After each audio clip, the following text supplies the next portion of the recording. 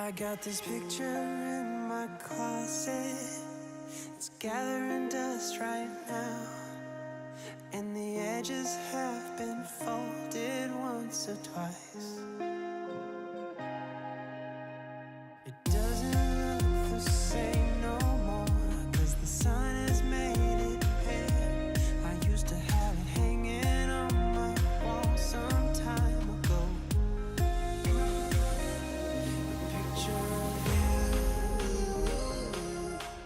A picture of you, a picture of you, a picture of you, a picture of you, a picture of you, a picture of you.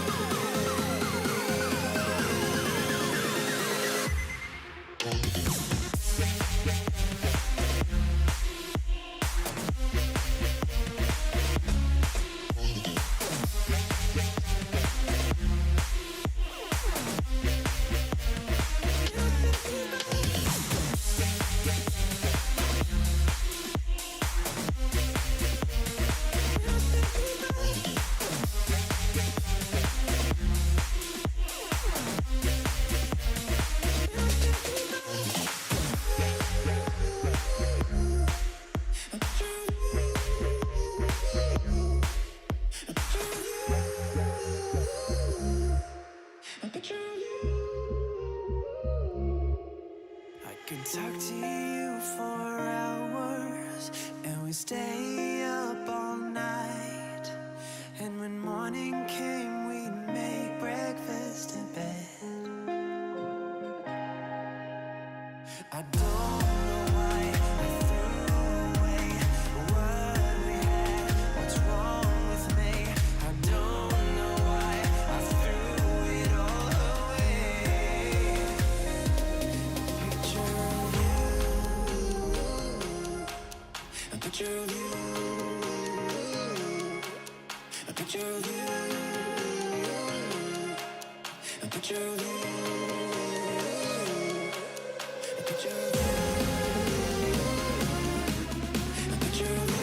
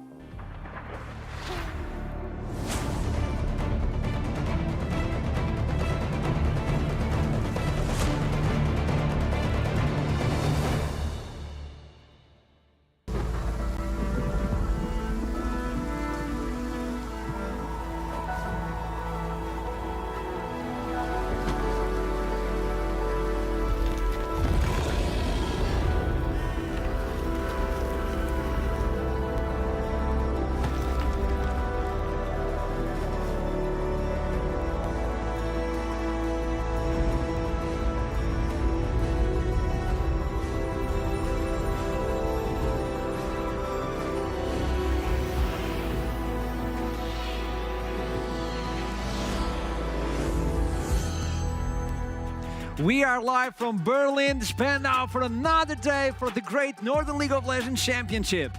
It is week 8, day 2, and the end is nigh for all teams. Playoffs are about to begin, and I'm your host, Olsen Asharon. Obviously, I cannot start a show without my combo, my duo in the studio. Today, we have Goldberg alongside Initialize. Welcome. We're comfort. We've really got a lot of synergy here. I went over the fist bump, you held your hand out and then just like literally let it drop. I was just going to point at him and be like, we're a combo now. We're a combo, so I'll go for that. You know what? I'm done here. Can I get out of this combo? Can I get Nymera back? I cannot take you guys to the street. It's always the same thing. I'm always ashamed. But okay, aside from that, what about those voices inside of the game? The one that analyzes everything and the other one that brings the hype. It is on the caster's desk, Viperoon alongside Jamada. Hopefully better synergy. Better. Well, I mean, we don't need to do anything to have better synergy. We can stand here dead silent for like 4 hours straight, and it would be better. Maybe. Potentially. Yeah. The viewers would probably like it more. What a lovely start for the day. Welcome back, everybody. Pleasure to have you with us as well. You guys at home are amazing. You're part of the show.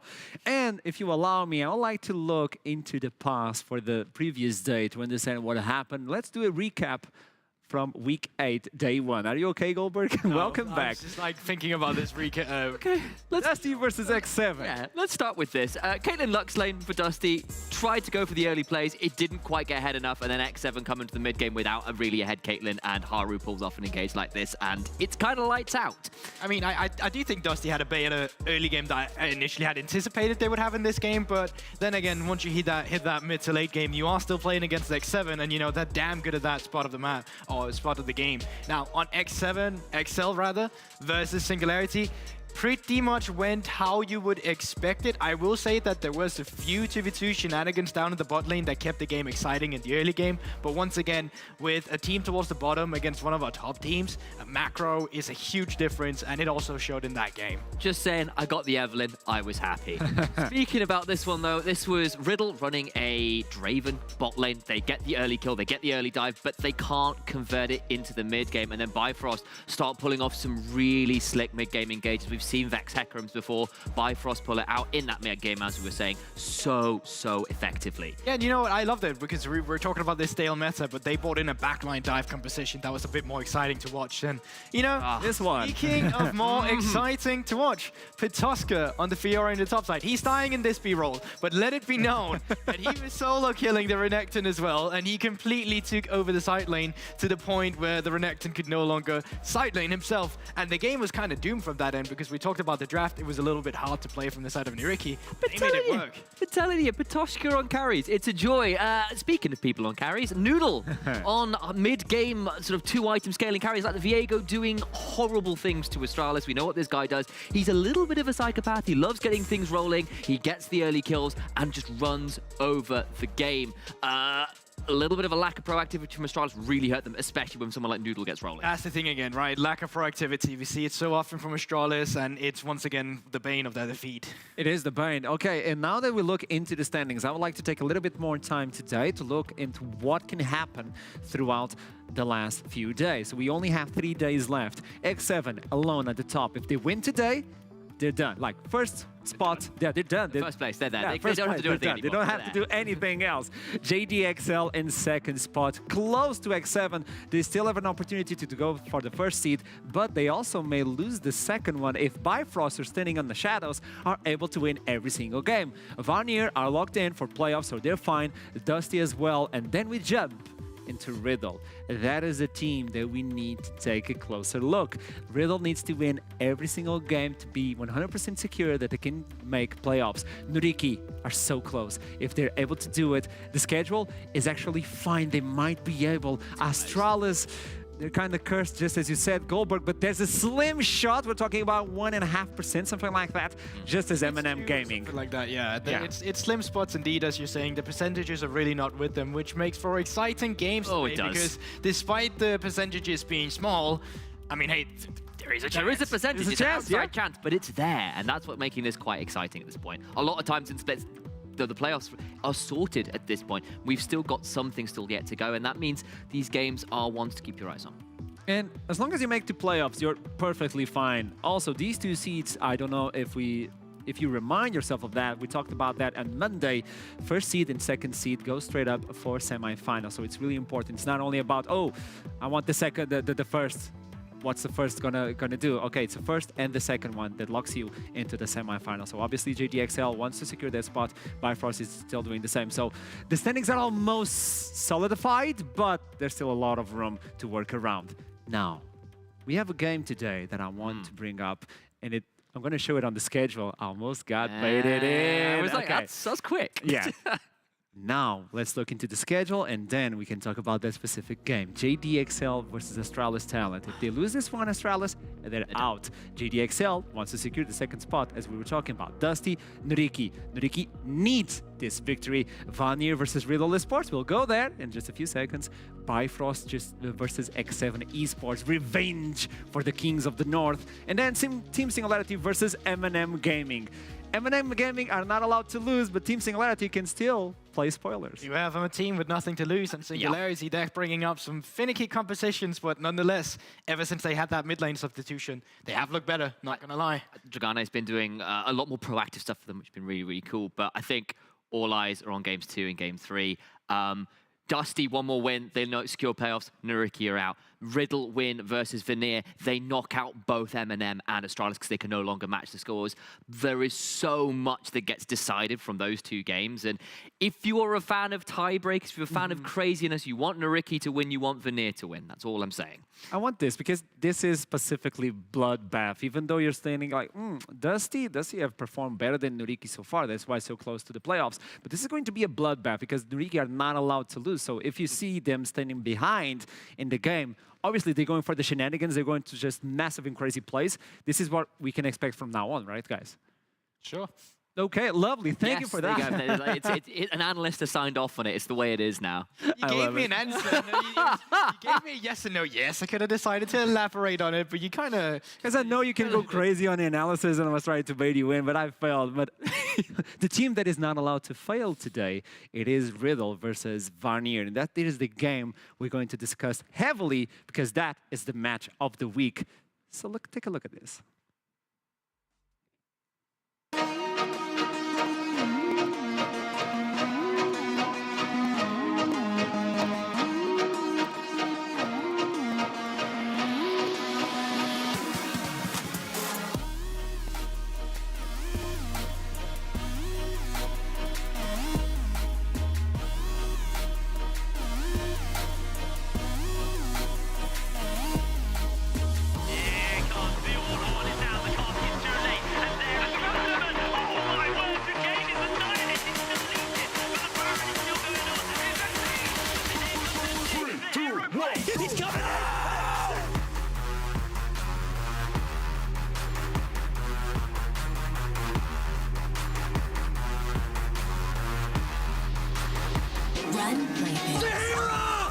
The scout of the week to take out the Aphelion!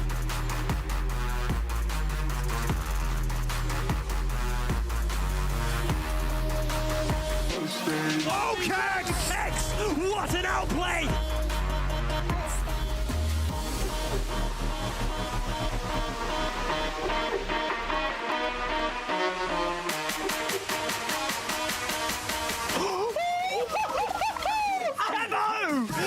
What was that?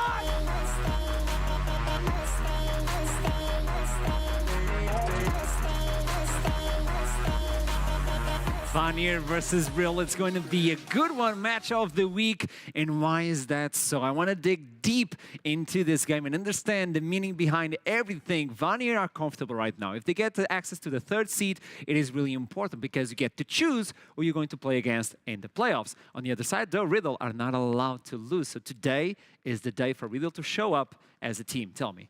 Yeah, okay, so first up, I feel like we need to elaborate just quickly how the playoffs format for the viewers that kind of forgot about it. Yeah. So we're running a normal winners format where it's 1 and 2 that stays up there. If you win that, you're directly in finals. Wonderful. If you lose, well, you go down to second Also semifinals. Exactly. Which is why when you say third spot and we get to choose the team, well, it's because you're the top 3 of the remaining 6 that then's going to be in there so you can pick it. Now, Vanny want to fight for that because they've actually put themselves in a really good position as a team where they've just been keeping that development going for them. And I think they're developing multiple threats as well as a roster.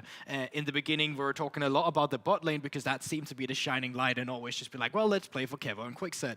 But that really became a different story as well when Noodle started feeling himself comfortable. We saw it a lot of this in Sao in the beginning, but also just last Monday, taking control on a champion like Viego, like an absolute masterclass. I mean, it starts right with this. This is just amazing. The flash over the wall at level 2 to say, right, this Hecarim for Astralis needs to hit level 6, needs to get going. You come in and disrupt the early start. You get to basically take out so much what Astralis want to do, and Noodle's ability to just say, I will fight you and I will win doing it is extraordinary. He's been such a good jungler in the NLC. Yeah, especially because in this game specifically, like a lot of this game was about getting the Hecarim going in the early game, just fast clearing to 6 and then starting to play for the lanes. But Noodle shut down that real big win condition for Astralis in the early game, and Astralis got desperate. They started to take really bad fights where Noodle got a triple kill in the early game, and then he equalized on that. He kept continuing with the counter jungling. He kept continuing pushing Astralis backwards to the point where the rest of the team suddenly fell in a position where they could show up. And that brings us to today's matchup as well,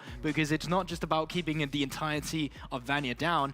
it's about keeping Noodle down. Yeah, because Noodle, if you look at the stats we picked out here, there's a couple of things worth noting. The KDA is not fantastic for either of these junglers, but for Noodle particularly, that is because he just runs in face first. He goes in and starts fight, but he is incredibly high in terms of the kill participation. The first blood percentage was at 100% for such a long time for this guy. It's only dropped down over the last couple weeks. We haven't got it on here, but things like his damage percentage and DPM, #1 in the league as well. Yeah, he's dying a bit, but he's getting a lot of kills. He's getting a lot done for his team. Watch this guy, because if he gets rolling, he will be starting fights. And it brings us to the point as well with MC, because MC is the sort of jungler that wouldn't necessarily take leads against the enemy laners, but he'd try and take leads against the enemy jungler, which makes it so much more pivotal in today's matchup, because Noodle has been a catalyst for Vanya. When he's doing well, the rest of Vanya is doing well. If you can shut that man down, well, that's a great way to do it. Well, how do you do it then? Because MC traditionally on the AP junglers has been very much about himself, getting himself ahead with the CS, and as you can already see, CS difference at 15. He's the second in the league in the junglers. He's usually ahead. And reminder, CS is in camps as well, so the numbers are a bit skewed as it would normally be with minions. But at the same time as well, you take a look at the experience difference. This is something you need to translate into having your team facilitate you as a jungler. While Noodle sometimes can play for the lanes, what Riddle really needs to do, I think, today is be able to draft either a bot lane. I give you 2 win conditions, right? You draft something that can play for the jungler, you move in, you shut down Noodle, or MC needs to go into a style like when he's playing the Lee Sin, where it's about playing for the bot lane instead, or the mid lane, something where we see him be a bit more lane facilitating. We saw it with the bot lane dive last Monday, which worked out wonders, but then they just struggled to transition it again. But it feels like it's a start, and finding that point of attack for Riddle that puts you in a good place in the mid game is really crucial. I mean, if you want to play this style, then I need you on something like a Diana or a Hecarim, where like the levels matter more, where the individual leads matter more in terms of just getting that XP and CS and being selfish. If you do want to go to the Lee Sin, the playstyle needs to switch, as Gulborg was saying. And specifically because you have such strong lanes for Riddle, but they're just not showing up. Another lane that I want to focus now is the bot side, specifically for Riddle. It is a good composition, like you have Fari-chan. When you get himself ahead in those terms of utility AD carries, he can blow up. He can just pop up and just destroy everybody. And that's what I want to look now for Riddle's bot lane. Absolutely. On Monday, we did see a bit of a different look from this team. They did pick up the Draven. They went towards a very aggressive, very bot-side focused draft, and the early game plan worked. The problem was keeping it rolling, keeping the snowball moving, and unfortunately, they couldn't convert the early dive into a big enough lead. Well, let's talk about some of the things they did right, because all of a sudden, you had track of the C-Boy on the Hecarim, who, fortunately for you, hadn't leveled up his E either. He was going for that fast clear instead. You had the wave stacked up, and you came from a position where you skipped a few camps to be there when it crashed, so you could go for the dive immediately, despite being up against Tahm Kench as well, with exhaust as well, and heal for the Aphelios. So I think Riddle were really particular in how they did it, and they did it right this time around. The problem for the Riddle bot lane quite often is that some of these factors are not always in check. Like knowing where the enemy jungler is. Do we have our own jungler pathing down towards us? Do we have mid lane priority in terms of who's moving first? They'll continue with the same style. Fati-chan is very aggressive. He can be aggressive on the likes of Jeremy, as we saw. He'll play the center aggressively, because we'll never forget that week where it went wrong, where he overstepped as well at the same time. And it is just like, try and facilitate this bot lane, because they quite clearly have a win condition or a play style that can get you into the mid game with a gold lead. And if you're able to roll off that, just getting some of the Drakes early, as we know, they matter a lot in this meta, rotate it up towards getting that Herald, maybe get Keck some resources as well, maybe you start putting yourself in a better situation in that mid game. But the problem for Riddle quite often has just been they're super inconsistent. It's a team with a lot of stars, but on the other side, why does this bot line has to work? Because if you look into Kevo, it is madness. If you give him hyper carries, oh boy. He's a very good Jinx, I think it's fair to say. I think that's quite he a is. good champion to be good on at the minute. He is another one of those more aggressive players. I think it helps that Quickset has also been a very proactive, big playmaker, and his ability to step forward, to look for plays like this, where it's like, yeah, I'm going to flash forward into 3 people and still look for the kills. It doesn't always work, and it's sort of the reason why sometimes you can see some of the KDAs and stuff have sometimes hurt, but he has often been a very aggressive, very consistent carry, even if he has been someone who's sometimes needed some support to keep him alive doing so. It's the thing as well with the AD carries here themselves, because they're not actually at the top of our league in terms of statistics, but I mean, often statistic is more for to drive a storyline here, but as you can see, KDA in itself, right, Kevo usually is on a more successful team. When you get wins, you get a better KD as well. Generally speaking. Damage percentage as well, it is just up there a little longer. Fashion has played other champions like the Senna as well, but it's also in the difference of way that these carries are getting facilitated. But because Kevo's team, quite frankly, aren't just better at playing around him. You mentioned it as well with Quickset. He's got very different styles. Can play the Thresh, can play the Lulu, can play the Playmakers. There's loads of different stuff to go for. But in the lane itself, they're quite flippy. Like, a lot of it comes down to how they're played for in the early game. Sometimes the likes of Anir will just be weak side. Rippler's playing for the bot lane with the Lulu. Other times, they're playing full aggressive. And it's about what tips the scale today in that matchup. And for me as well, for Fadachan, I need to see Riddle and this bot lane for Riddle convert early leads, convert early pressure into consistent team fight presence. This guy does get stuff going on lane. You saw it somewhat there reflected in the stats. But it's also things like the guy doesn't die a lot, but he's also not actually that involved in kills for an AD carry. He's one of the lower kill participations. In fact, I think he might be something like 8th or 9th, if I remember correctly. And that's not what you want to see when you are playing towards a lane. Come into those mid-game, and for Riddle, I need to see them convert and help Fadachan set up and continue to roll and use those advantages to proactively win objectives and fights in the mid-game. It is a team that is not allowed. I'm sorry, we have to move on. Just quickly with okay, that one let's as really well. quickly, give it to me. It is just also like, that's just one of many win conditions for Riddle because they are all over the place. Yeah, that has been the main issues with Riddle. Sometimes it's just different people showing off. And we could have quite honestly put anything on that screen today and said, well, Kex or Nexon, or Slow Q on an Assassin. Irelia. It is just the testimony to why Riddle has been struggling a little bit. It is a question for the ages, like what is happening with Riddle when they have such a good core. It's a riddle, one might say. For the ages, yeah, but they don't have a lot of time to answer that question because they have to win today. Now, if we have questions, we have games, and this is why we're going to light the mood with Who Am I? You're Archer. You're Archeron. They had your name on screen, mate. Like, that's a bit... Okay, first point for you, Goldberg, by the way. Oh, you won the last game, Yeah, so you're sitting okay. at 100% lose Lost rate. rate. Look, there is an honor in losing that To be much. fair, I really sucked at this game. Okay. Like, I got destroyed. I did really well in the green room last time when this one was on. So, Yes. what's going to happen? It's quite simple. I'm going to say if it's an item, a team, a champion, whatever it is, before I give you some clues. First clue, I'll point it out, and if you get the answer from the first clue, you get 3 points.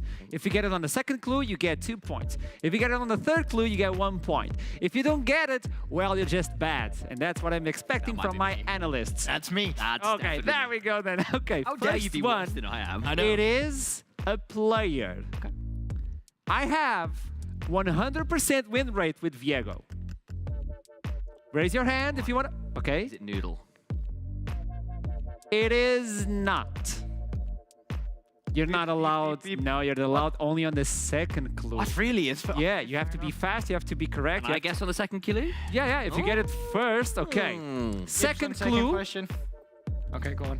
I'm Danish. Seaboy. What? Seaboy. Aha! I was going to say that at It is first as not. well. What? It's not Seaboy?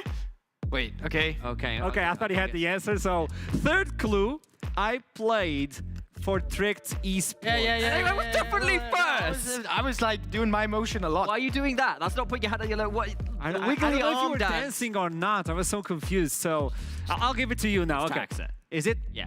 Yeah, it is. It is There we go. Taxer. Okay, 1 point for you. He was faster. Jamada knew that one from the first clue, by the I way. hear him whispering. Yeah, Oh, you could?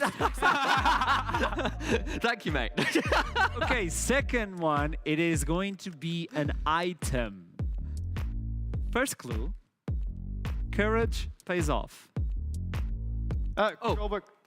Oh, I'm going to go with him because I gave you the last one. Magis. No. You were going to say Magis. I was actually. You were going for Magi's, weren't you? Yeah, this is not an easy one. Second clue, it's probably one of the toughest, but if you know your game well, you will find the answer for this one. Other items say they sustain you, but I'm the only one that sustains you even versus turrets. Okay, it's going to be initialized. Jamada is really confused. I can see that face. Is it Death Stance?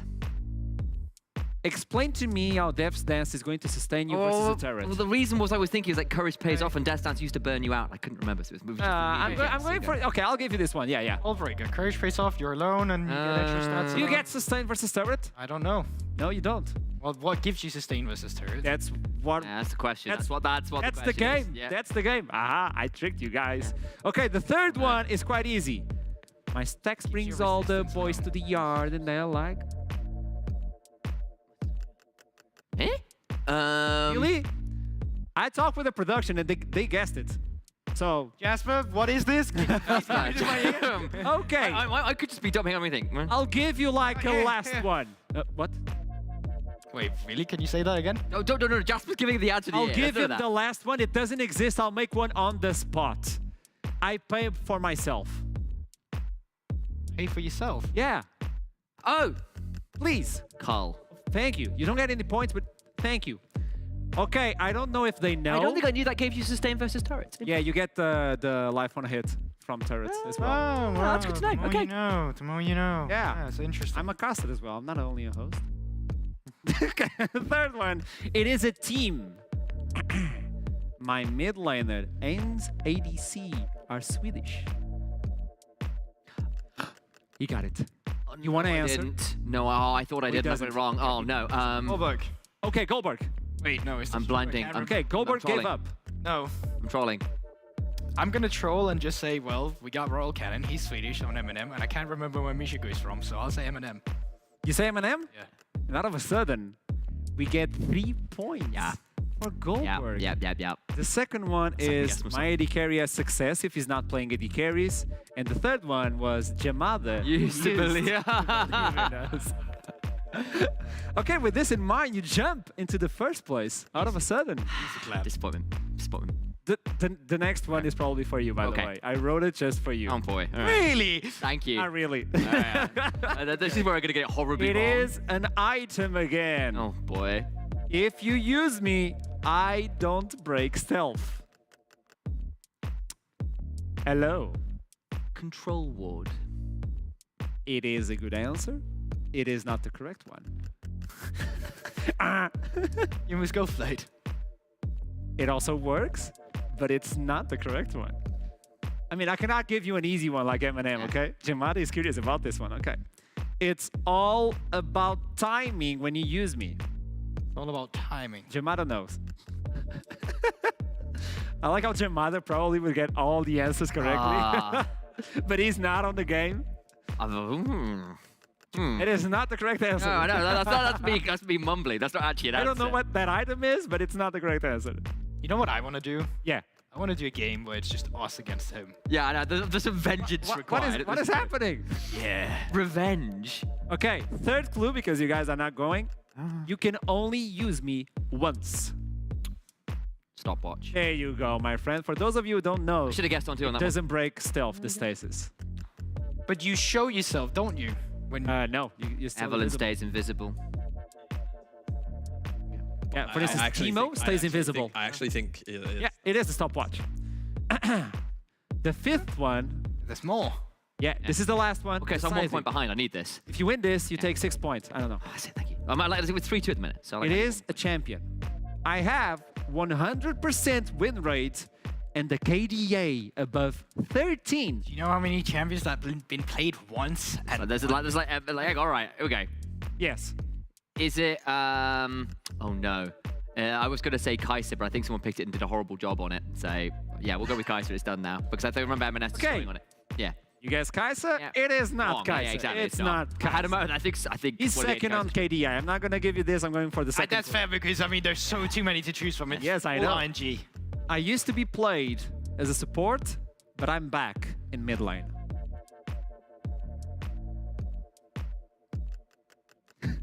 Even the Goldberg. desk, Huh? even the caster's desk is just judging No. me at this point.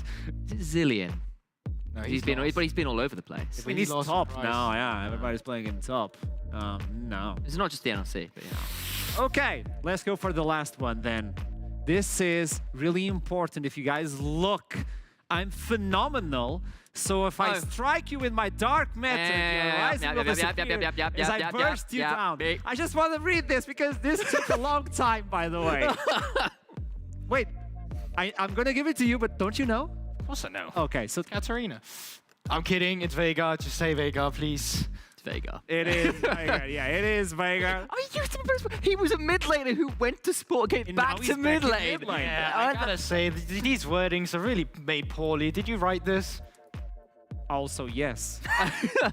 Hang on, you guys gonna go? I'll set some rules up for a boxing match. We'll get the bad blood If out. you're going to a boxing match, what about if you look into the predictions we of the go. talent today, so we can fight it off? Nice, Jake. Ooh, okay. Hit right is the believer. Then we go into Dusty versus Nurika. Nightmare is a believer. Go on. Everybody is mixed Can I- between Vanir and Riddle. X7, and then Singularity Jamada. You know what's happening. He knows. He knows. Guys, Go on. I have a confession to make. Confess. Jake has not actually written the predictions of the past 2 days. It, in reality, has actually been me who's put in Jake's Professor prediction. Heimerborg, how could you do something so Because unethical? we have a very poor social media manager that needs the predictions, and Jake never didn't puts do them in. them. That's So I right. decided to punish him, and I did it for him with all the games I think that's not going to Jake, be won today. Do your predictions. Wait, no. or Goldborg will do them. No, wait a minute. I didn't put X7 in there. I put... Wait, Jake genuinely changed it to Astralis? So this is actually Jake after This is all? actually This is Jake. brain. This switcheroo. Jake, I take it back. You're a wonderful human being, and that is a beautiful moment. So you tried to throw him under the bus, but he came back. He decided to do it himself. He just went no and walked straight back out. I got you.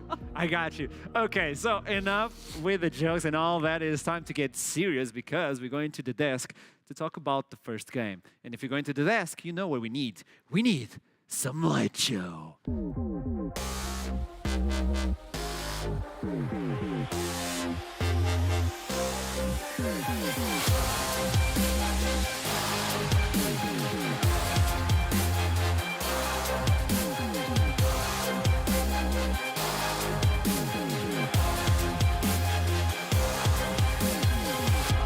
Welcome back. And I gotta say, I got a message. I gotta address this Did you? from Prime League. Oh Telling no. us to have a nice day. Oh.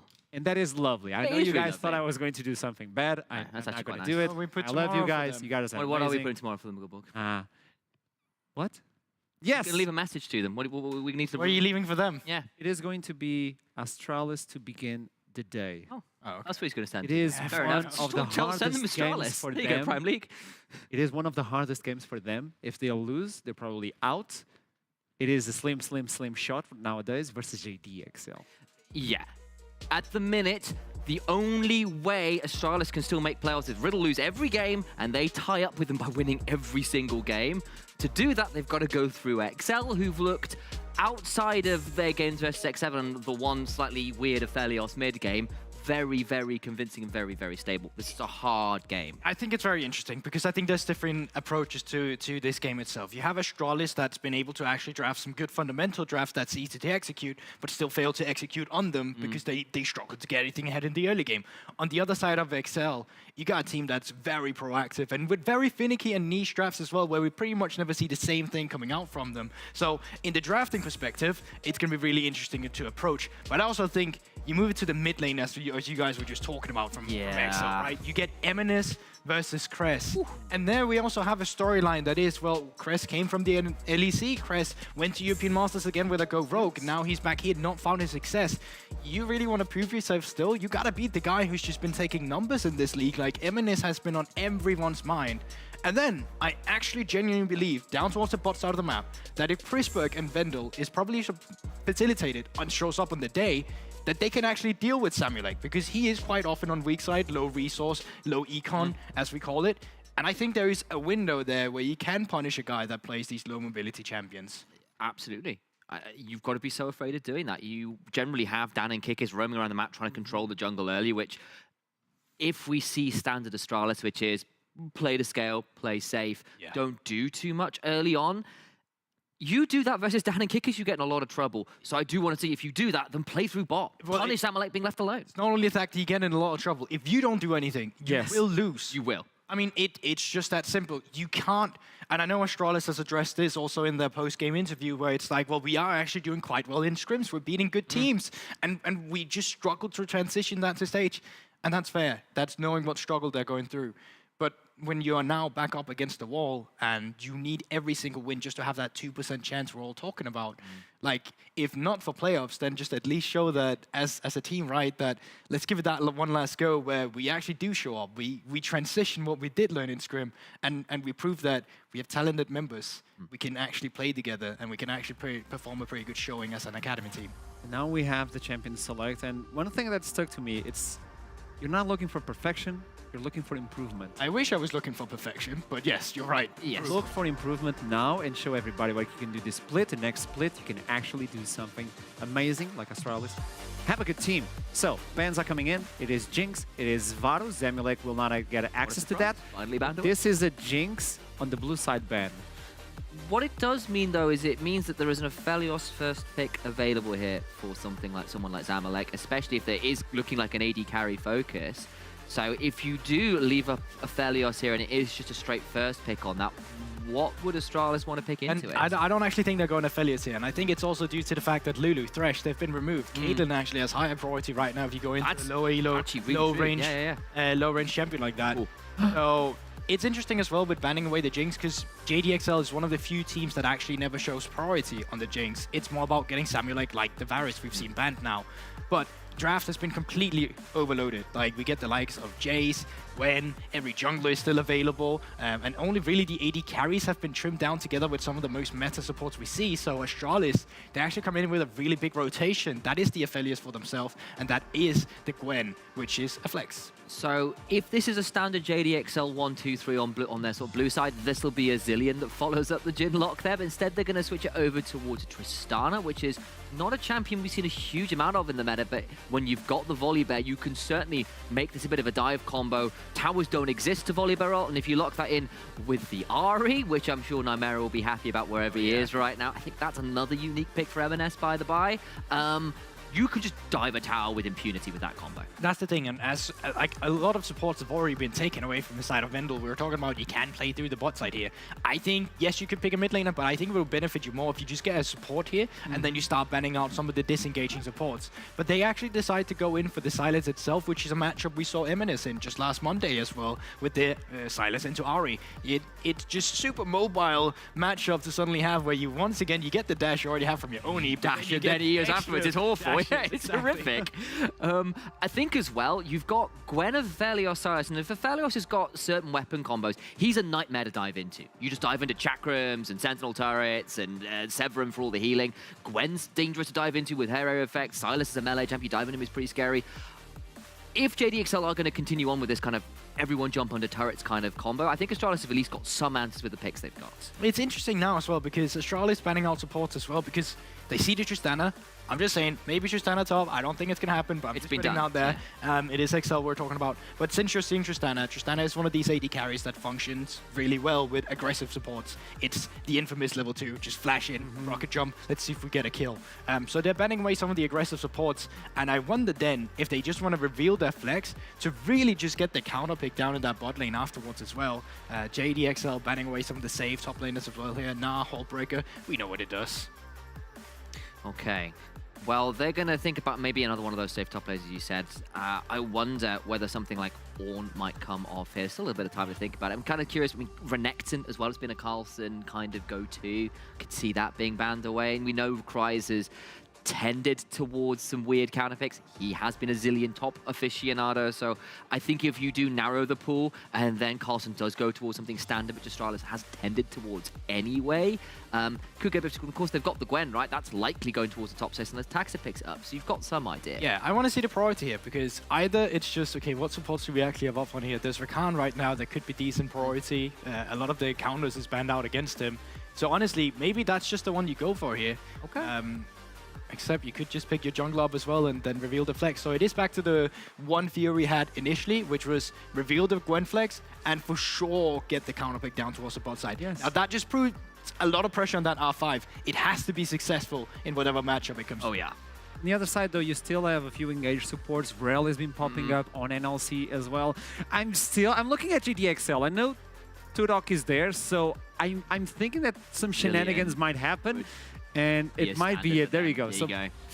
What do we take up from this? Well, this could still be a Zilean top, remember? This could still actually strictly be that Tristana top, as we said as well. So they've still got a couple bits to flex around here, and I wonder whether they do look for something a bit more standard, whether they do continue to throw out some of those slightly more quirky options. Yeah, I feel like lane priority bot at least would be something to look towards. Yeah, I definitely think that... Okay, I'm actually a little bit confused now. Is that Zac top? So initially I thought to myself that the Zilean would actually make sense because we've seen it into the Gwen before. It's really super oppressive for the Gwen to play once you get slowed down and he just runs away from you. Like it really takes away a lot of the strength that the Gwen has in lane. So there's an interesting situation with the Zilean and the Tristana. You put a bomb on Tristana, allow her to jump in, and you get the stun for everybody alongside with the damage. So that is a shenanigans on the bot side, but also it could be something different. Tom Kench is really good nowadays when you can jump into immobile carries, but this is not an immobile carry. Sac support, Tristana AD, and then Cries towards on this. Everyone jumps. I do believe that's going to be the one. So yeah, it is just going to be everyone jumps here. It's going to be an interesting 2v2. Sac support, something I've actually theorized a lot about myself because like items are decently good for him as well. It's a cheap item path. Great for skirmishing as well, just because you have that passive that allows your AD carry to still stick around if they're actually going in. And in a matchup where you don't actually have any mobility on the enemy AD carry, just jumping in as a Sac provides so much pressure. Yeah, and Wendell's going to have his work cut out for him here. Like, there's one Devour, and it's an ultimate on a long cooldown. Yes, you give some shielding and healing to the person you devour, but that's going to be really hard to keep that Aphelios alive. And I need to keep an eye on what ultimates are stolen bluntly, because you can steal away that Chrono Shift, and that might buy a bit of time, and you've got champions that can deal with dive okay, but there's dive, and then there's what JDXL have drafted, which is so much of it, and your Zac passive, and Zilean ultimate on top to try and keep the first person who dies alive as well. Like, there's resets for Tristana, resets for Ari.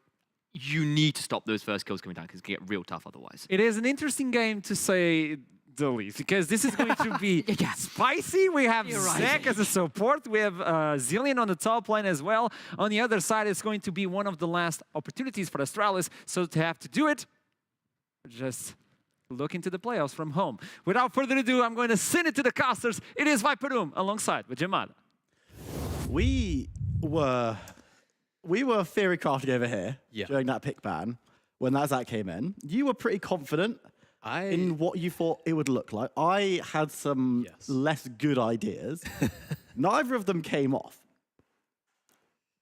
I was expecting Zac top. I've kind of just thought, okay, maybe they're just going to go for, Kix has played the Zilean a bunch of times. Zac top, maybe it just doesn't die into Gwen. But even thinking about it at 6, it just feels like it's a lane that sucks. So I guess the idea here is once we hit that sort of level 6 mark, you can turn off the tower, sacrifice so much CC on the dives.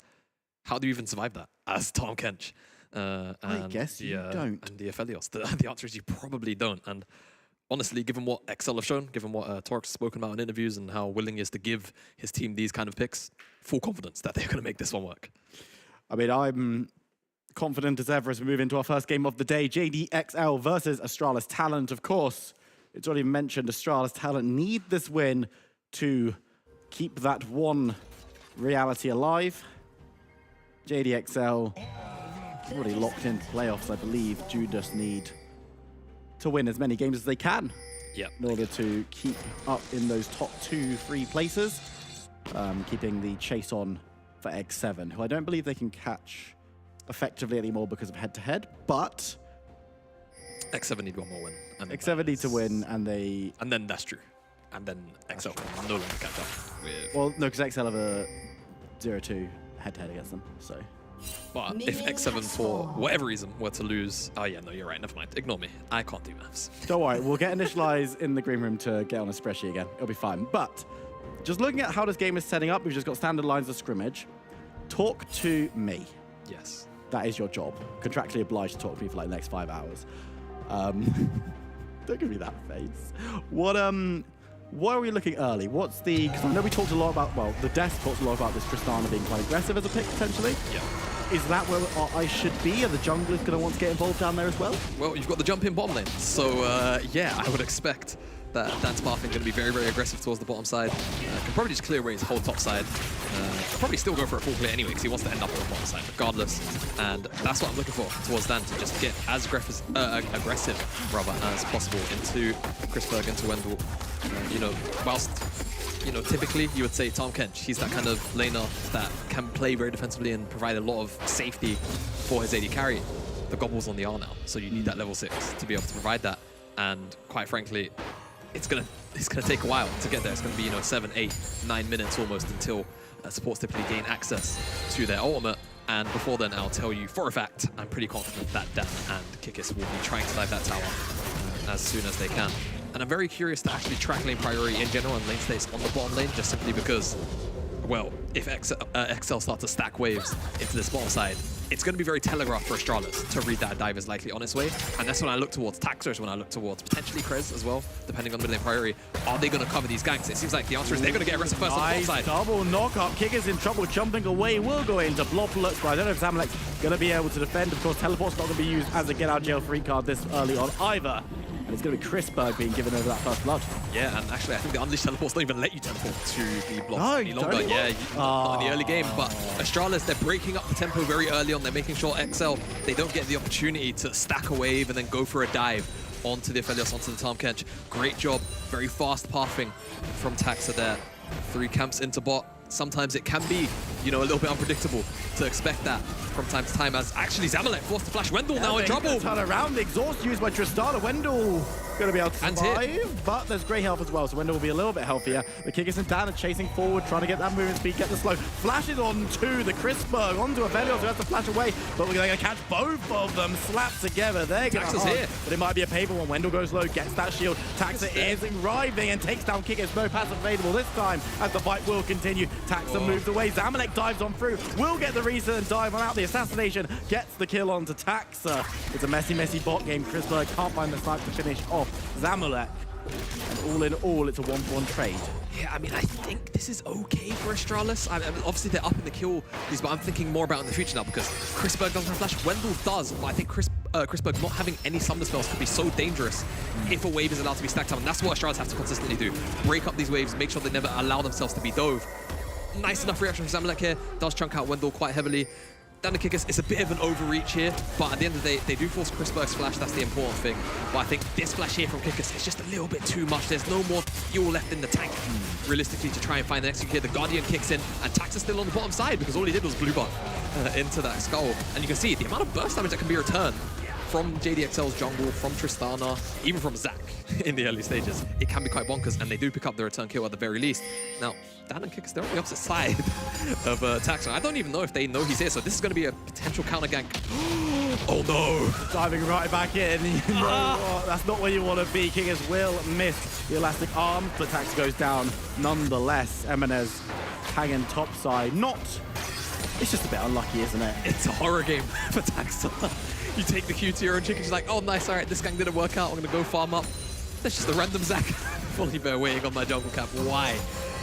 But good movement from Dan and Kickers. It's something that we see from them so frequently, pairing up together, moving anywhere on the map, and this time it just happened to be on the enemy red side chicken camp, where they pick up Taxa and the majority of that camp. And now Dan can path all the way down to the bottom side. I assume priority can be held here by Zamalek and Kickis, and then they can look potentially to start up an early dragon if that's what they so wish. But this wave, actually, it's going to stack quite heavily for Astralis. So this is maybe a window for Taxa to either make a dive work or ensure that Dan doesn't get a very free gank here on the bottom side. I mean, you called it perfectly when you were talking about the bot lane being where it's at, because that's been where most plays are. Asterisk, not including the chickens, of course, where Taxa got jump scared badly. He's thankful he's not playing in VR right now, because that's absolutely terrifying. Could you imagine playing Lee Sin in VR? It's just a black screen. Oh my god. Well, you're not wrong.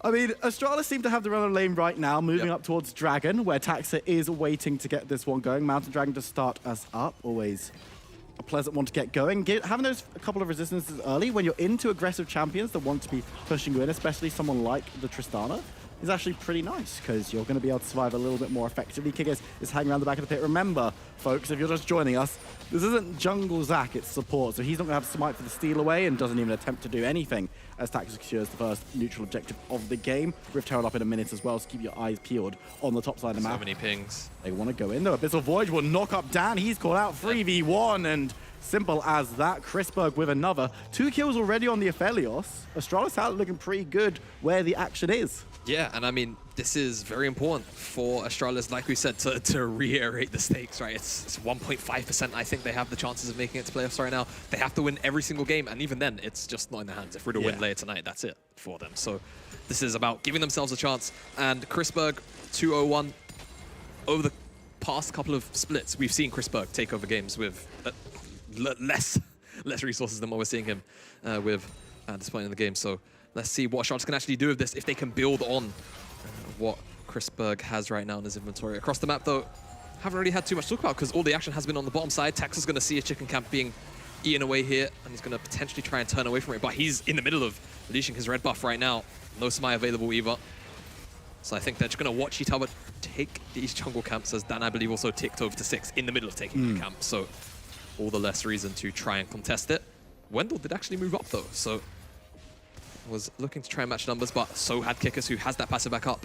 And with the priority in the top side, in the mid lane, which seems like a very free herald for Dan to take here. And let's see if there's actually any kind of cross map that occurs, because it looks like Chrisberg has a wave that he's working with, but it's still a whiles away from the tower. Taxes, obviously in this bottom side river, should see that ward. We'll see it eventually, but can get turned on potentially if Kickers wants to go over the wall.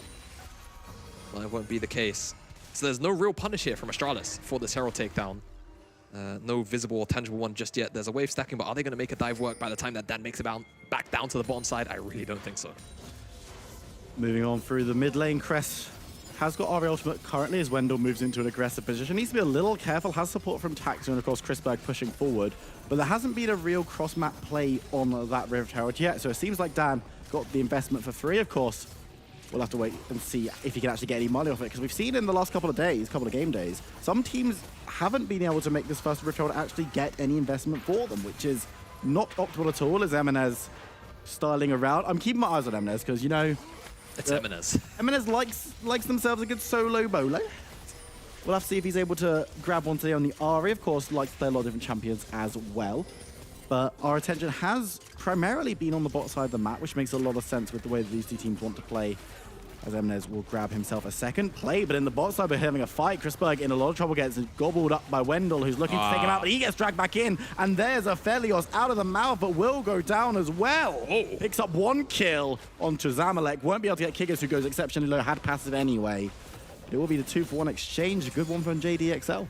Yeah, nice little play there from JDXL, and you can see some of the reasons why Zach can be so powerful into the Tahm Kench. You get the Devour in, you can just bring the Tahm Kench back as long as you've got another target to do it with, and even then, I'm pretty sure the duration of the Devour, you can probably hold onto Tahm Kench and then immediately smack them together as soon as the spit comes out. But yeah, not too much Chrisberg can do except just throw out all of his spells, and he does find Zamalek with that Infernum damage, so well played to him for making the best of that situation. A little bit of an overstep, definitely, and JDXL, no stranger to punishing. Speaking of punishes, Eminez, no ultimate. Again, Kickers is there, but he's going to be kicked directly into Wendell, and Krez, who get the damage down, should be able to secure the kill, will be able to do so. As Kickers untouched pretty much in that exchange. You're not focusing down the support Zach if you don't have to. Astralis Talent, back and forth game. They're matching blow for blow right now, and if you just tuned in for this one game, you look at the team names at the top of the screen. Yeah, you remove the score lines. You remove the score lines, you're thinking, this is probably a upper mid-table into playoff clash. Yeah, and Astralis, for what feels like the first time in a little while, playing with a fair amount of life in this early game. Like we said, a lot of their drafts have been very catered towards sort of later stage. Oh, little dive in the bot lane though. Zamalek going to get rooted up. You can see the Abyss of Voyage. Nice flash from the Tristana to get away as Astralis, disciplined, decide, no, we're not going to force this through. Crest moves back towards the mid lane, and the play peters out. Yeah, but I've got to say, Wendell quite lucky there that Kickers couldn't get into range of Crest, because if he dragged them back underneath the tower, I think that's flash at the very least. As the Herald's been dropped here in the mid lane, but Crest has already rotated up, and so has Wendell. It could be a 2v2. Grabs himself the Volibear ultimate, dunking it down, getting a lot of damage down onto the Volibear. The charge comes through, but there's going to be the first kill of the fight as Dan falls. Crest survives and will be able to save his own tower mid. Only a couple more auto attacks will bring it down. And they've got 2 minutes to get the plates off it, but it looks like Taxa wants to go in onto Eminez. Won't be able to find it. Kryze has moved on down, throwing bombs, slowing people up. And you know what? That's a lot of damage coming out of Eminez. I've just realized something. This is AD mid. People need to stop listening to Nymera, right? Public service announcement, stop it. All right. Also let's gonna- Akarom. Also Akram. It was him first. But Because I remember I saw Eminez throw out a combo not too long ago, and it felt like the combo itself didn't deal as much damage as I'm accustomed to seeing Ari doing. It's because he's got lethal tempo, and of course, Noob Quiver up, Berserker's Greaves, they're looking for it.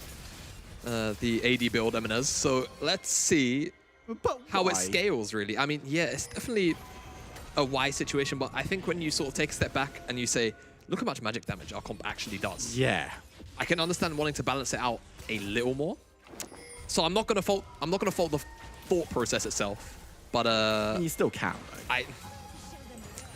I understand the theory of it, so I'm not gonna go particularly too hard on it. Now Kikis in the mid lane, they're gonna turn the tower off. Looking for it, the tower's turned off. It's also really, really low. They're gonna keep him locked in place. Crest needs to be careful. Taxa diving on through, giving the shield. Wants to re-engage. Abyssal Voice lands onto one. It is Dan. Taxa gonna keep him alive, kicking him away under tower once again, and this time it's turned on. And that'll be a double kill going over to the Silas. Dan and Eminez both full.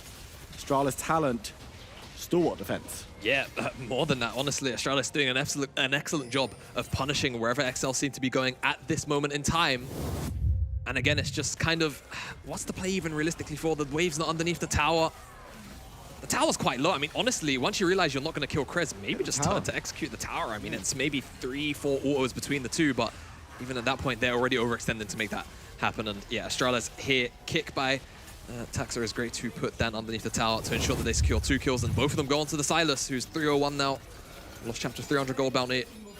Probably going to be pretty close to picking up that first core item. And second dragon has also been picked up here by Astralis. Will be confirmed right Don't count your now. chickens before they hatch. Yeah. Taxa doesn't want to smite it. No, he doesn't have smite, so yeah. But yeah, second dragon, that's going to be Infernal Dragon as well, which, you know, it puts a bit of an artificial timer on the game where you don't want to have to deal with, you know, an Infernal Soul team pretty much, period. Yeah. To be honest with you. And JDXL are now going to have to put themselves in a position over the next 5 minutes where they are capable of contesting. And I mean, Are they capable of contesting now? Not necessarily winning a big fight as Crest is actually going to get auto-attacked a lot. The Abyssal Watch comes on through, knocks up Ari, and there's really nowhere for her to go as Taxa takes the kill. Okay, maybe they're not able to fight without Eminez, but how far behind are they? I mean, obviously you can take a look at the gold and say not that much, but you have to kind of think about the state of the game. Chris needs to be careful. JDXL with the kill in the top side. There will be a teleport coming through from Carlson, who's looking to take down Kiggers. He's got the ultimate running from Zillion, but Wendell's here too. So it'll be 2v1 as the rest of JDXL needs to be careful. Crest and Tax are moving up as well. Kiggers will actually be able to jump away. Cries dodging away. Dan gets the flash. Taxa misses, but it looks like Crest is falling through, getting the damage down as much as he possibly can. One more auto should be enough, but Zillion's just too quick. Dan goes over the wall. Zamalek's there. Could he look to try and get some damage and try and get some resets, putting the damage into Silas? Jumps over the wall, but it's 3v1 because the rest of the team is just too low to help. They're moving on forward. Nice exhaust, but that's a nice ultimate to keep Taxa alive from Crest. He's getting rooted up though, eaten up by Wendell. This Lee Sin is immortal. Charm onto the Tom Gauge. I don't think he's going to be too long for this world. Nice shield as Carlson is here. He's full health on the Gwen. Eminez dives on through. He died at the beginning of this play, and he's back now as Astralis decide to cut their losses and leave. Close stuff, but I don't actually think there was a kill in the top side. No, that started with... Oh no, did JDXL pick one up? That was such a long exchange. They got Chrisberg on the dive. Yeah, they got Chrisberg on the dive. This started technically from mid lane with Eminez dying all the way up to somewhere in between the tier 1 and tier 2 top lane towers of JDXL. And it's just so much utility between the two teams being shared that no one's actually able to go down. A lot of mobility as well between so many of these champions. Kikis somehow escaped the top side and managed to make his way back behind the Baron pit into absolutely bonkers skirmish. But somehow, like we said, no one actually dies. But the end result is still they eventually do get that Tower XL on the top side. So I guess mission accomplished by the end of it. In the loosest sense of the term, probably. But JDXL, they've got 2.5 minutes before this next dragon spawns up. And as you're saying, this dragon is more likely to warp the game around it than we see from your clouds and your mountains, your less fun dragons. Exactly, and as we approach sort of the 90-second mark, I'm going to have to hold this point. Dan's getting caught out here. And he's pretty tanky, but it's 2v1, and losing him now, not the best time. The ultimate coming on through from Crest, but we're stolen away. Resurrection on the volley ban. The bombs are keeping him safe, but he's only going to have to dive away with his ultimate. Abyssal Watch over the wall won't knock him up, but it keeps Wendell in play. The slow onto Cries, but it's not going to be enough for the actual chase. The Zillion being a complete nuisance, if nothing else, as he's getting a bit more damage down onto Wendell. Kick is on the top side. We could see a re-engage here, but no, he decides he's not really tanky enough for that one as he backs away. But it feels like these two teams still want to be fighting, as we see Taxa jumping forward, can't quite find Zamalek, and will back away again. The threat of a fight, but nothing really. Yeah, and I have to say, whilst XL games, they're typically very bloody. Yes. I think that's very safe to say, but it feels like they're very orchestrated, the XL, you know, sort of gladiator matches that we end up getting, especially in the early game. But this feels a little more disjointed than I think we're typically used to seeing from XL. But Astralis, they're going blow for blow. They are punishing these oversteps when they do happen. Now let's talk about this third dragon, because I think realistically, when he was taking a look at the items a moment ago, they're really, I mean, they're at parity, yes, but we've got ADR in the game. So how does the spikes work for this champion? Because I'm not Nightmare. Unfortunately, I don't have the exact stats. We call him up. We could get him on the dial-up. Maybe get him on a cool cast. But, you know, if this was an Ahri with, you know, Luden's Sork boots and maybe like what's the, you know, the component for the Void Staff or something like that, you know how much damage that champion's going to do. This is about getting all attacks in, damage over time from JDXL. I don't really think that when you put them one-to-one next to the champions of Astralis at the moment, that they're realistically stronger. They're going to have to lean on a lot of the utility and the CC that they have. And so far, they haven't been playing as a cohesive unit. So if that's not in check for this fight, I feel like this is one that Astralis can walk over quite easily and with very little difficulty. But Astralis, we've seen them slip up quite a bit this split, so let's see if they can keep the pace that they've been building up so far into this fight. Oh, can they stop Riptide getting the charge as Kikis looking for the engage? The tower goes down, Kikis goes low. Wendell on the side, nice snipe ultimate, and that Zillion ult burned onto the Zac once again. So that's not going to be available if this fight re-engages, and not going to be available for this Infernal Dragon. Astralis health bars, by and large, pretty good. JDXL, full health except for Kikis, who's going to have to go back to base, doesn't have teleport, so won't be involved any further in this play. Question is, can Dan go for a steal? Are they just going to try and 50-50 this? Of course, they've got Lee Sin on the back. Dan moving on forward. Massive stun onto Free, but the kick away will secure the Dragon for Astralis Talent. They're diving on forward. Want to get on Christ. Remember, no ultimate to keep him alive as Dan has the ult over the wall to get himself out. Wendell chases forward, but decides that they've already got the kill. They've already got the objective. Why would they need to go for more? Yeah, exactly. And I mean, Astralis right now, one dragon away from Infernal Soul, and that could put a lot of pressure on this JDXL side. A lot more pressure than is already put down. I mean, even when you just take a look at the scoreboard, the threats are very clear. Taxa, Krez, Chrisberg coming online very shortly, quite close to making it to the 2-item mark. JDXL need to get their act together if they want to take down this Astralis side right now, because as things stand, it's Astralis that are in, you know, more in uniform with one another. Do you know what is the worst thing about this? If Astralis Talent can close out this game, it will mean that Gulborg correctly predicted the hit rate, and the rest of us got it wrong. That is true, but I think we also have to talk about, you know, the repercussions of this for JDXL, because this isn't even necessarily a game that XL can realistically afford to lose. I mean, yes, they do have that.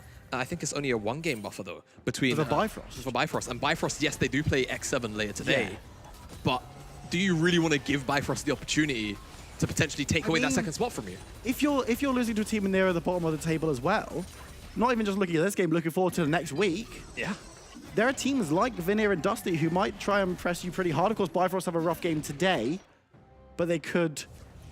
We've seen them beat X7 before because they're the only team that has done it so far. Suddenly, XL maybe in threat of losing top 2. Of course, they haven't lost this game yet, but Eminez might be about to lose his life. Charm, but again, it's the auto attacks that need to do damage. He's turning it around onto Tax, who gets the kick, gets the damage, but nice respawn from Cries will keep Eminez fighting full health. Goes on the tower looking for the Lee Sin, who's trying to dive away, misses the Sonic Wave, but won't matter too much. As Zillion goes down, they've started up Baron on the top side, but they've lost both of their members. Bot, I don't know if Astralis are expecting this one, but they've got Crest in the area. He already knows what's going on, so he's going to try and defend this one 3v1. Grabs the volley roll, which could be pretty big. He's going to go golden as well. He's bought enough time for Chrisberg and Wendell to turn up and say, why are you doing this? The re-engage coming on through. No stuns, but a slow. There's the chains, there's the damage. Over the Crest wall. moving forward. Carlson over the wall, as you mentioned, but the blast cone will see the rest of JDXL out.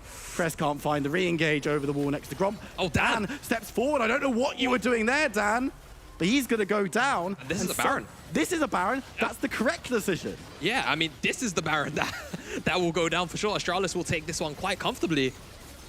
And it starts to get to a point where you just kind of have to ask questions of JDXL at the moment. I think definitely very, very sloppy across the board. And Astralis just continue to punish. And they're doing an excellent job of doing that right now as they're going to go back to base. And 2 minutes away from this Infernal Soul. It's not Soul Point. It's not as if, you know, JDXL picked up a dragon amongst all of this. They didn't. So it's mind-boggling to see this XL come out. Now, maybe they're here to have fun. Who knows? They are making the rest of the games for today a little spicy. And I think even if you look towards, you know, their games next week, Eminem, and then Riddle, it's a fairly easy-ish way to close out the split, including what was expected from this game. This is the thing, right? They still can't afford to drop these games necessarily. Krez, Eminez. Damage down, but it's 2v1, and Krez now has Ari's ultimate. And do you know what? Krez is going to use the ultimate better than Ari is, because he's actually got AP. JDXL are going to move forward, getting the bomb down. Only 2 on to the Tom. Kedju isn't that fast, but Kick is going to try the engage nonetheless. Takes half health and will be forced to back away. Tries to get the slap down between a minion and the catfish, but they don't want to be mates, so they won't touch in that one. You know what? JDXL is sieging towards this bot side. They have got objective bounties live, so they are going to be getting a little bit more gold from these objectives. But I'm not convinced about a lot of what JDXL are trying to do right now. And it's not a case of executing. It's why are you doing this in the first place? Yeah, I have to say, but I kind of want to point the light a little bit towards Astralis, because I think this is really great signs of life from them. Even if you can say and argue, okay, XL, they're very clearly a little bit off kilter, to be polite about it. This is an Astralis side actually punishing mistakes, which we've not been seeing them do, and it's a different style of draft as well, which we haven't really seen out of them. A much more mid-game base draft. Carlsen's going to be okay because Gwen is immune.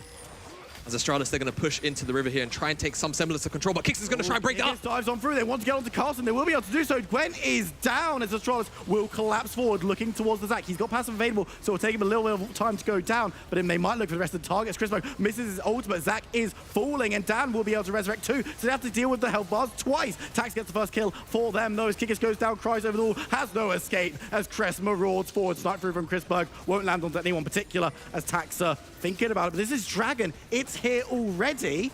2 members of JDXL are dead. They've only lost Carlsen for Astralis, but they're still going to fight over this one. Cress coming back in with the teleport. He's going to have a full health bar. Members of JDXL cannot say the same as he moves around the side. Eminez is super low. The Dragon is secured by Astralis talent. And they're moving forward. Dan explodes in a field of fire as Zamalek dives away. Astralis are going to chase on, though. Wendell needs to be a little bit careful because he doesn't win that fight on his own, but he's got Chrisberg covering him. I think Zamalek is going to go for the execute here. Will he be able to do so? I don't think so. And there's the shutdown going over to Chrisberg.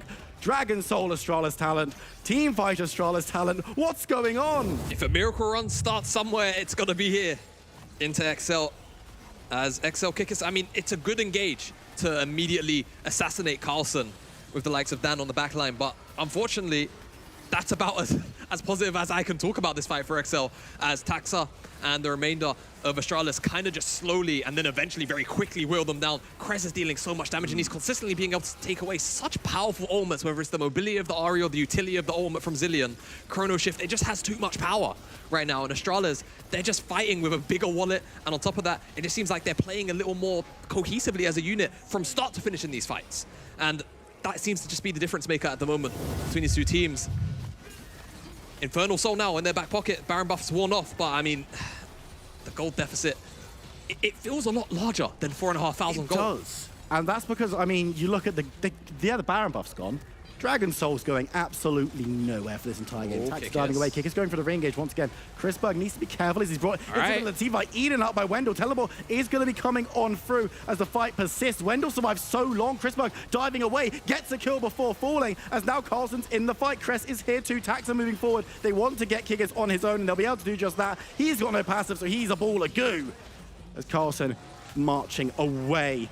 4v3 in the fight. And again, is it too little too late for XL? Because they make these plays that look okay now, but they can't win the fights. Yeah, I mean, it's a difficult one to talk about, quite frankly, as we will just get the replay of this bottom side dive. Kicker's doing a great job of finding the targets. Yeah. Honestly, out of Fog of War quite consistently, and he does bring back Chrisberg, but again, the Devour gets used after the combo comes in, so it's just safety guaranteed, and you can see a lot of burst damage comes down. Chrisberg does drop, and they do find their target, but at the end of the day, without, you know, Tristana, sure, they have the Aria on the backline. Charlotte still have all of their utility tools available to them, realistically, and they're able to just kind of back away, picking up 2 kills on the way out. So Astralis sit very comfortably, and now this is where I'll turn the spotlight back towards XL and say, you are technically running 280 carries with a Zillion. Will the scaling finally kick in once we do get to that sort of 3 iron mark for Eminez in particular? That's the bigger question mark for Eminez, because we know what Tristana can do with Ions. Yes. That's we've seen that over the many, many years. What does an ADRE do? Because right now, Kraken Slayer Collector, it doesn't really feel like we've been seeing the damage be pumped out. Maybe it's because it's a little more subtle. It's not the same as, you know, Tristana dropping a bomb on top of someone. Through and blowing someone up. Yeah, exactly, right? Tristana, it's all about the burst damage that we get from those combos. With an ADR, it feels like it's more about that damage over time, and unfortunately, it just feels like we don't get to see that with all the healing and all the shielding survivability. What I'm going to say here, and this is a hot take, so be careful, kids. Yeah. Eminez has looked pretty bad this game. I mean, I feel like XL in general have just kind of been a little bit experimental, let's just King say. is diving on through, looking for another one of these engagements, but this time around it doesn't come off. Chrisberg on the side. Oh, Will get Eminez. gobbled up to survive. Dan is caught out, has to go over the wall to defend, but Crest following on through. And Astralis once again running over JDXL. 3v5 now in the fight. Eminez running for dear life, but Baron is on the map, and this should be an easy take for Astralis Talent. I don't know what Astralis Talent did between what they were doing yesterday, basically. But Zamalek moving down mid. He's only got 1 creep. I mean, he's going to tank the tower, but can he actually get through the entire thing? I really don't think he can. Zillion ult is evade. I mean, it's creative, to say the least. They will get the tower, and they will crack open the base. So credit to Cries and to Zamalek for making that happen. But Baron goes down. Astralis are going to have that buff now, and it's going to eclipse the Elder Spawn, which 90 seconds away, realistically, in items, in gold, in experience, if you look across the board. Are JDXL going to be able to stand up to the Astralis side? I don't know. It just continues to look like Astralis are running over these fights. Let's get some copium in here. All right. If JDXL can steal away this Elder Dragon, even if no one from Astralis goes down in the fight, they just get the objective somehow. Is that stabilizing for them?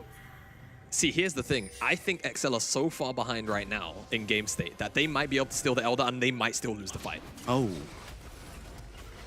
We'll have to see, though. Chrisberg needs to be a little bit careful, though. He's really the target. Public enemy #1 as Wendell diving away. Tax is actually the first to fall. That's big. Astralis moving forward. I know the Lee Sin not being there could be massive with the Dragon up in 45, but he will respawn about the same time that the Dragon does. XL have to reset. Astralis Talent.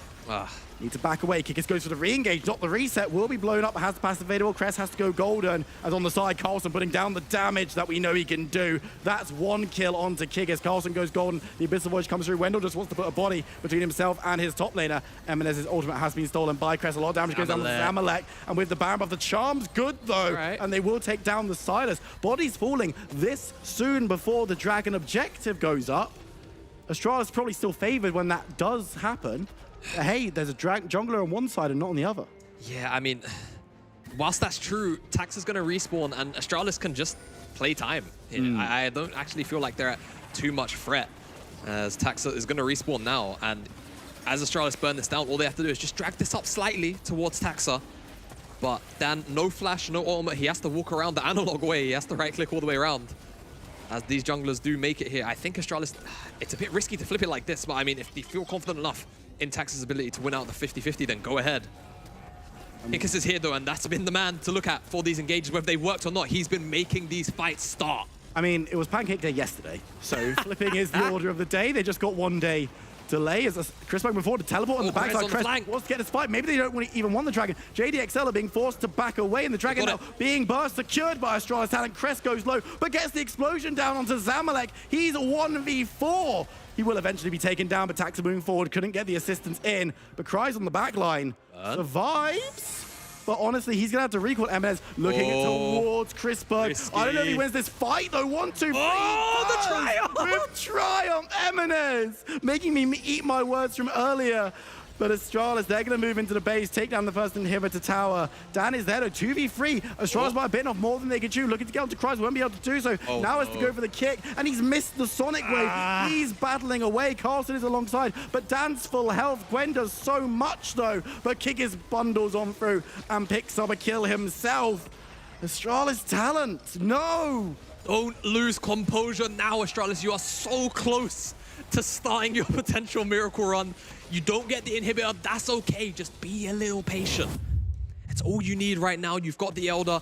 You've lost on a couple of members, but I think they'll be okay. Excellent gobble there from Wendell to ensure his AD carry doesn't drop. And it just feels like XL, in this moment, they're split between going back for Krez and actually executing on the Elder. They eventually do go back for Krez, but they lose out on the Elder, and that's the bigger thing that they lose out on. And Eminez, very cheeky to sneak down here. And I'm not even sure if he... No, he did have vision to realize that Chrisberg was on his way. And what saves him here? He drops below the threshold, which I think the reason that Eminez... So, Eminez doesn't die because he kills Chrisberg before the Elder animation starts, for one. Right. And then I also think for two, Ari's new passive with the regenerating on takedowns also kicked in, and then Triumph kicked in. Okay. So if you're wondering why we saw that very brief red indicator, which typically means you will be executed by the Elder, that is probably why. So great job on Eminence to find that pick on the back end, and it does save them probably the game. I think if Chrisberg is there for that push, that's it. As XL, I think it's safe to say they've pretty much staved off the Elder. Whilst it's still on a couple of members, realistically, Astralis shouldn't be able to get too much done with the remainder of this buff. And now we kind of go back to a little bit of a soft map reset, where there's no, mega objective on the map yet, but it's still, 60 seconds away pretty much. Just a little bit over that from the Baron spawning. And Astralis, they're going to take full control of this topside jungle. And I think it's pitch black for JDXL right now. They've got that one control ward, that one ward up by the mid lane, and that's about it. So they're checking into pure fog of war. Very shallow lines of vision to work with. But it hasn't stopped Kickers from going in, so I think keep your eyes on Kickers as we continue into these later stage fights. Astralis now in a position where with other drafts, which they've been coming into the game, they'll be very comfortable with. And I think even in this game, they still have the scaling aspect to them, as JDXL's comp, it's a bit hard to measure the scaling of this comp, admittedly. So I think they're still fine in terms of game state. But now as we approach the later stages, the game becomes less about gold, less about items, more about execution. Who actually ends up falling, who dies, who gets caught off by that one bit of sly CC which slips through the entire team. And all of a sudden, what you did in the early game doesn't matter. Chrisberg's been slowed down. That was very scary. Wendell was still there for the gobble, though. And JDXL, they're standing on the precipice of what has felt like defeat for the last 10 minutes. But they're still in the game. Yeah. Crucially, and hey, if they can get themselves a Baron, it's just spawned onto the map, and they've got a little bit of control over the entrance to the area. Again, Astralis talent now moving forward to try and take it away. Kickers has to go for the engagement, hits no one. Needs to be careful, bouncing around the back line, but has to be very, very careful. No one falling. A lot of bark, no bite in that engage, as JDXL just weren't able to follow on up. Health bars looking better for Astralis, but Chrisberg notably a little bit low when you've got the damage that's coming through. We saw what Eminez can do if he's given a little bit of time alone with Aphelios. Has the Bloodthirster though, and doesn't actually have Severum, but still. Oh yeah, no worries. Bloodthirster, he's already back to full HP, so don't worry about that. Yeah. But JDXL, they're actually kind of out of position here. They might lose their inhibitor. It depends on how confident Astralis are in walking up, and the answer is they don't want to flip it, it seems like. Moving back towards the Baron now and giving JDXL a little bit of time just to clear out house, get rid of those minions, as this could be decisive if Astralis Talent can pick themselves up a Baron, and it looks like JDXL are going to move slowly towards it. Whether they're going to be able to get here in time to steal it away, or if they're just looking to pick off members as the buff is secured is the question. I don't think they're going to go for the steal as the Baron is secured. Only 4 members from Astralis Talent here because Carlson's on the bot side doing decent work on those mini waves, looking towards the inhibitor tower. JDXL, all 5 members are here. They need to get someone back before Gwen takes their entire base, but Astralis Talent are chasing them, harrying them for all their worth. Zamalek has to flash away from Cress. As the inhibitor tower goes down, looks like Gwen won't be able to take anything further alone as the rest of JDXL moves forward to try and take her out. But it's just going to be the minion wave slowed up by Kryze, but Astralis Talent are here too. Remember, the mid lane inhibitor is bare as well, as that one has come back up, so it's going to be removed. Astralis Talent moving down towards the bot side. They've got 2 cannons in this bot wave, courtesy of Carlson, and they could look to potentially put some pressure on here. Yeah, Absolutely. Elder spawns in 30 seconds too. So things will look very difficult, as it's just going to be a very fast reset for some members with the Baron buff. Chrisberg cycles out a couple of weapons. Eminez, don't step too far forward into the fog. You've got your team pushing in the bottom side. You want to clear out the supers, understandably. Astralis, though, they're not going to quite find the angle for that. Chrisberg needs to be a little bit careful, but backs away towards his tanky. XL, they want it now. Yeah, Dan, that with the speed of light jumps in, but Wendell gets the disengage, and now Eminez half health. Needs to be careful. Taxa gets the Sonic Wave, looking potentially to start this one up again, but decides against as Astralis in the mid lane. Nice, but they haven't got the time catch on. Remember, Kickers is jumping around. Tax goes low. Will resurrect from Krez's ultimate as the fight continues. Amalek gets Wendell. Taxa has the time. Wait, he'll go down too. Eminez is doing a decent amount of damage and has Zillion Chrisberg's on him. So much damage. Chrisberg is dead. Carlson might go too. That's going to be Krez falling. Resurrects. Carlson is cutting through the backline. It's 2v2. Zamalek's doing so much damage. Has the reset on the jump. Cries moving forward, but decides against. It's not a winning play. But JDX is going mid. They can't get the Elder. If they go for the Elder, the cost is just going to end the game, I think. Recall. Lads, you need to teleport. Okay, he's TPing. Zillion's going back, but he can't survive on his own. I don't think Tristan's going to take this Dragon enough time. Remember, these are Baron and Carlson's going to end this game. Carlson's going for it. The back door in plain sight. There's one tower falling. Gwen's immune, Carlson. You can't use your CC. You have to kill her as the damage comes through. Amalek's here. Amalek's finally here. Is it enough? I don't know. Carlson goes golden. I think JDXL might have defended, but Cries is super low, taking Carlson away. Amalek, he needs to get this last hit, buddy. Diving forward, gets the speed up. Oh, Gwen's immune! Okay, it's fine. It's okay. Oh my god. It's okay. I saw that it shifted. I thought he was going to make it out with the auto attack. JDXL, by the skin of their teeth, they hold on. Don't do this, JDXL. Don't do this to me. Don't give me hope. Don't give me hope, JDXL. Nexus is bare. The inhibitors are all gone. Zamalek didn't even finish the Elder, so Astralis, they're in position here, but they're missing Carlson. The supers, they're pushing in some of the lanes here, the mid and the bottom side, but XL, they're here to match the numbers. Eminez is in base though, so this is still effectively a 4v4 at the end of the day. Eminez has to make it back over here to make this a numbers advantage for JDXL.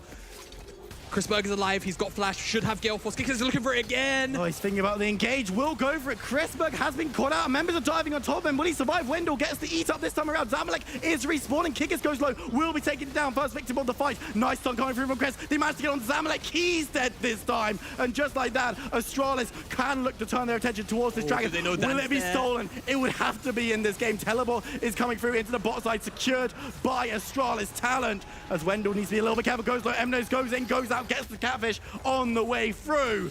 But now Carlson's actually the base again. Okay. Going through, it's Astralis talent. This time around, the back door will come off. They made us wait for it. Astralis talent. Don't call it a comeback because the chances are slim, but they do take the win over JDXL. XL made a meal of it for Astralis. They really did.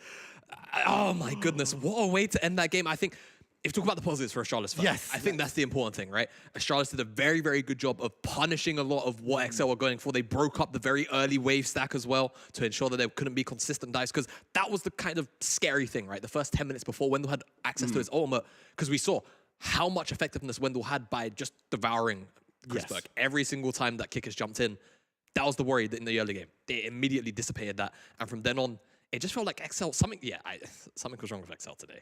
Whether it was, you know, willingness to kind of pull out these wacky picks and have a little bit of fun. But still, even when you talk about the context of the table, this isn't a game that they could necessarily afford to lose, just simply because Bifrost are hot on their heels. It makes today very, very interesting. And we're going to jump to a short break. When we come back, we're speaking to both of these teams. I don't know who from Astralis is going to be in a situation to talk to us, but we'll be right back. We'll see you in a couple of minutes.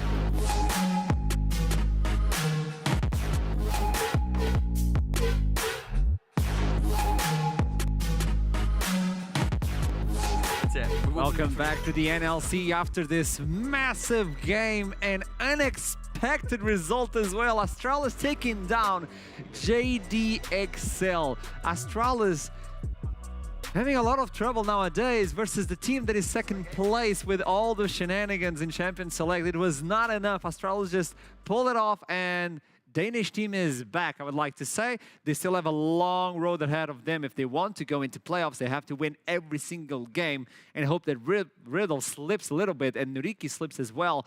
But it's still the first step of many to get themselves into playoffs. Now, on to those interviews. I have with me Carlson from Astralis. Hello. Obviously, you're feeling a little bit heavy. That was a tough game. Yeah, for sure. But it was a fun to play game and happy to get a win, of course. Obviously, I can see that smile on your face, so it's awesome to see that.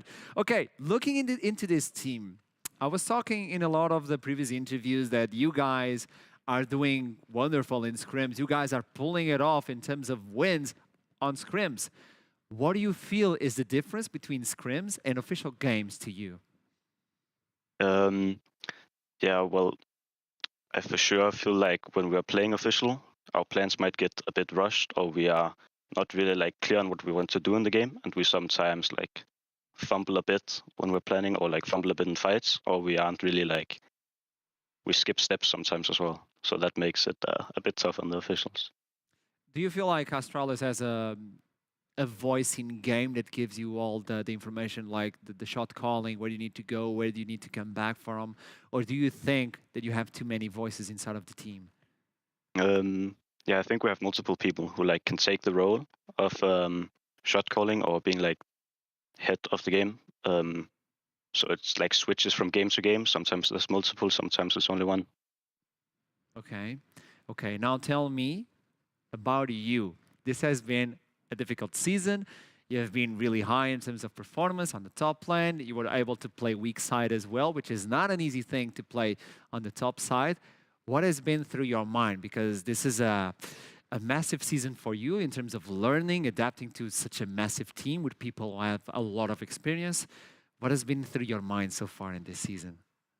I mean, I have definitely like, I have not been like down about losing a lot because I'm still very young and I'm focused on becoming better, of course. But I also want to win. So I've just powered through. I haven't really like been tilted or sad about losing the games. It just like kind of motivates me more to like win the next game. Okay. Okay, thank you so much for the interview, Carlson. Really good words. I hope to see more of you on the top line, and remind yourself that it's not about perfection, it's about improvement, because with your skill, perfection will come eventually. So good luck on you. I appreciate it a lot. See ya. Astralis with the massive W versus JDXL, the team that was saying to us like, oh, we're going to go into EU Masters, we got this on the bag, and all of a sudden, loses versus Astralis. But this is also really important on the Astralis part, that we know that they have a lot of voices. Sometimes they have more than one inside of the game. So this is something that definitely can be worked upon. And who knows what's going to happen on the next split. But now, focusing on JDXL, Torok is with me for the interview. Welcome back again. Hello, And, glad to be here. there we go. That's the smile. We have a lot to talk about today. We have a lot. Sadly, I don't have enough time to have all those questions, but okay. I could put it on a nicer way, but what is that comp? Okay. You're about to flame me. You're about to flame me. I was about like to deliver a beautiful question about Zillion with the Zek on the bot, with the Ahri attack speed on the mid lane, but the way I'm going to put it is, what is that? You're so mean, honestly. Right. So, all right. Chat. Break it down. I saw you were angry. All right. I think some of you said we were trolling, but I just want to tell you, right? This composition, I think, was actually pretty fine this game, and it's something that you may not believe, right? And maybe other people don't believe me as well. But what we came into this game with the idea to do was, okay, we're going to play really aggressive on bot. Aphelios really struggles versus Zac, versus Hard Engage, versus Volibear, right? There's so many champions here that Aphelios has a hard time dealing with. They also have very little appeal for their Aphelios. Idea was that, okay, if we manage to get that snowball going, it's really difficult for them to play. AD Ahri, well, it's pretty good into Sylas. You can go AD or AP. AD is like a little bit spicy, shall we say. It's something we've practiced like 2 or 3 times in scrims. Maybe we have fake data, maybe we don't. But I mean, we think it's like potentially fine in certain spots. And I think if we play better today, we win. You know, it's as simple as that. I think Astralis did a really good job in early game. We made a couple of mistakes, and you know, I mean, I think we almost brought it back, which is good. But at the end of the day, the most important thing for me is that when we have ideas, that we back ourselves and we try them and bring them out on stage, right? Because this is something you've seen from Excel or Split. It's something we'll continue to do, no matter the game, no matter the stakes, no matter the stage we're on, right? We're coming in to play our best version of League of Legends we can. And whether it looks weird to people watching, well, that's fine, because, you know, when it works, you look like a hero, and when it fails, you look like an idiot. But I will happily accept the burden of both in the pursuit of the best League of Legends. I gotta tell you, that is exactly the answer I was looking for.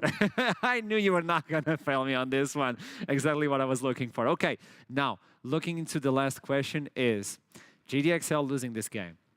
Obviously, you're still in second place, but Bifrost is lurking in the shadows. They can steal the second place if you guys lose another time. Tell me about that, because I know you want to talk about that. Well, you know, X7, could you do us a favor today and just like just win? You know, I wouldn't mind. Like, that'd be useful. You know, it made me feel kind of good. I wouldn't have to worry. But you know, in all seriousness, right? Like, Bifrost are a good team. I'm sure they've got a good chance today. I think hopefully we can hold on to our number 2 spot, because at the end of the day, we do have a 2-0 over Bifrost, and I think seeding does matter to some degree, right? So it'd be nice to hold on to second. But Yes. I guess we'll see how the day unfolds.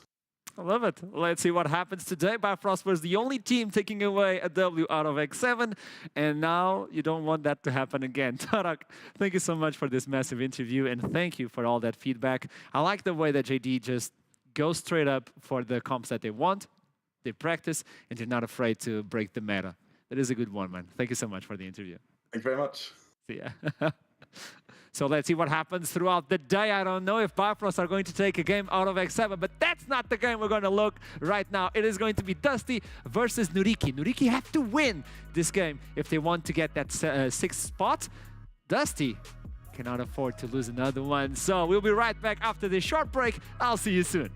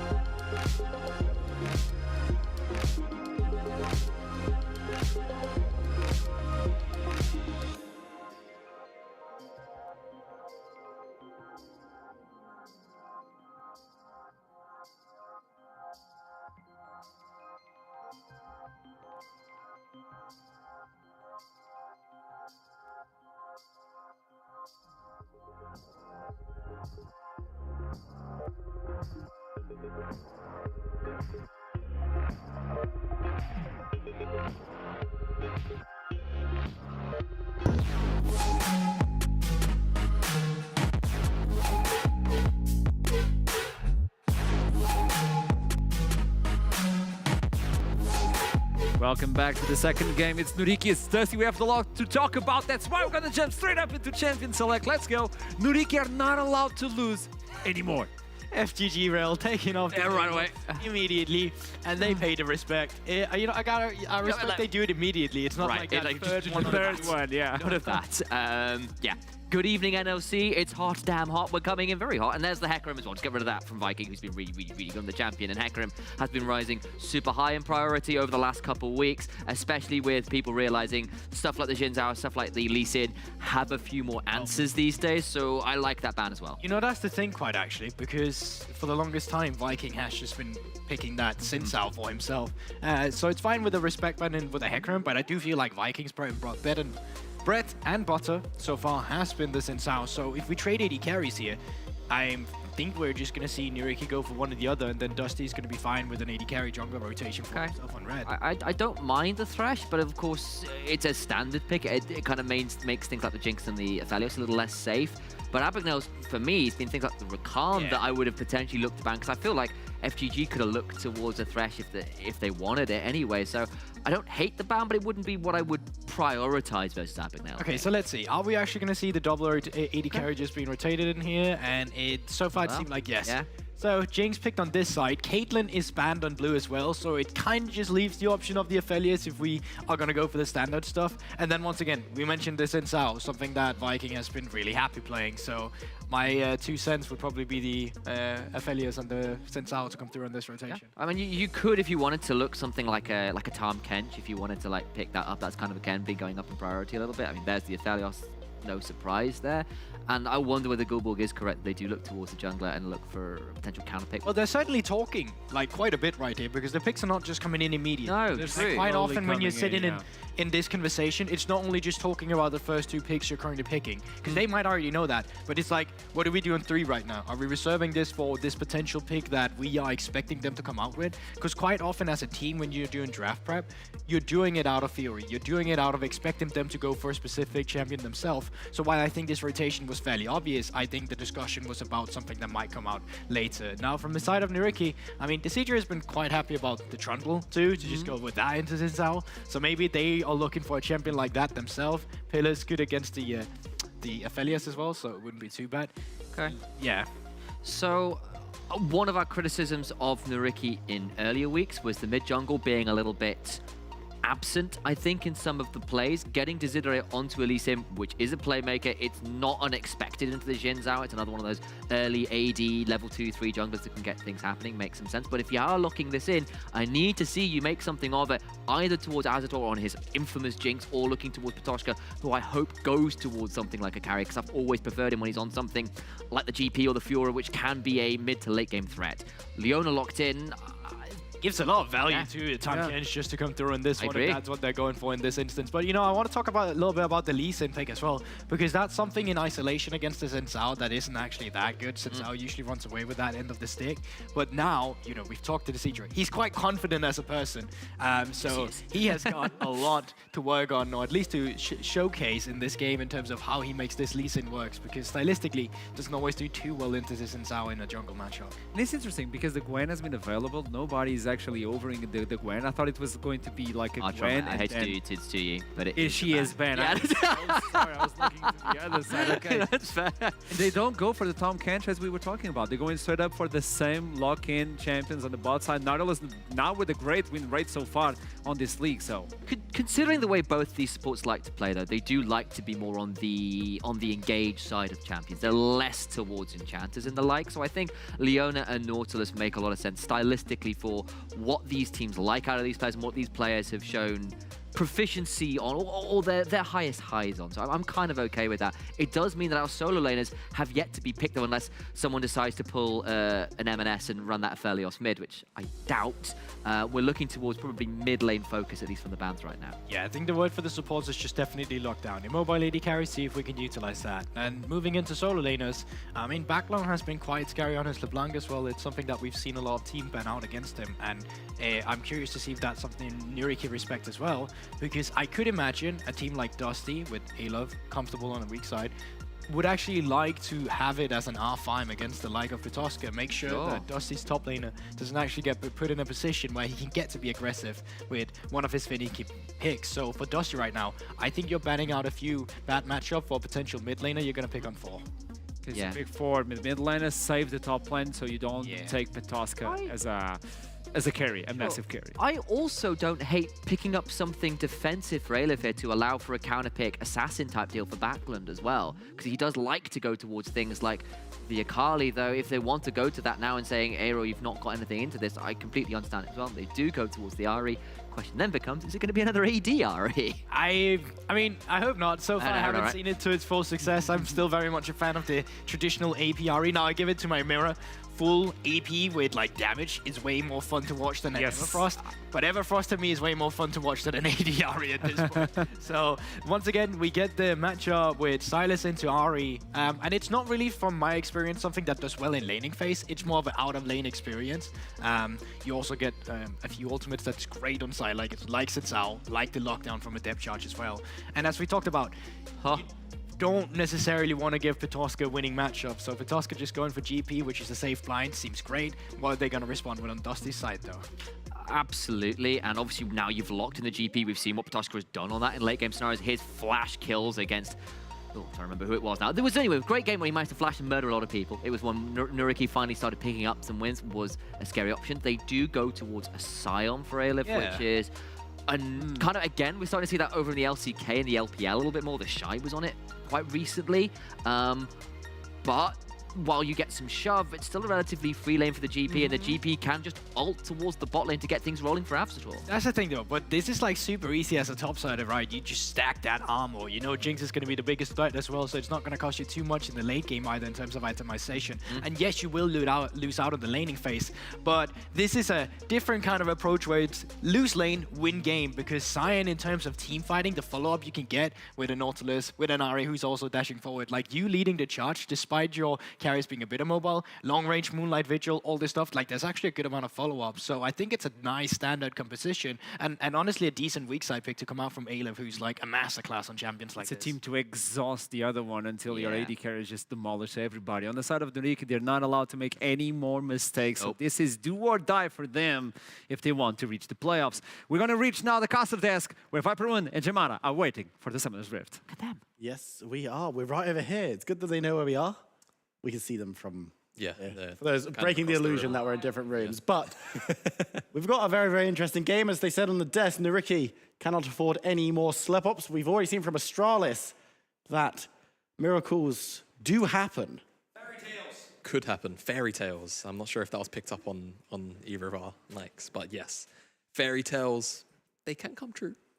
And Nuriki, one of those teams chasing playoffs. So yes. I think, and the team that is, if we're being realistic, and it's still a long shot, they have the highest shot. They're the ones that, if Riddle are going to lose out on this spot, it would probably be them. However, going on to the Rift, we've still yet to see Riddle play today, so they've still got the game in their hands. Yep. But for now, it's what Nuriki could do here up against a very staunch Dusty side who have found their way. Actually, will be fully confirmed, I believe, if they win this game. Yes. So this match matters for them as well. And of course, they're still contesting teams around them in that bottom half of playoff situation. Matches matter for both sides as we find our way onto the Rift. Just checking, it's Electrocute on the Ahri. Good stuff all round. Just, you have to make sure nowadays because, you know, some people decide to build wacky. I hit full tank Ahri is actually very good. You think about TFT? Nah, I'm thinking about Grasp the Undying, Warmogs first, Starrick's Gauge, you know. No, you need, listen, if you want to summon the A-Dog, what you need is Leandri's boots of What's the A-Dog? Ionian boots. Huh? What's... Alex, Nymera. Why are you calling him A-Dog? I just felt like it. What? Just because, listen, don't break up the bit. You had one job. All right, we're talking about the game now. Yeah, let's do that. I'm into it. Where are we looking initially, right? What's going to be exciting here? Like was highlighted on the desk. Yes. Realistically, it is the bottom side. However, Viking's actually starting at his blue buff, which says to me that he's likely going to be pathing away from Venza and FGG, which is potentially risky when it doesn't look like too much information was gained on either side. In fact, wards are mirrored on the Raptor camp. So there's no real say. There'll be a little bit of information given now that Venza actually walks in with an overheal shield. So hopefully that gives a little bit of indicator that, you know, he was at the very least hitting a jungle camp before he walked in to the bottom lane here.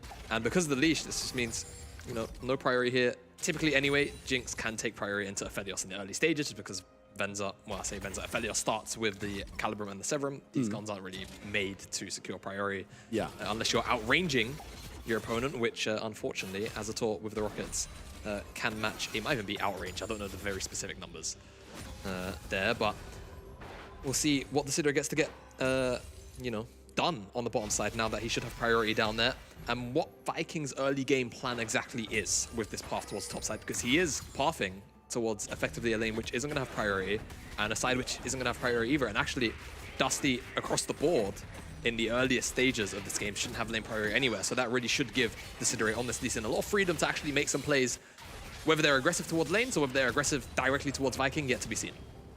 And that's the trick, right? Even if your lanes aren't in a position to be ganked, because when you've got priority, unless you're setting up a dive, which I've gone forward actually into this first fight, Venza needs to be a little bit careful. Will dance away, putting out damage as he goes. Abagnale taking the snipe, actually Ignite is there as well. Will be hit with the heal from Azatort, so should be okay. But goodness me, that was a turnaround from Dusty and very close to first blood on both sides. Yeah, and I mean, it feels like you see this so often out of Venza and FGG lanes. You get these very close 2v2s in the early stages of the game. But I think it's Nurki at the end of the day that end up winning out when you think about what's going to happen now, because Venza and FGG, they have to catch this wave. They want a good lane state. They're going to have to try and shove out the wave. Viking's not here on the bottom side to try and make that a very quick shove. And now what's going to end up happening is Abagnale can open out onto the mid lane. He can potentially find something onto Barkland, maybe blow a flash at best. And in fact, could have the Sidre with him to do that. We'll see. Maybe the mid lane wave state allows Barkland to actually back up and get a reset and be in a very safe position. Instead, Abagnale and Azatort, they can actually just path directly back down to the bottom side, try and catch that wave, which Venza and FGG do shove up so they can get their reset. But in the next 30 seconds now, that can give them a bit of a window to play with, as FGG and Venza will now have to, on the rebounds potentially, unless a freeze gets held here, deal with that wave.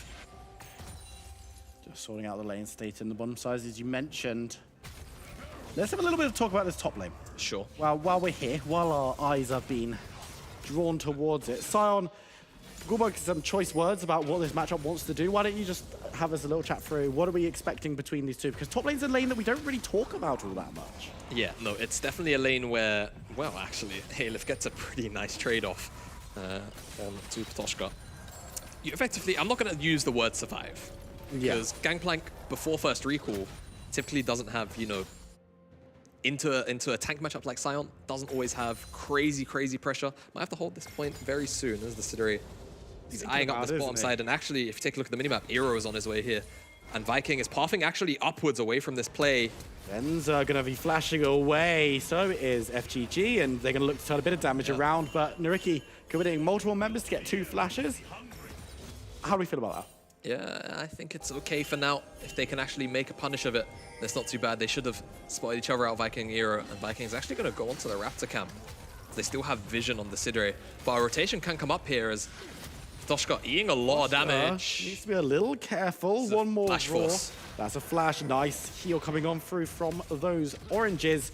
Yeah. No knockup available. The flash will be used in the end. Patoshka trading blow for blow. Gets out alive. Yeah, gets out alive. Alif does miss a couple of minutes of XP for that, but this does mean now that Viking can come up here and punish this lane if Patoshka does play, you know, slightly over eagerly to get some of these trades in. Very curious to see the grasp of the Undying in this matchup. I think it makes sense, but I don't know. I'd feel like farming gold off the first strike into Aleph if you were to ask me. Me and Jake always have this discussion when we see Gangplank, especially into these tank matchups. So after hold this point, Abagnale not quite going to find Mark with a Hex Flash. And whilst that play is going on mid, FGG, Venza, they're just going to leash Viking on this dragon. As the wave, it looks like, was shoved in. Abagnale felt comfortable leaving Azator alone underneath that tower. And Dusty will pick up this dragon for now. But it's nice to see both these teams, in one way or another, on one side of the map or the opposite, try and be proactive in different manners. But yet to yield a very tangible result outside of that Infernal Dragon just picked up by Dusty. I mean, that's a small tangible result. Of course, we've got Hextrex spawning up after it, so we're likely to have a more passive dragon. In fact, we will have a more passive dragon coming in for the Soul this time around, which is going to be a change for our first game where the Infernal Dragon Soul was a big talking point going through. Viking spot out on the ward will just clear it out, but Fane's retreat and we'll move back in. Backlands there, but so is Deceiver. It's going to be a 4v3 if they go for the dive with Lee Sin in the neighborhood. It looks like they're going to do just that. Venter tanking the first shot of the tower. A lot of damage coming on through initially, though, as Asdor dives back away. FGG Burning Glow will actually fall as well, as Deceiver on the back trying to get onto Viking. Not going to be able to trade blow for blow, but might look to follow up, getting the damage down. But Zinzal looking for the re-engage, has the spot. Backland and Venter still alive, remember. And I think Lee Sin's binned off more than he could chew. Goes down solo to Viking there. Yeah. Good dive from Dusty. They lose one member because there was one more member and they thought they'd be there. So they take down 3. Yeah, and I mean, we'll just get the replay straight away. Dive comes in. Venza takes an early tower shot and actually tanks an additional one on top of that. Ends up working out, and unfortunately, the Sidri didn't W Azator on the way in, and I think that could have maybe bought the Jinx an extra auto attack of life, and maybe the focus from the Sidri, just trying to go for the tanking target, realistically. Not playing to save Azator, and unfortunately, finds a Sonic Wave that maybe he didn't necessarily think would be turned around onto him by Viking. And that's what Gorbok said, though, in the 1v1 in isolation. That's exactly what happens. Zinzal runs over this matchup 1v1. And we got to see a little bit of it there. As FGG looked like he was maybe looking for something towards the top side. I would kind of like to see Dusty, if nothing else can be had from the bottom side, which, granted, it probably can be. Yeah. I think with the Herald spawning up, they have the opportunity to quickly pick on Patoshka before they can maybe look at a Herald play. But it's not necessarily something that's a necessity to look at. I think Herald, though, is something they will keep their eyes on as a potential prize up here, as Aleph has been more than holding his own, trading pretty much blow for blow in this matchup, and doing a very damn good job of it. Venter here, going to catch this wave underneath the tower by himself as FGG was roaming. And I think that is obviously the next big thing to look at, the Herald. But Desiderae says, the hell with the Herald. I'm down here for this potential bottom side dive. Eero won't have first move from the mid lane, but Barkland definitely could respond if this gets drawn out. Cleanse is available for Venza, but there's no flash on either bottom lane here for Dusty. Not sure about this one. They're going to go in. No ultimate available for Leona. Oh my They get a massive amount of damage down. Abagnale will fall to the tower. 2v1. The scoreline is on the top side. Nariki see people go down, but it's going to be Dusty. Yeah. Picking up the Rich Herald as well. They get plays on the top side at least. Yeah, I mean, the thing is, Azator's going to get at least an additional plate. Plus, if we can get a look at the bottom lane, assuming nothing's happening here in the mid lane, how big is that wave that Venza just missed? Because there was a crashed wave before that, which Venza definitely didn't get to farm. Yeah.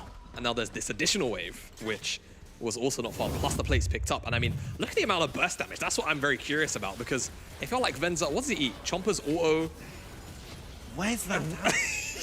It's a magic trick. And I mean, look how many chakrams that Venza had available to him. You could see it as fizzle out as he still died. If he was able to get just a couple of wars off, maybe a trade happens, because Abagnale did walk out of that one limping. I mean, Abagnale died, so there was a trade. Yeah, I mean, he died. But there could have been a much more effective one if that like second order attack had come through, because, hey, I still don't know where the damage came from. No. But if you're, Aphelios can return damage very, very effectively. Abagnale trying to throw down a Zedblade, looking for FGG, wasn't able to find him this time around, as we hit the 10-minute mark in this game. Remember, Rift Herald is in the pocket of Viking, so there is that tool that Dusty can use to invest. You know what I'm going to ask you. Where should it go? Classic where, well, you know, the normal default answer is, well, you have Aphelios on the bottom side, you got a tank on the top side. You don't care about the top lane. You don't necessarily care about the RE lane. However, that mid lane tower has 3 and a bit plates left on it. So it's actually a tower that can very easily drop to a successful Herald charge. And it seems like Dusty and Viking are eyeing up the potential of that. Or maybe just they're trying to shield Barkland as he shoves this one in. The Dragon's up in 30 seconds. they have plenty of choices, really, and they still have a lot of time, over 2 minutes before that Herald is going to drop off. So I'm expecting, actually I think the mid lane might be a good start, just to be able to knock it off the map as opposed to the plates, but maybe they just say, okay, default answer, Venza, he's the hyper carry on the Aphelios, we give him the gold. I mean, it's a decision that is on Viking to make with the rest of his team. And I mean, he could go mid to try and cause some pressure when they go to the second dragon. Hextech Dragon, having an Infernal and a Hextech early on is going to give them a little bit of an advantage. As Flare goes wide, Venza careful dancing away. FGG also missing the anchor, but Viking coming on through. Call out on a ward. Backland's going to come in as well. Should be spotted out by the ward. Goes for the Stellar Step, but I think it was just inside vision there, so not going to be a surprise to anyone. Dusty make the response to save their marksman, and now moving back towards this mid lane. Aero might be a little overextended here. 2v1, moving up towards the top side. No priority up there, but Viking and Backland not interested in chasing, not interested in asking the question because they've got other places to be. And it's just a slow game of rotations where neither team is really able to get much done in the top side. Patoska, when does this matchup stop being a bit rough? Well, he's got the Hullbreaker already. It's an item complete. I mean, look at the state of the tower. There's one plate left on it. So Aleph has been doing very clearly a fantastic job for sure. of pressuring that topside tower. I'm not sure, because we haven't had too much of a look here at what's been going on throughout the laning phase. It's one of those things where you'd have to watch the VOD of the top lane from a POV of either one of these players. But yeah, Aleph, another Demolish proc. With the Hullbreaker, that thing's gone. So that's standing gold as far as Aleph is concerned. Whether Patoska's just been having a rough time of it, or whether Aleph's been playing this one exceptionally well from the get-go. Of course, had the option to pick the Scion into the Gangplank matchup, and I'll tell you firsthand, it can be a little bit unfun if you don't necessarily pull out a lead individually in the earliest stages. And that seems like what is happening here as Patoska will do his best to clear out the wave. We still have a lot of the wave clear available, but as soon as the Demolish proc comes back up, that's all you wait for. You break that tower quite simply. And Viking ran out of time with his Herald, so just going to drop it in the mid lane for the plates. And I mean, honestly, with the Dragon already secured, they could turn this into rotation to the top side just to make sure that tower's gone by. It looks like Patoska's actually just going to yield in. Aleph will pick that one up free. They can't stop this Herald from charging either, so that's a lot of gold, which is about to go into the pockets of Dusty across the board. And they can even rotate now towards the bottom side. They've got about 40 seconds to get as many plates off this tower as possible. They can actually guard Azator and Abagnale off of this bottom side roam. And give Venza some plate time here. Yeah, 3 plate immediately stripped off that tower. Look at the gold lead, it's just ballooned from what it was. And that is all from macro play because no one went down. Of course, we saw Aleph pick up first tower in the top side. Mid lane just goes down as well, but it's Backland who secures the money there. 15 seconds on these plates. Don't think Aphelios is going to be able to get any, but look at the gold leads. Individually. Just across the board. Yeah, I mean, it's only really the bottom lane where there's complete parity. Look at the mid lane, 1.5k. The jungler's just under 1,000. Top lane, Gangplank, who has parlay gold, is still 1,000 gold down because, by the looks of the top lane tower, didn't manage to pick up any plates. It's looking a little bit rough for Nariki at the moment. Early stages of the game, of course, plenty left, but as we take stock, as you like to do at 14 minutes with those plates having come off, game is firmly in Dusty's control. However, now that laning phase has stopped a little bit, these individual leads change in terms of what that means for the game. What are we expecting moving into the mid game from Dusty? What would you like to see them do in the next 5 minutes? I think at the moment, Aleph is such a strong side laner. As long as they give him the opportunity to put down some pressure, I think Dusty can legitimately work off this. If they don't want to do that, and that's fine, because it's at the end of the day a Scion who's been weak side, that's fine. If it's not that, play with Fog of War. You have an Ahri, you have a Xin Zhao, you have a Nautilus. Just play Fog of War. Yeah. Just create these massive sort of blots on the enemy team of vision from the Riki. I mean, even if we could get a toggle on the Riki's vision in the top side right here, this is all darkness for Nariki. There is not a single ward here. So even things like this is absolutely terrifying to walk into. There's just no safety at all on the top side of the map for them. Bot side doesn't look much better. Teleport actually coming through from Silas as a fight. Venza being chased away. Ignite is rolling. On the backside, Aleph looking to Venom though, but it's 3v1. He's tanky, but is he tanky enough? He's going to stumble out actually, half health. Remember, he has got that passive. Neither of them come through from Aero, but won't land onto anyone in particular, but they will be able to take Scion down, but he's going to turn and return to the fight as a bit of damage comes in from Decida. Backland gets a kill as well. Yeah, very curious to see how that one started. It seems like it was Nariki just going for Venza on the bottom lane, just trying to pick him off. Obviously, the teleport comes in from Alif to come and assist as Viking, I think. Maybe he's just going to go for the counter jungle. Looked like he was going to try and put the Herald down and go for the tower himself. But yeah, it just looks like they're just going for the dive. They have a wave there. Alif immediately responds, but Venza with the summon spells is able to get out. Hero, however, teleports immediately in response, and the amount of damage that Venza returns with that Inferno moment is actually kind of scary at this moment in the game, to be honest with you, but it's not enough to keep Alif alive. And on the backside of it all, Barkland, whilst he does pick up Leona, just eats a little bit too much CC, isn't able to really utilize the mobility of the Spirit Rush to keep himself alive, to maybe be a bit more of a nuisance to the Nariki members there. But I think either way, he'd put himself in a position where he was likely going to die, whether it came at that very moment in time or about 20 seconds after the fact. As a talk. Back on the bottom side, they did pick up that tower and items. We were taking stock before this sequence of play happened. Across the board, first items are pretty much there, except for the poor old supports, as is per usual. Triforce from Patoshka and the stacking of agility cloaks. So I believe this is going to be one of those things where we see like IE into triple agility cloak, and that's the spike that we're going for. FGG should be able to get away, Anchor Throne, and will be able to wander out, but Dragon spawning up. This would be for Drake if Dusty can secure it. The last fight we saw, though, didn't really go in their favor. So whether that's just a case of that circumstance, of course it was very split up, Yep.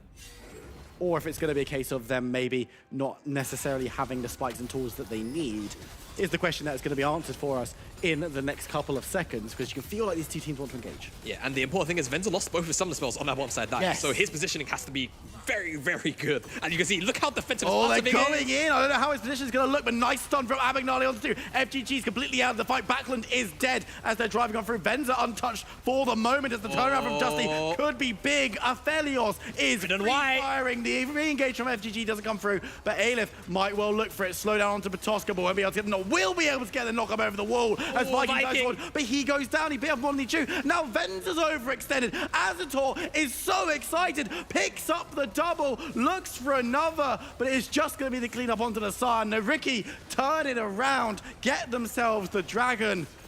Couple of misplays from both teams there. Yeah, I think realistically it's a bit of a mispositioning error initially from Dusty to get themselves put in a position where they can lose Barkland for free like that. But then it's just an overchase into a choke against Gangplank and Jinx. I can't think of too many champions as a pairing of top and AD where that's actually worse. Maybe if you chuck Aphelios on the other side of an Infernum. Oh, but that's about it. As yeah, I mean, it's just a great engage onto FGG, and eventually it just ends up meaning that Barkland eats that Solar Flare into the Everfrost, and he can't move. He doesn't even cast Ultimate or Flash, dies in the midst of it. And then, again, like we said, it's Nariki that kind of overchased into this choke. Venza transitions into the red-white guns, and it looks so scary, but then, Dusty, what did Nariki just do to you? Chased into a choke and kind of funneled themselves in. What do you then do yourselves? You chase into a choke. And it's kind of actually made worse by the Mountain Dragon because it turns into this kind of... It's two little chokes. It's two little chokes into an amazing ultimate from Toshka to ensure that retreat has to occur and retreat paths are entirely cut off. Massive win for Nariki though, because it was looking kind of dire in terms of if Dusty didn't chase in there, that's third dragon. And then that's 5 minutes away from having to deal with a Mountain Soul. Very, very scary for Nariki initially, but they capitalize on the overchase. And now it is going to be Dusty who have the run of play this time off the back end of it. They drop the Herald on the bottom side, and Venza is not quite going to be able to pick up this tower. Patoshka is on duty for wave clip. Really good for him. Yeah, good for him. Some gold in his pockets, and now it's Venza just being protected by Viking and FGG, playing around with vision a little bit, which is what we wanted to see from them before, but taking down that dragon has slowed things up a little bit for Nariki. And actually, in the past few moments, it's all been about Nariki. They're the team that's looked like the more effective team fighting, skirmishing comp. Exactly. And not only that, with the skirmishing, I think if you just take into consideration the scaling one-to-one. Yes. Right? If you ask anybody, you know, you might have some very strange thinking people that might say that Aphelios outscales Jinx. I think most people would probably want a 5-item Jinx on their team. Yeah, for sure. In most cases, in this meta right now. And Gangplank, should have enough value. I feel like a lot of these champions have to, from Dusty, get into his operational ranges, right? At least 3 out of 5, because there's 3 melee champions. Ari has to get close enough where it's a bit of a dance between Ulma and the barrels. And only really Venza can stay out of Gangplank's ranges for a majority of this game. So even with that, you can apply the exact same logic to Jinx just about in this particular instance. And if your Aphelios is in range of the Gangplank or the Jinx, what's he doing? Exactly. So things can start to look rough here for Dusty. It's not a case of, you know, they had to snowball a lead. They had to get some kind of very tangible, you know, like we said, lead to ensure that they can secure some kind of late game teamfight win. But to me, Nariki's comp just scales a lot harder one-to-one into them. Caught up, the solar flare, the damage coming down, but he's still standing. Going for the re-engage, FGG manages to land the CC onto Abagnale. He's going to go back, diving on forward. Good. Viking does the same. Looking okay, but Viking's actually gone pretty low. The damage is there, the snipe comes through, but Viking will go down to Asdor, who's now going to get that reset, but his half health and maybe doesn't feel like committing too heavily. That's a lot of damage coming out of that Gangplank battle, half-healthing Venza. He's going to step up trying to get damage down on to the Gangplank. Re-engage my God. but I don't know about that one, Chief. He's going to go low, cut down by Aleph on the Scion. Nariki maybe a little bit too eager to get the re-engage going, but will go again under tower. But they might lose Viking. He has to go gone. They're going to lose members. They're not taking down the objective as Dusty just fade back after their tower. Why, Dusty? Why? It's definitely an overstep. I just don't think it's going to cost them anything, but what it costs them is the opportunity to push their lead. Yes. So, unfortunately, like you call out, why Dusty, why? What's the need for this over-aggression underneath this tier 1? Well, I can't think of a reasonable... Nariki go aggressive, and then Dusty are like, oh, we'll have some of that. They go in as well. And I mean, at the end, actually, to be fair, it was maybe Nariki who made... Nariki were the culprits, but Aleph definitely signed up for what they were doing. Definitely. And let's get a look at this replay. It starts with FGG, I believe, hooking Abagnale, or Abagnale actually going over the wall with Aero here. And the turnaround from Dusty looks kind of good, but then eventually it just feels like there's no real, I don't know, consistent damage onto a meaningful target. And soon again, it's a pretty big choke, to be fair, this top rush. But that Gangplank Ulma just stops Viking pretty much dead in his tracks. And look at Patoshke, and I want you to track him for the remainder of this fight. Okay. Because some of the barrels of damage that he puts down, especially underneath the tower, actually, is quite scary as Azator as well. Look at that, 262 onto some of these champions pre-Infinity Edge. Just consistently getting all this damage in to some of these carries when it matters the most. As, Dusty... Why is anyone there? Why is anyone here? Yeah, that's a good question.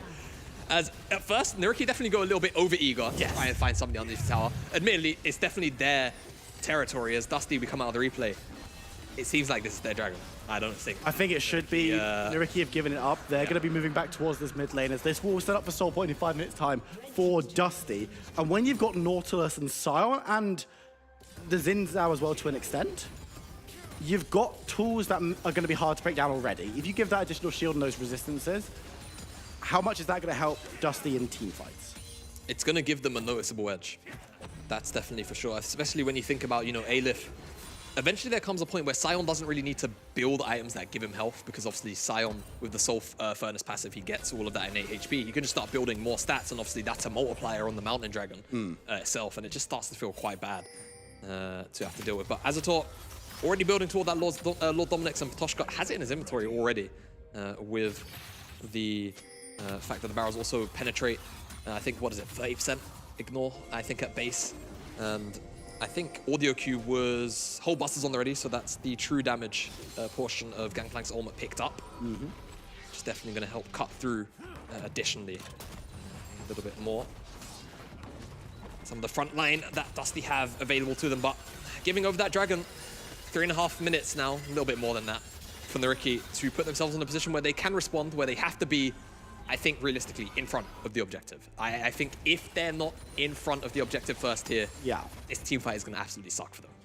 Let's talk about Baron Buff very quickly, because it's not something that we've particularly mentioned. Both of these team compositions, I like discussing it, because some comps can do, some comps can't. Obviously, Aphelios and Jinx are both very effective at breaking it down. Is there a world where either of these teams could look to sneak a Baron, or does a play have to happen first? I think it can happen, but it has to be so sneaky. You have to clear out vision And really, it has to be like, I'm not sure if you saw the clip of T1 the other day when they snuck that Baron in the LCK. Yeah. Yeah, it's going to have to be something like That level or above. Yeah, because Gangplank can always check with his ultimate. There's 3 blue wards on the side of Nariki. So Dusty, the opportunity to do it is always going to be quite slim. And as for Nariki, things can always be checked. There's only 1 blue ward, admittedly, but it's still going to be quite hard, I'd have to say, for Nariki themselves to sneak this away. But they do have a lot of damage, right? Between that Gangplank and between that Jinx, they will cut through that Baron with relative ease if they have the time. Bad damage to it either. Yeah, and I think also the other very key thing to pretty much track is Venza's guns, because yeah, Venza, Chakram, it's how you burst through the Baron, and he's going to actually cycle through the Severum over to the Calibrum, red to green, so now he's got the Sniper, and the Chakram's a very powerful combination when, again, you have to be playing at range in these team fights. If he can somehow hold on to as much ammo as possible for the next 2 minutes, it's a pretty difficult ask. I was going to say, Venza, don't participate in the game. Go to base. Don't right-click. Just go to base, and in a minute and a half, walk to Baron. I think for this particular game, he has the best combo of guns he could use for the Dragon fight in about a minute and 50 seconds. And this is the thing, how quickly does Aphelios rotate through guns? Well, he's already 2/5 of the way through Calibrum, so quite quickly. Is the case if he's right-clicking and casting spells, it can... Is there a world where he wants to rotate all the way through in this time? No, too many guns, too many So he guns. can't do that? So realistically, reasonably, Yes. no. I'm not sure what's on the menu next, though. I think it's Purple Gun. Gravitum. Yeah, I think it's Gravitum now. It will be Gravitum and then it will be Infernum. So he's trying to cycle through, or the other way around, yeah. So he's got trying to Gravitum cycle through, now. but now he has to get rid of Chakrams, because Chakram plus Gravitum, it kind of sucks. It's the worst gun combo. Right. I'm sorry for those at home who have to sit here and listen to me talk about Aphelios guns. I know it's not exactly the most enthralling commentary in the world, but... I mean, there'll be Aphelios. There's probably an Aphelios main in chat. A, you're awful. Second off... Wow, okay. I don't get it. The champ has too many things going on. Doesn't even Play have it, a- you'd be surprised. It's not that complicated. Yeah, you've met me. So.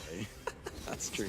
But hopefully What do you mean that's true? Hold up. Listen, 30 seconds left. I'll have this argument with you later. He's actually trying to hold on to Chakrams. He's trying to cycle through everything. You're right.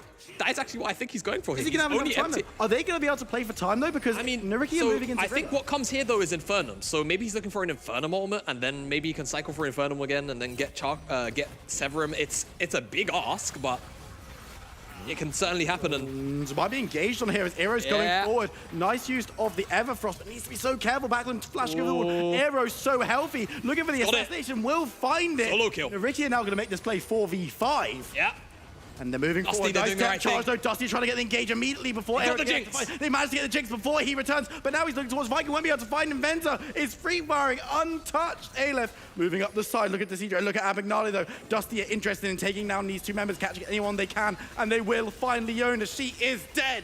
And just like that, Dusty, they take the pick. They lose the member, but then they dominate the team fight, and who cares what guns he has? Venza is just going to move down and help take out this dragon. And what amazing second-by-second decision-making from Dusty. Wait. The bot lane, they went up towards mid lane. Aaron needs to be careful. Desidra is there as well. It's a 2v4, but okay, Silas. Right. A little bit too over-eager. Now Venza is here. Now FGG's here. And now the soul can be secured. Yeah, and what amazing split-second decision-making from Dusty there.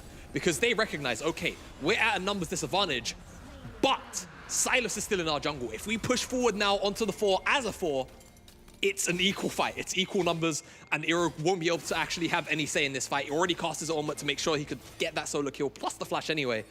Only really working with his regular spells. Amazing stuff from FGG and the rest of Dusty to recognize that is the position that they were in, and to immediately try and punish Nariki for trying to come and save their mid laner. And now Dusty, they're looking And they do it for this Baron. They probably have an idea it's going on. Will catch Aleph in the bush, trying to get some damage down. Dusty gonna peel away. They want to take the fight under Abagnale. They find him. Astor has to flash over the wall. The Leona is forfeit. As Dusty will move forward back to missing the charmer. That could be big, and it's going to be executed Marco's dead. immediately. Astor gets the reset, but needs to be careful. Nice re-engage from FGG as they catch on to Silas. Eros goes low, goes golden.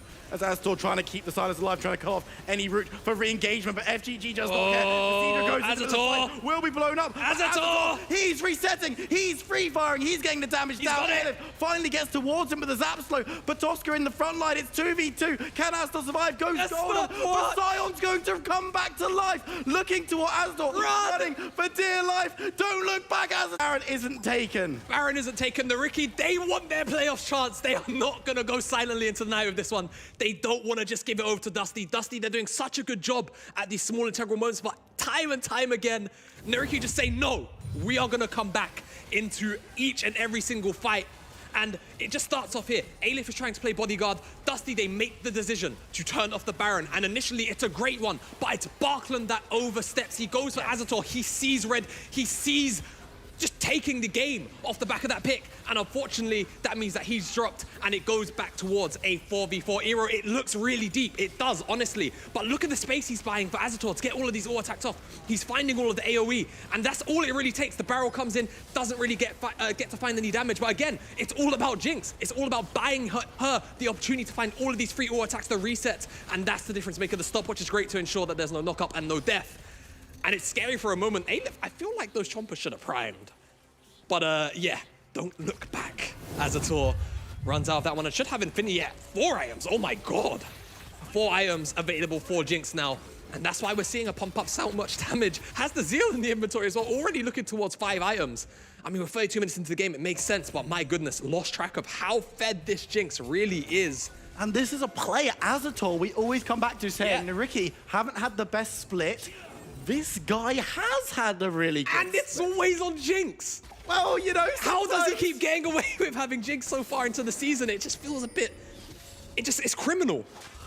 And the champ against Azator. Yeah. Come on, Dusty. But Dusty aren't out of this one yet. They've still got control of the Baron area. They're going to start it up. Members are going to come in from Nariki. But Abagnale is a good distance away. If they want to go in without their Leona, they're going to have to pull the trigger because there's the ultimate coming in from Gangplank. They want to get a bit of damage down as much as they had. Aleph trying to catch people out, can't do so, and Dusty are going to be forced to back away from the Baron. Vikings super low there. Eero on the backline has the depth charge. Nice on it, but he's going to resurrect, remember. Sentry turrets. Else get back up. All the sentry turrets, they're not going to do anything, but it looks like Nariki just need to hold off their advance as they move into the mid lane to try and get this inner tower, which should be free. Yeah, I mean, sure, but that's also a pretty big resource for Viking to lose. For pretty much nothing, right? Losing the GA in this kind of moment, especially when the Elder Dragon spawns in 2 minutes' time, that GA resurrection could actually be kind of key because Viking is playing the front line. He is playing the Disruptor here for Dusty. And without that revive, it could be a little bit harder to do that. We'll see whether or not it actually has a real impact or not. But great job again from the Ricky to, effectively stop this Baron from happening. Dusty, though, they have firm control over this area of the map. And thank you, observers. You toggled the vision exactly as I wanted to ask for it. And now they still get the vision. Yeah. They want to take this fight. They want to be doing what they did last time around, but Dusty are so close to taking down the Baron. What's he looking for? Where's the ult from Azator? He's not going to be able to throw it in time as Baron is secured. Sidra might be a little bit too far forward, gets the flash, but Azator has been hit by the trench line, so he's not going to be involved in any of the fight. Moving forward, needs to be careful. Lee Sin diving out as the slows come through. Dusty, this time around, are the only team to take the kill. It's just Patoska, who might not be the most crucial member, but his wave clear is good with the barrels, and now Dusty looking for the reset. This Baron buff is going to overlap with the Elder Dragon. Yeah, and with the soul in pocket as well. I mean, it just feels so hard for Nariki, but they've been fighting tooth and nail, right, to make sure that they can give themselves this shot next week to ensure that they can try and make them a run for playoffs here. I think they still have the tools available, right? They've got the 4IM Gangplank. Gangplank should have flashback up. Azator, crucially, will have flashback up. Actually, observers, can we get a toggle on the gold? Because I think Azator should be close. No, he's not going to make it to that 5th iron mark, unfortunately. How much does he need? 600 more gold if he wants the cheapest available. Yeah, that's it. All right, let's go back to the items because I think that's the important thing to track now. Relative parity across the board in the mid lane, the AD carries, that's where the big discrepancy is. The top side of the map, it's about even when you're talking about efficiency. Junglers, there's actually an entire extra item on Viking, 2 items actually. So, Dusty's frontline, incredibly powerful. it's all about Azator again in this late game stage for Nariki. They have to keep him safe. They have to ensure that there's no broken up fight. They have to try and, to the best of their ability, with a much weaker front line, play front to back so Jinx can actually layer in this damage. And Patoshka, I'm looking at you to try and find some barrel chains to try and provide some space for your Jinx as well.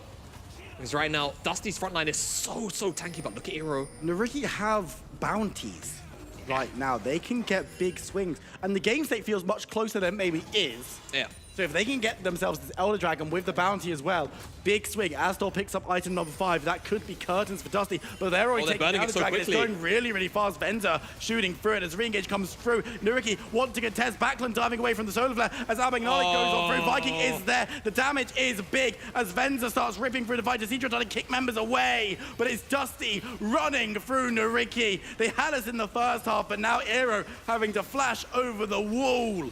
Not going to be able to get away too far as FGG follows through, but it really doesn't matter. They're going for the Elder Dragon. They're going for the teleports. They're going to take down the enemy team to the bot lane with the Baron, the Elder buff, the Aphelios.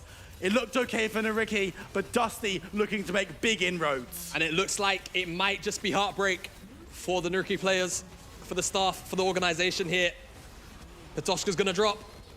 Dusty, they're going to close this one out. It was so close to making this one work. We saw Astralis do it to JDXL. It looked like it might be the same story, but this time around, it's Dusty who punched their tickets to playoffs, and they can look forward to the last week. Nariki left wanting.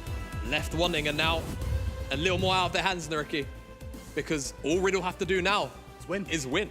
If they win their next game, that's it. Just They've win. locked in playoffs. And it does feel bad, I think, for Nariki in this kind of game, because it was so close, because they fought so hard. And it felt like Dusty, they were making mistakes at these kind of moments that allowed Nariki to really get some big punishes. But again, it was about those dragons that started to come in. Elder eventually came into effect. It's just really unfortunate. Now, they're going to sit in pain, probably watching Riddle play against Veneer. That's going to be our next game. It's a must-watch for everyone, Nariki especially, but of course for you as well at home. But we're going to be talking to both of these teams very shortly, so don't go anywhere. We'll see you after the break.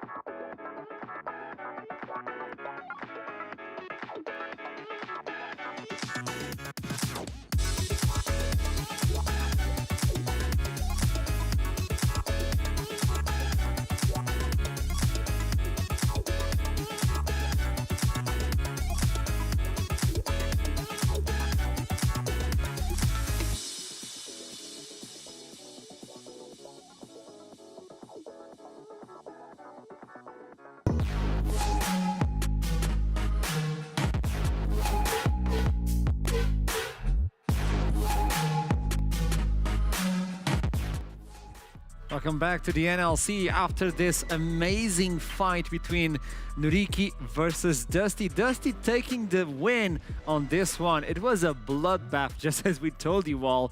Nuriki fighting for the all to reach those playoffs, but it was just not enough. Dusty are secured in playoffs. So it is time to talk with Zen from Dusty, the coach. Welcome. Hello, hello. Hello, okay, welcome to the playoffs as well. It means a lot for Dusty. Does it mean to you? Well, we were always, at least at the beginning of the split, sort of operating under the idea that we're going to make playoffs 100%. But the beginning of the split, as everybody knows, didn't go so well. But honestly, it kind of repeated like that for a lot of our players. Most of the teams we've been on, at least at the very beginning, didn't do so well. But as the split went on, we sort of got better and better in playing it with each other. And then, hopefully we scale to late game, and in playoffs we take it all. One thing that I want to ask is about FGG performance lately. This guy has been popping off as a support. Every eyes is on FGG. Was this player performing like this on scrims, or is this like an awakening arc for the FGG? Well, I do think that FGG is a very promising rookie player. I do think that we're going to be seeing this guy very high up in either national leagues or maybe even LEC one day. In terms of scrim performance, I would say that all of our players have been a little bit mixed. We've all been a little bit mixed, honestly. Some days have been going very well. Some days have not been going so great, to be honest. But as long as the players perform when it matters, right, on tournament games, and so far, we have our ups and downs. Some games are going a bit better. Some games are going a little bit worse. But at least so far, the team has been getting better with FGG on board, right? Obviously, he's been a big part of our wins recently. But I would say that every single player on our team has had these highlight moments over the course of the split where they really carried the team over the finish line. So I do think that while FGG does recently at least stand out because he's more on these flashy champions, these Rels, Nautiluses, etc., etc. I think that when anybody on the team that's put on a playmaking champion can make stuff happen. Yeah, and it seems like the way you guys are playing, this is why you locked in the playoffs so soon as well. I want to ask you about where do you see yourself in playoffs? Who would you want to fight versus? And where do you think you're going to reach? Oh, well, I kind of have this idea that we're probably going to have to go through absolutely every team. I think that running through the gauntlet is honestly slightly underrated. So even though you have to play more best of fives, if you're a good team, you will win in the end, right? You will make it to the finals and you will win. And honestly, in those situations, the more best of fives you actually play, usually it is better. Your players are more played in, there's a new patch, you have a better read on the meta, etc., etc. So I do think that we might have to go through a little bit more games, but I think that's going to be good for us. And obviously, we all want to beat X7, we all want to beat XL. And I think that if on the day we're good, I think if we continue improving and if we play well on the day, I think it'll be a fun best of five to watch. But I do think that we have a good chance to take it if we're on top of our game. That sentence keeps appearing, like if we're on a good day, Dusty can win versus everybody. Well, you showed this so far, so I'm really excited to see the playoffs. Thank you so much for the interview, man. It's a pleasure to meet you, and I'll see you soon. Thank you very much. See ya. There you go, Dusty locking themselves in playoffs, and if they're on a good day, they can beat everyone in the league. On the other side, though, on the bad day, Nuriki, this is a bad day for them. Was told by the production that they cannot go anywhere into playoffs right now. I still have to make like one. I need to confirm something, but I believe that Nuriki are now out of the run. And this obviously, it is really rough. I want to make this interview a little bit shorter so the player can go and take a breather and rest a little bit. I have Petoska with me, who played GP on this game. Obviously, this is going to be tough, and I'm going to make this really short so you can rest after this one. So looking into this game to begin with, GP versus Cyan, is this a good matchup or slowly an insidious death for GP? I mean, it's all right. I think it really depends on how the early game goes, and I think maybe I could have done more in the matchup, but I maybe played a little bit too scared. I respected enemy jungle a lot, so I didn't do anything too insane in lane, because I thought if we survive, we're chilling, but yeah. That's something that I wanted to talk about, the idea that I saw you play Monday with Fiora. You were one of those games that you can just put on your mind and recall every single time you hear the word Petoska. And I felt like the team was a little bit scared today. Was this because of how valuable was this game to you guys? Was it because you guys were playing versus Dusty? Or just the heavy burden of looking into the, if we lose, we are out of the playoffs? I mean, I can't talk for the others. I think for me, it was, well, I don't know actually, but I guess it was the game being important, but it's not like the last one wasn't as well. So Yes. I don't know. I mean, last game was just weird. It was. Okay, I'll give you this last one and I'll let you go after this. It obviously now it's a tough time for Nuriki, a team that didn't start well but showed a lot of improvement. Every single player on your team shined throughout the split. You had times for each individual. What does this mean for Nuriki from now on? Are you guys looking into the next split? Are you looking for a little bit of a break? Or are you still confident that you can show everybody what Nuriki is about? I mean, I don't know. We haven't really decided yet. I guess we'll, I mean, for the rest of the split, I think our plan is probably to be as annoying as possible to beat. And yeah, what comes after the split, I'm not sure. I guess we'll talk about it later. Yes, makes sense. Petoska, it was a pleasure to have you with me on the interview. Obviously, you'll need a little bit of time, but it's always a pleasure to see you play, and I hope I can get to see you more and more, and I'll see you in the future, man. Thank you so much. Yeah, thanks for having me. Always. Obviously, it's a tough time for Nuriki, being removed out of the playoffs after this defeat versus Dusty. But now, without further delay, I'm going to toss it to a break because after this, we have the game of the week. It is going to be Vanir versus Riddle. Riddle cannot lose as well, or else they might be gone. Who knows what the future holds? Well, we'll tell it all about it after this break. I'll see you soon.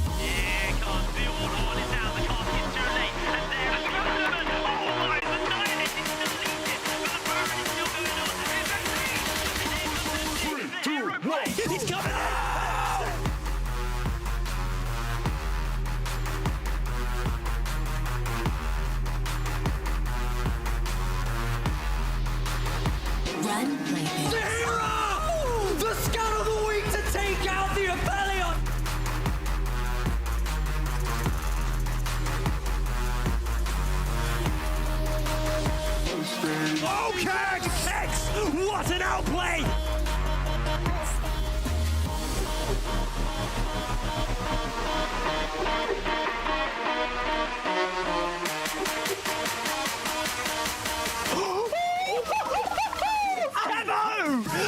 What was that?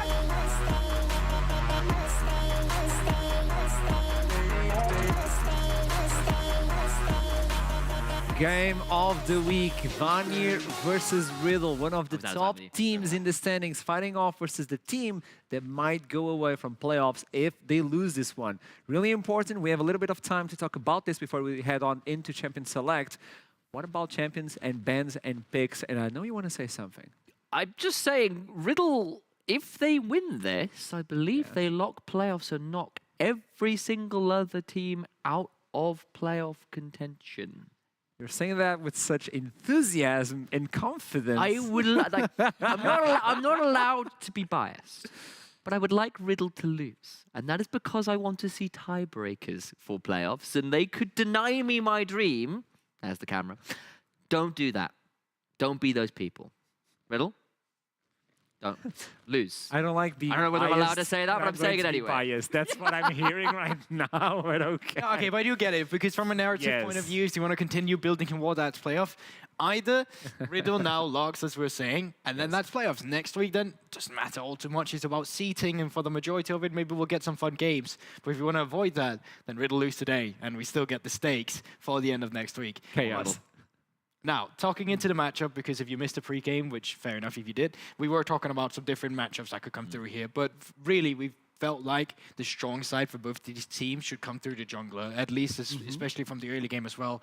From Vanny and Noodle has been such a pivotal spear of attack, where on the side of MC, it's a big back and forth, but I feel like you can say that of majority of the roster of Riddle. Therefore, I feel like if you just choose one lane that you want to facilitate in this game, and that you can attack in the early game that puts you in a comfortable spot towards the mid game, it becomes way easier for them. Because Riddle, even with a lead going into the mid game, has shown they can throw these kind of games. Like, they are very unstable when it comes to that mid to late game. So therefore, I think it's crucial that you don't fall behind early, because just traditionally speaking, we haven't really seen them call their way back all too many times. No. And, you know, part of that for us was on that jungle matchup, as you said, and MC has been doing really good at getting individual leads. You know, if we've said the one time he's had an Italy's crush on it, you know, we've seen him go towards some spicier stuff, but he's gotten these individual leads and not made the most of it when he's been on things like the Lee Sin in the way we want him to. Yeah. And if you're going to play a selfish, I am going to get a solo advantage, largely at the expense of the other jungler kind of playstyle, you need to be playing different champions. If you want to be playing things like the Lee Sin, you need to be being more proactive. You need to be making something of those leads and making the utility, or making the use out of those kits to get your lanes rolling. And in fairness to them, they did try it on Monday, and they did actually get some really nice early plays into the Draven for Vadichan. It just couldn't keep Well, once again, what did we rolling. get then? We got to the mid game, we still lost it. So that's the thing once again, right. So it is crucial that you get that right. And also, I do feel like there are points of attack. I mean, Riddle is always an interesting topic for me to talk about, because, you know, I reminisce of the past, and I'm looking at the old Riddle we have of former seasons, like even in NLC as a team itself. You know, they were the first one of the first teams we sent to the European Masters of the iteration of the Northern League Championship. And Kegs, MC, and Slowq did play together, just with a different bot lane last season. And, you know, they were made it to. They were pretty good in summer, yeah. Consistent as well. Something has changed in dynamic that have made me say as well, I don't see the same Slowq. Like, at first, like, especially towards last season, I kept thinking, you know what, this guy, he's finding the solo kills. He's been really aggressive. Like, he's got a very interesting style. But he's definitely been struggling with finding his footing this time around this season. And I feel like you want to have a point of attack. I mean, Sahira's been a little bit inconsistent in lane. Has been improving, bluntly. So I've seen like some good stuff in the past couple of weeks, and we are. Nidalee is open. Obviously, they might you're right. pick it, or else you're delivering Nidalee to MC. This is one of the hardest decisions that I've seen. I don't see Noodle playing the Nidalee in the jungle. Oh. He has to do it. Oh, so they can read. And they've decided to not ban Italy, but they are debating the first pick on it, as you mentioned. This is a team that defeats other ERL teams when they get access to Nidalee. Okay. I was going to say, so, yes. This is, I accept the challenge. So Nile can play this, but Noodle on Gwen has been incredibly good. This is a real flex for Veneer, but I honestly feel that Noodle can definitely run over the game with that. And if you're going to take two kind of scaling-ish AP carries, or rather two, like Nidalee is looking to like take away as much as you can from the other jungler, you can really punish someone like MC if they do go towards the Nidalee if you use a Hallowed Mist and stuff, right, as well to block spears. They also really threw a curveball in, yes. It's no surprise Nidalee does come through. But they threw a curveball with the bans in terms of they ban Jinx themselves. They opted in for not banning the Gwen, meaning that they know they can get the Aphelios for themselves then, because they have to take the Gwen on first pick here.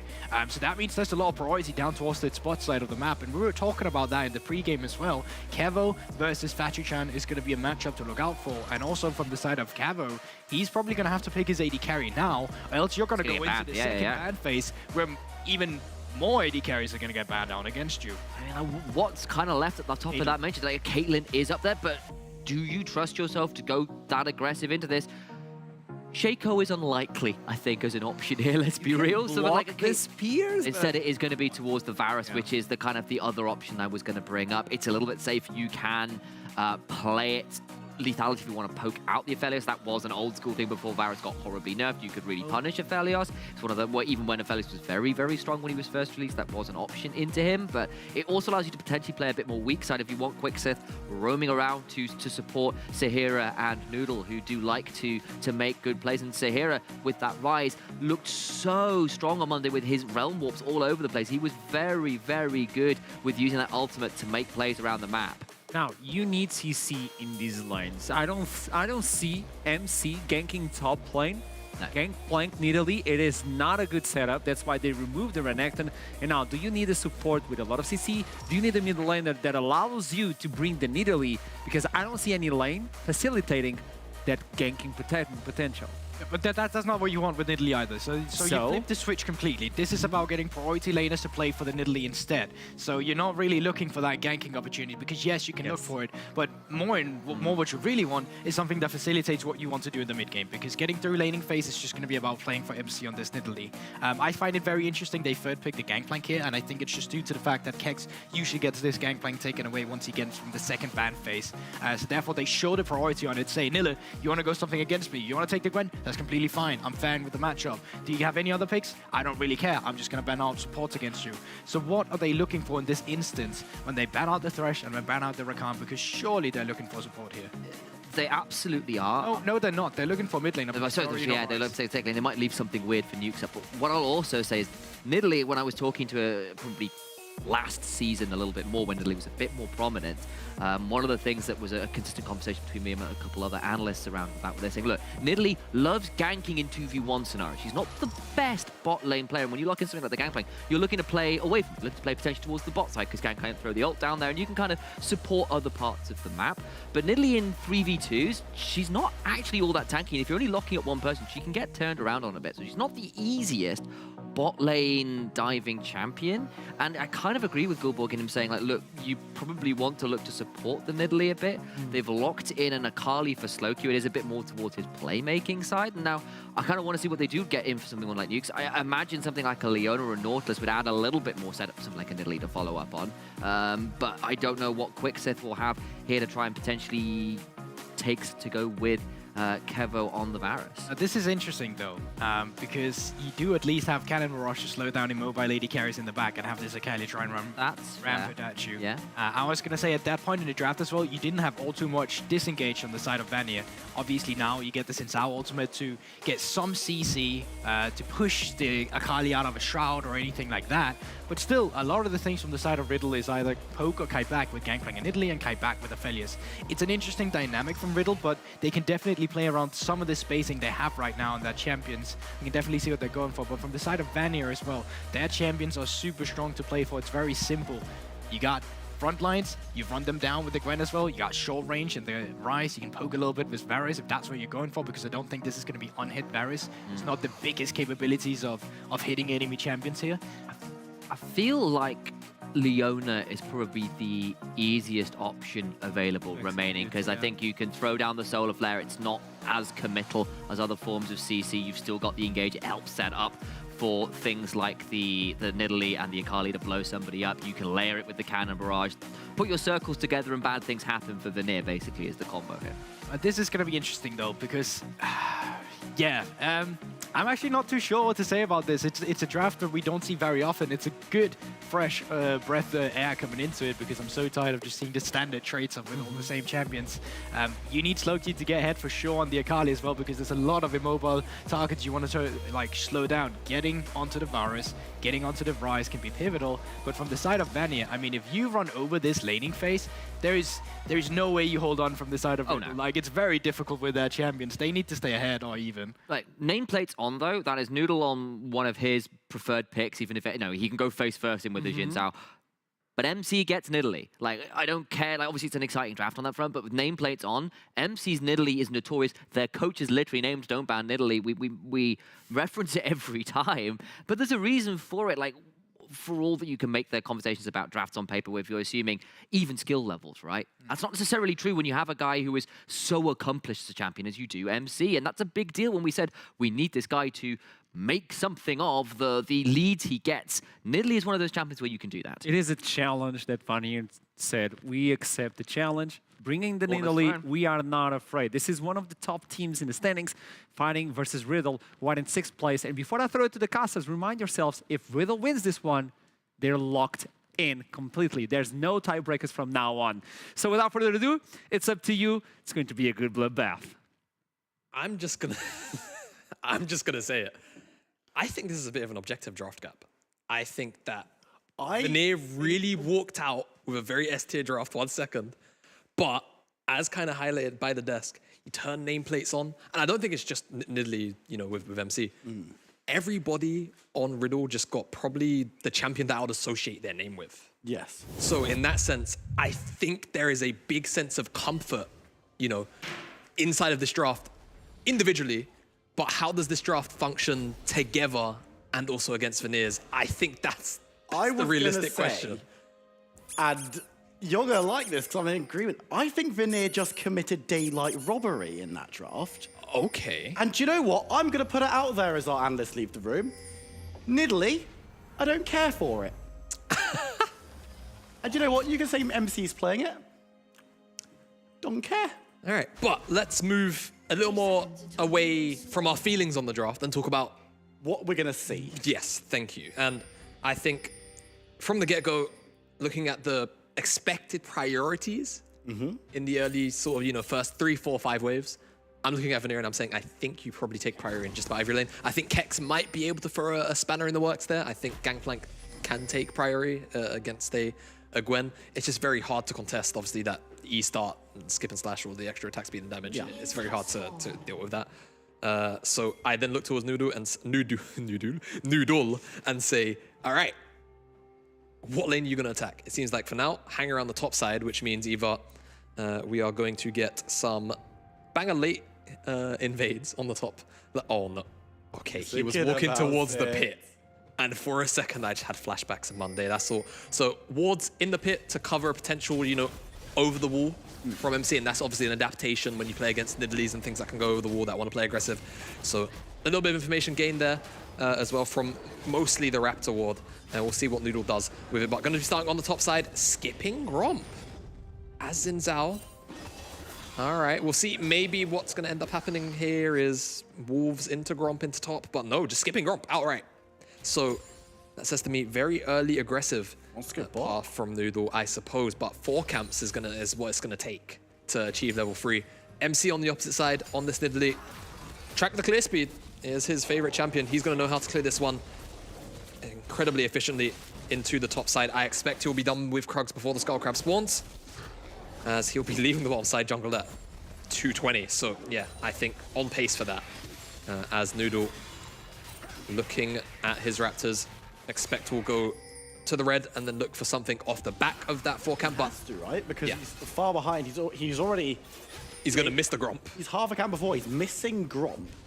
This could even give an opportunity for Embassy to move in and catch it himself, because... Yeah, because I think the thing is, after MC's full clear, he's going to go to Skull Crab. Grab it. And then he's going to go and check the topside jungle as you do standardly. And he's going to... be a crop. Yeah, so I think MC's going to find himself a very happy customer on that the invade. red. He's gone immediately from chickens to Krugs, and is now going back to start up the red buff. Which, okay, that... I can explain that. That's Okay. to cycle the camps a little bit quicker, because it seemed like he's always going to be clearing out the jungle entirely, so why not cycle So it's a the case of highest making sure XP? that the cooldowns are in yeah. a good line to go through. But it's still very peculiar in that sense of, okay, now you've just given MC a free jungle camp on the top side. I would expect him to go and check afterwards. So here you go. Very standard. And this is the adaptation from Nile here. Picking up the wall. And yeah, I mean, He wasn't expecting it. He was recalling. And it's like, huh? Right. So now it's just a flat-out camp advantage to MC, which in the moment, it might not necessarily matter that much, but MC on a comfort champion, again, it's very important to highlight that. Riddle have a very comfort-based pick-orientated draft. This is not a draft that necessarily, in my opinion, works very well together. Can he make this work? Slow Q, just be careful, but Noodle going to back away. Wasted a little bit of time. Didn't even get a summoner off Slow Q, though. But it's time bought, because now Slow Q more likely to have to blow the flash to make it back to lane. Teleport. No, teleport, thank you. As Noodle passes through the top side, places a ward on the Raptor camp again. Slow Q does have to expend his teleport. Doesn't even have flash as Ignite, so it doesn't even have flash. Expended it in Champ Select. Exactly. And yeah, MC back to full clearing. And of course, now, naturally, Veneer are going to have a very good idea that he's probably doing this. And I want to see the adaptation of Noodle to pretty much just go straight to the dragon here. The issue is, though, bottom side, Fatijan and Nukes, it looks like they are actually going to be having bottom side priority. So that's something that can be checked here by the Riddle laners. As Veneer are going to have to eat up this wave. If they see that they're looking for a reset, then maybe Dragon becomes a little more of an apt opportunity here. But Noodle's actually pinging onto the chicken camp. He wants to go and invade, and MC, I think, is expecting Noodle to be on this dragon, or is just going into this bonsai jungle for a little bit of information. Either way, looks like maybe instead they actually want to try and set up some kind of dive. They don't have mid lane prio, and Sahira does have teleport, but no mana. Can they do this when there's a Nautilus Varus? I mean, I think the thought process is you've got Leona and you've got Gravitum in hand for Aphelios, so maybe that's enough setup for them to work with. Not too sure, but Noodle picks up the chicken camp on the top side, actually disrupts the camp. Nukes is here covering, which is a very big deal. If Noodle went over the wall, I think that would have been flash blown from Noodle at best case for him. As a lot going on just in between the sort of intricacies of the jungle right now. I know it might seem a bit irritating to only talk about the jungle, the opening moments of the game, but it's so important. This is what we talk about so often, because people say, look, there's aggressive junglers, blah, blah, blah. Yeah. And it's very binary in terms of you either gank lanes or you clear your own jungle. And then some people are like, well, the next layer down is like, well, you can go in and you can invade, you can cause stuff like this. But the decision-making between these two junglers is going to set up this game so pivotally, primarily because not that much is happening across the map. We've seen one summoner blown, that isn't Smite, before people start chatting in chat. And it's a teleports back to lane after the only gank we've seen so far. However, Noodle's pathing is what is going to set the tempo for where these junglers are going to be. Yep. And they're the ones where you'd expect play to be around, even though we haven't seen that much play and interaction just yet. Yeah, and speaking of pathing, look at the jungle camp difference already between Noodle and MC. It's starting to ramp up quite quickly. MC doesn't have Smite, but I think should be able to execute the scrump just before Noodle gets here. However, there's a read on the map. Nile's coming through. MC's in trouble. Actually going to lose out on the buff, I believe, as Nile goes over. MC flash over the wall, should be able to escape as Gwen can't follow up. But that's what can happen. And that's just great presence of... Realm Warp coming in. Coming on through. It's just Sahira gets the flash forward. The damage is there. Can they get the kill? Yes, they can. Sahira teleporting out, knowing that Gwen can't stop it. As we see the escape from Gangplank Kex on his way out. Yeah, has to blow the teleport because he knows. Well, they've just teleported to my Tri-Brush. Back in now, and now he has to just come back to lane. Yeah, he knows. I mean, if he was, you know, it's spur at the moment stuff. Right on the bot side. I think Nukes is just going to take a little bit of damage, but no real extended damage on there. Yeah, I think, unfortunately for Kex, yeah, just realizes, okay, got to blow the teleport. If he was really, you know, really thinking, teleport back to base, but I guess then maybe you would miss the wave, so That would feel quite bad. MC clearing out the bottom side jungle. Will be spotted out, there you go, by that ward. Will he drop a control ward to maybe clear that one out? Sweeper's coming off cooldown, maybe he gets that information, we'll see. But yeah, very efficient, you can see MC. Both jungle camps at the same time. It's something that loads of junglers can do, but do you see many players do it as efficiently as that? I don't really think so. And we'll just start up the dragon. Has the Sork Pen Boots, Dark Seal, a lot of confidence between him and Slowq both having, of course, the stacking item, which could potentially build into a Medjai's. Would be expected, especially when you're giving MC this middle lane. And oh, pings coming onto this dragon, they know. They do, and Noodle is running on down. They've got Sahira in reserve as well. Bot lane priority is for Riddle, and they're actually going to start a fight down there. Dragon is going to be secured by Veneer. Quickstep needs to be a little bit careful. Burning Low has to run. Snipe coming through from Kevo, but Quickstep will be the one who falls. It's Aphelios securing first kill of the game for Riddle. All right, global difference there for Riddle. They pick up the kill, and it goes on to Fadijan. That's the important thing. Cannon Barrage ensures that 2v2 is a win, but in the river, Noodle and Sahira, they forced MC off of that dragon. Leashed for the Xin Zhao and the Rise. So Veneer, they do pick up the first dragon. It's not a complete win on this play for Riddle, unfortunately, and Sahira is actually trying to do his damnedest to slow down MC, taking away the little chickens. Isn't quite going to find the big one, and immediate pathing again. Wants the Skull Crab, maybe even on top of that, the Gromp, but that control ward as kind of hovered over by our observers there, not spotted out by the Riddle camp. And we'll continue to provide a little more information as Veneer now know that he's on the red buff, and Sahira, Quicksef, Noodle's also on the way to this. MC has to make quick work of the red buff if he wants to secure it, and unfortunately for the Veneer side, they're not able to get in time, but they will start up this Herald. And now Riddle, what is the answer to this? You've brought up nukes, but with Kevo missing, is this a scary contest for you? I mean, you can tell by the posturing that they think that this is a 5-man contest from Veneer, because Kevo is basing and Kevo is walking towards this as well. This is the part where I'll say, all right, Veneer have this. What about the bottom lane? Because Fatijan, he should be stacking up a wave, and Riddle are actually looking like they want to set up on the bottom side. It's only 1 minion wave, and Fatijan actually isn't even going to go to try and take off at least one tower play for this. So Veneer, if you ask me, they get away scot-free with this one. They pick up the Herald at very little cost, a minion wave at worst. But even in saying that, it's Nile, which is realistically the person that's going to be missing that, because they sent Kevo up to the top side. He opened through the mid lane. They said, all right, no use in sending him to the bottom side because Riddle, they've got control of this side of the map. We'll just be sending our AD carry to die. Get him up into the top side, send the immune Gwen down to the bottom lane instead. And eventually, Fadijan has traded out. So that's 2 plates, but it's Herald that's still in pocket. 1 plate goes over to Kevo. And this is going to be about how much work Veneer get on the side of the map done. Nukes and Keks, they're here. I mean, Noodle has Rift Herald as well, as you mentioned, so that second plate going over to 2 for 2. If they can get another half, they're going to actually drop the Rift Herald. Nuke's coming through, hitting the solar effects. Only slow onto Nukes as Kex moves forward. MC on the route, actually, but they're looking for the dive with the help of Rift Herald. Depth charge onto the gangbang as he's knocked up. Nukes goes low, but it's actually the first kill of the fight going over to Leona as the tower takes him down, still standing strong as well. MC should be able to get the cut down on to the Nautilus. And Slowq actually going to be donated the kill over. They want to get the Akali rolling. And the tower stays alive as well. Tower stays alive. Correct call to give that to Slowq. Slowq had roamed all the way up here to ensure that that was going to be a successful play. In your right mind, you would maybe think MC just executes. But no, definitely very generous and makes the right team play there. Kex, Orange is away, or Citrus is away from that route. Would have died otherwise. And yeah, Nukes, they're diving onto a Aftershock Leona at the end of the day. I think it's an Aftershock Leona in this game. And MC, yeah, just could have cleaned up, could have very easily taken down. But yeah, just gives this one over. And Slowq, at the very least, picks up something for this roam. Is Aftershock Leona. I did get that call correct. Good stuff.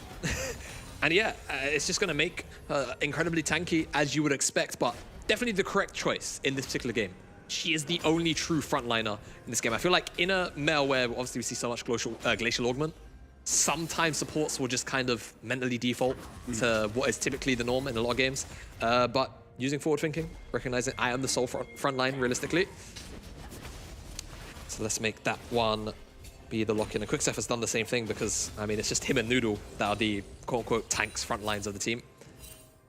And if we zoom out, 12.5 minutes into this game, it's neck and neck in the gold department. I think that's when I call for the gold individually, because that's really where you have to try and start to make some kind of distinctions between the two. The mid lane, 500 up. for Sahira. Jungle is actually dead even, and the only other notable difference between laners is Kex and Nile with around the 500 gold difference as well. So neck and neck, Realm Warp being cast towards Veneer members on the opposite side of the zone tower, but maybe the call was to try and cut off Slowq or MC in the river. Dragons up in 20 seconds. Yeah. So wanted to be positioning around that one potentially as Riddle just putting in a little bit of poke from Falicam, but he's going to take just as much from Varus, and the engage comes through here. People need to be careful. Noodle throws down the ultimate, but he's getting taken down by people in the circle. It's going to be MC going down first. Quickstep securing the kill, not necessarily the target you want to get the money on, but you'll take the kill onto the enemy jungler nonetheless. However, Noodle's going to reset, so they're not going to try to sneak away this dragon. Yeah, not just yet. Maybe. I mean, that's an interesting choice. I think no smite. That's the only reason I could think of for not going for this dragon right here, right now. But yeah, spoken about, naturally, Nidalee squishiness as a champion. You jump in situations like that, you want to be out as soon as possible. Yes. You don't want to stick around. And unfortunately, Kevo has the Eclipse already finished up and was able to burst down MC in the midst, of course, of Noodle's damage quite quickly. And now I expect a Veneer contest on towards this dragon. I don't think that you would see them ignore it this time around, but it's given apt time for Riddle to potentially prepare for a contest, because Kex has teleport of his own, has the Ulma available. It wasn't available beforehand, but Riddle are just going to give this one up, it seems like. Posturing says absolutely not. The reset comes in from the Aphelios. And that will be second dragon. It's going to be an Ocean, which honestly, with the amount of healing and regen that can come through from some of these champions anyway, and the fact of the innate tank stats of champions like Ryze and Norless, that Ocean Sword is going to feel very, very oppressive to have to deal with, and it's also going to nullify some of the poke that we was theorizing would obviously come through from the Nilius, why you pick the pick outside of the early game pressure. It's about that poke in the mid game, and that can be nullified if Veneer continue to snowball on the dragons. And I mean, with those plates falling off as the dragon was taken as well, the opportunity to get more gold is a little bit more tricky as we move into the mid game. But Veneer, those two dragons have set themselves up in a reasonably good position. Of course, Riddle hold the very minor gold lead, but as you said, we know some of these players can play these champions, and this is kind of where you'd expect a team with the more early aggression from champions like the Nidalee. You kind of expect them to be up at this point. However, MC, given a very good opportunity to get ahead so far in this game, has maybe struggled a little bit to get anything truly going. With Veneer being able to take down their first tower as well on the top side, that basically evens things up. Yeah, I mean, like you're saying, MC's not really been able to get too much done tangibly, right? Anything that really looks like a massive result for Riddle. Up a couple of camps, sure, but that's about it. Up in XP, stats that we typically associate with MC. But again, it's not really provided too much for Riddle in the grand scheme of things, unfortunately. And this is where I start to, you know, relate back to draft, assuming that there is no major fight around this Herald. So may have to hold on to my point until after the fact here, as Herald will be checked. Sick. Hex on the top side, but nearly there as well. Veneer are going to be chased away as Riddle move into the area, removing vision as they do. Sahira over the wall, of course, level 12. That's second rank in that. Yeah, ultimate. thank you, observers, because I was about to say, there's not too much vision here for Veneer. This was, in the grand scheme of things, a bit of an audacious Herald startup, given the lack of information around the pit itself. And Riddle have found themselves with priority and numbers here first. Slowq can always teleport if he feels like it's necessary for Riddle. As Veneer, they don't look like they want to give this one up free. Oh, Nuke's going to dive on through, but they're only going on to Noodle, who pops the ultimate immediately as teleport coming on through. Nile's now the focus on the top side as Riddle lose Nukes. They're going to move back in. They're trying to get on Slowq, though. Be able to do so. Quickstep will also run down river. There was a fight in the top side of Slowq. Someone get the Herald. On forward. The Herald Eye is going to be skilled by MC and moves back into the pit, maybe looking to escape, changes his mind and throws the spear back in. Finds it onto Noodle, but it doesn't go down. Slowq survives and pops a little bit more health as MC will chase further, looking towards the Zinzal, but won't be able to find him with the spear. And that should be all she wrote. That's a massive win for Riddle, and we have to remember, Nariki just lost their game. Yes. They win this game again. Re-engage onto MC as Noodle's looking for it, but the Gravitum holds him in place, and Nidalee should be able to secure the kill. Yeah, and like we was just saying, Riddle, if they win this game, that's playoffs. That's locked in. Yes, done, sorted. Yeah, you know, the rest of next week doesn't particularly matter for them anymore, as let's look at this engage here onto Noodle. Crescent Guard saves so much damage, and it looks kind of dire realistically. But look at the top side. Nile's just getting run down 1v1 by Kex. Ooh, eats the true damage portion. Real nice as well from Kex to get some of the trial by fire damage in. And we saw what was happening down here on the bottom side. It was a bit of just mechanics check here from Riddle individually. As yeah, Vanir a little bit too scared after taking down nukes. A little bit too much of an overcommit, you can maybe argue as well. And it's punished by Riddle quite heavy-handedly to 2,000 gold ahead. Medjai's picked up for MC, and that says to me in the mentality of him right now that he is confident that he will be able to stack someone up. To pick it up so early, that's in its own right a bit of a gauntlet throwdown to say, I know I'm not going to die from here on out. I'm going to play not necessarily safe, but to stack up the AP to ensure that he can hit a little bit harder as things go on. Herald picked up. Kevo only has cleanse. Ooh, and actually gonna have to be popping it as the Gravitum stun comes on down.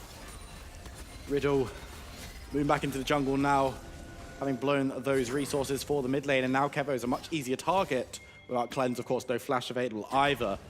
I'm just looking at where the next fight is going to be. Probably around this third dragon. Of course, Vanir have been having the worst of it. Yeah, and Riddle are going to feel so comfortable to contest this now, I think. The fact that Kevo doesn't have flash and other targets can very easily be picked up on. Fancy John's got very, very good guns, so they've got priority on the bottom side. Kex is level 13. That's a massive caliber moment to chunk out so many members. Just the extra bit of HP, it can mean the world. Watch slow Q as well on your mini-map as he's moving up through, because we know what this guy can do on a flank. And we're going to see Rift Herald dropped in the mid lane. That's just going to cause a little bit of pressure that Vanir will also have to consider. But when you were talking about Riddle being comfortable contest, they're going to be comfortable just to start it up, because Vanir is going to try and stop this charge. Won't be able to do so, but will save their tower. It's free real estate. Yeah, that's Vanir yielding that dragon. That's Vanir recognizing, okay, we don't think we're strong enough to contest them right now. It's a tough call. I mean, I think they're definitely not all on their item spikes. So I can understand why they'd maybe not want to. And I think it's definitely the safer play. But it does mean that now Riddle gets so much extra time. And if we're talking about, you remember I opened quite strongly. I said, I feel like Vanir got away with... Ooh, Kevo needs to be careful. Not going to be caught by the Xenoblade, so should be okay. Got away with murder in this draft. And picked up a lot of S-tier picks, a lot of strong one-to-one picks into the enemy composition. But this is the thing. In these high-stakes games like this, you really cannot undervalue comfort sometimes. True. And I mean, again, and I'll reiterate the point, for Riddle, you look at all of these champions, maybe you can argue Fatijan, maybe you apply a different champion to him, but at the moment, it's the Jinx Felios meta, so yeah, that's just the way the cookie crumbles. I think of GP Kex, Riddle, MC on the Nidalee. I think of slow Q on Assassins, right? Whether it's Irelia or Akali, and nukes on engaged tanks, of course, like this Leona. So comfort can trump an S-tier draft. Fatijan. That's the dive away, but look at this. Akali's coming on through. Keep your eyes on the board. Kevo got chunked. He's diving on through. Slowky trying to get as much damage as possible. Nice ultimate from Fatigan will blow Zero. He's going to survive. Burn slow with the Ignite. Will go down. Nile trying to do everything he can to assassinate, but won't be able to do so. Gets taken down in the end. And it is Fatigan with the double kill. Baron on the menu. Can Noodle and Kevo contest 2v3?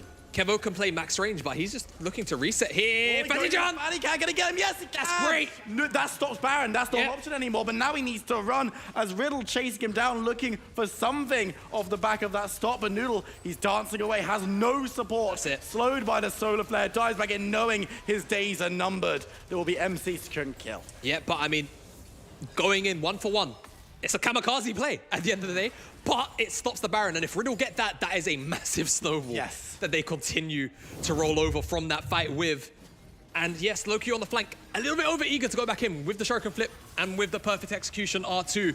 But I mean, look at all of the AoE damage. Can you blame him? To be honest with you, I don't think you can. But look at Fatijan, relatively untouched until Nile gets his hands on the AD carry, but even then, cut down in his tracks. And so much damage came back out on to the members of Vanir.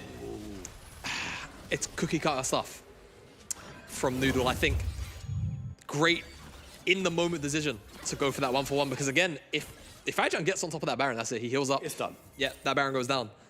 As Slow Q does win this 1v1, I think. It would be quite close. It's Rocket Belt, so it's more flat pen. and Nile's only really working with healing and cooldown reduction. So more battle stats for slow Q. Size against going in from the bush though. Yeah, exactly. So backs away. And there won't be any 1v1 to be had on the side lane.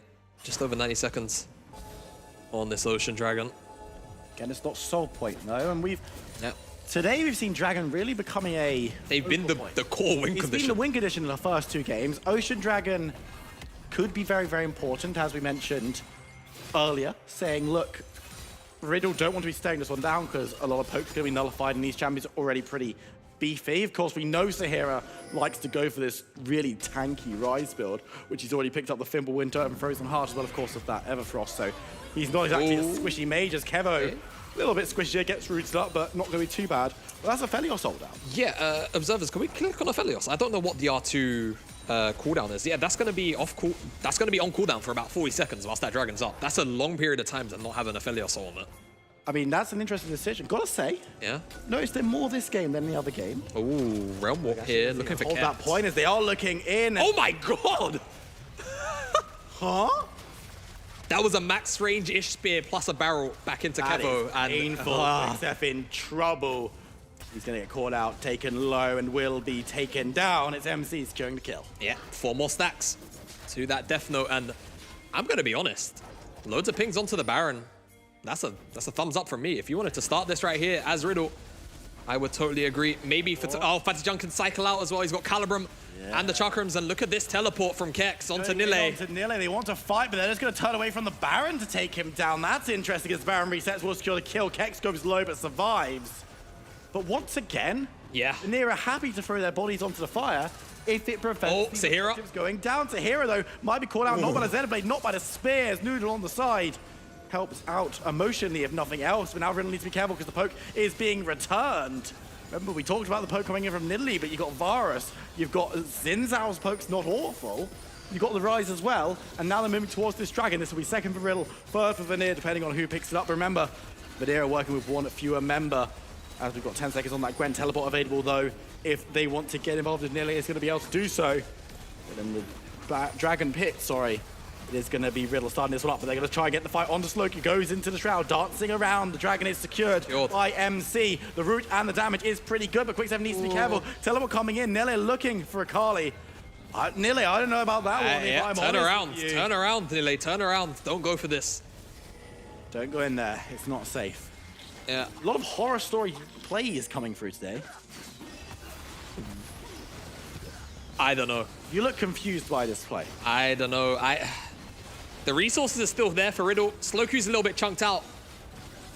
This is desperation. I mean, it's going down really quickly, but there's the gangplank goal. Do loads of work. Quick7 moves away. It's stolen by MC. Disaster for Vanir, and they're going to be ripped to shreds. I don't know what Vanir were thinking, but Riddle respond. They take down 3 members. Noodles in the jungle looking for something, anything. He's recalling between 2 members. What's going on in Vanir's comms? Riddle take literally everything.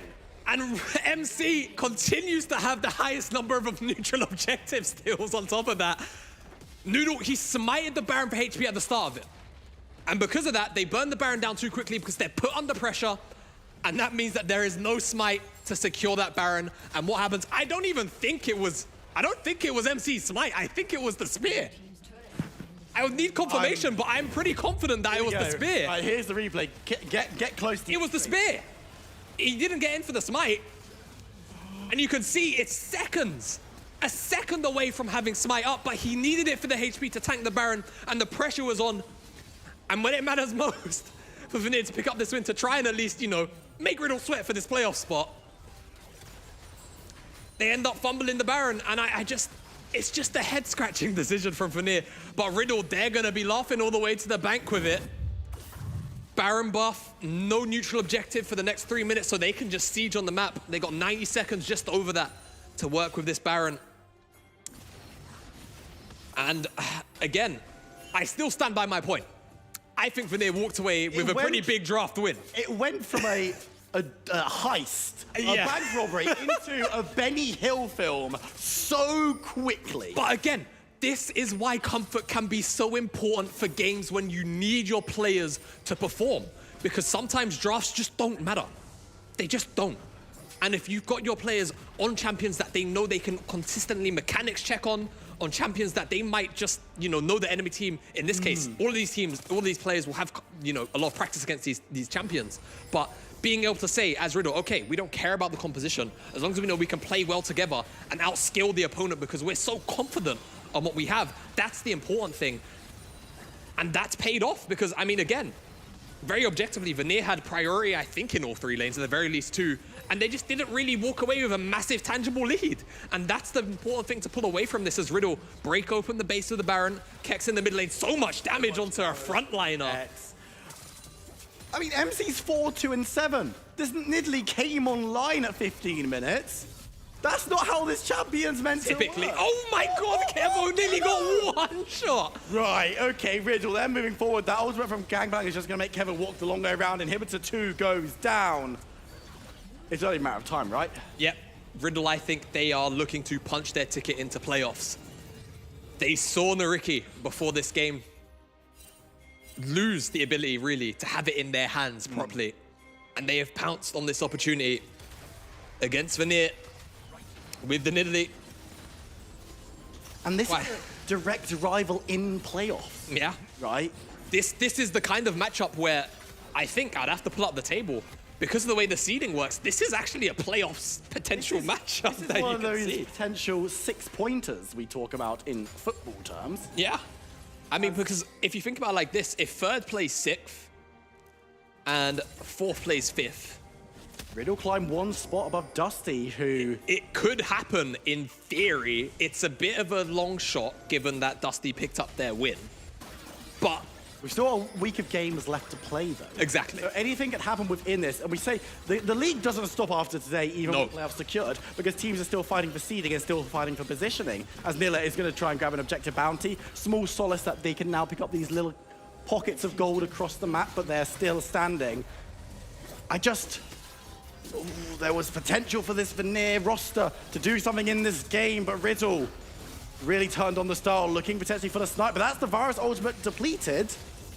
No Baron anymore, which is fortunate for Vanir. Defending will become a little bit easier, but they're also having to stem 2 super minioned up waves in the mid and the bot. Next fighting position will probably... I don't know if the Dragon's even that relevant anymore. I don't think these teams care right now. Riddle, I think they're just looking to use the pressure of the super minions to try and get this 3rd lane down. MC might walk all the way down to get the Dragon, and Riddle, they say, all right, there's a little bit too much wave clear here for us to deal with. A minute on Baron, you take this Dragon, you reset, you go take over Baron's area, you secure that. Hey, look, I'm an analyst. Yeah.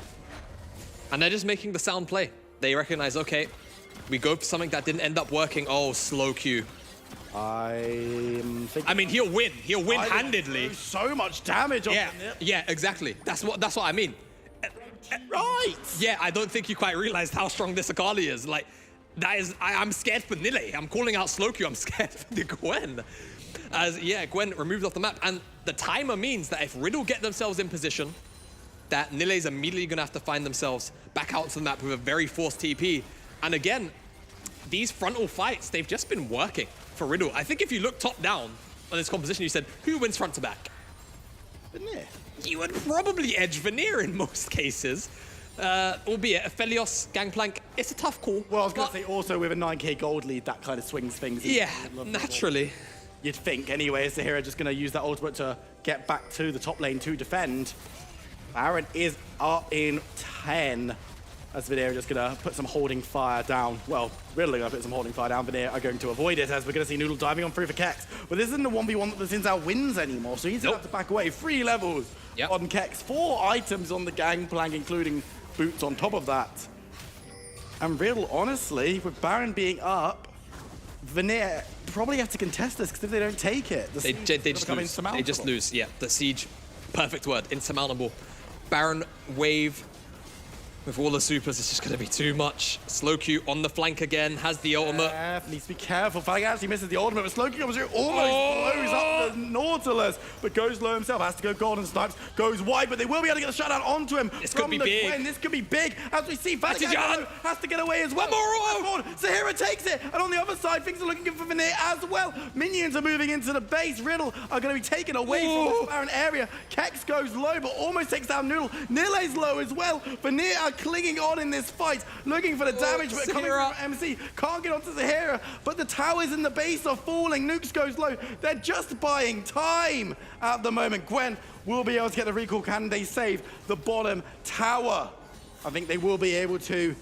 Yeah, just moving on there now, so they shouldn't be losing anything in the base. MC picks up Zinza. That's going to stop any kind of play from Veneer onto the Baron itself, because they've got no smite. Nukes and MC running around, wasting so much time. Kevo goes low. Teleport has to come in as MC dances away. Nukes gets another one. Sierra running for his life. He smites the Baron. Nile's back. He's going to now take a little Nukes. Nukes goes in, doesn't take down Sahira notably. Teleport coming on through. MC needs Needlework. away. Needlework gets it. Slowq's back. Slowq's back.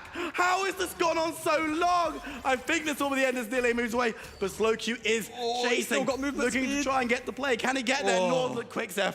He saves everything. Deep breath, Will. Deep breath. Let me talk.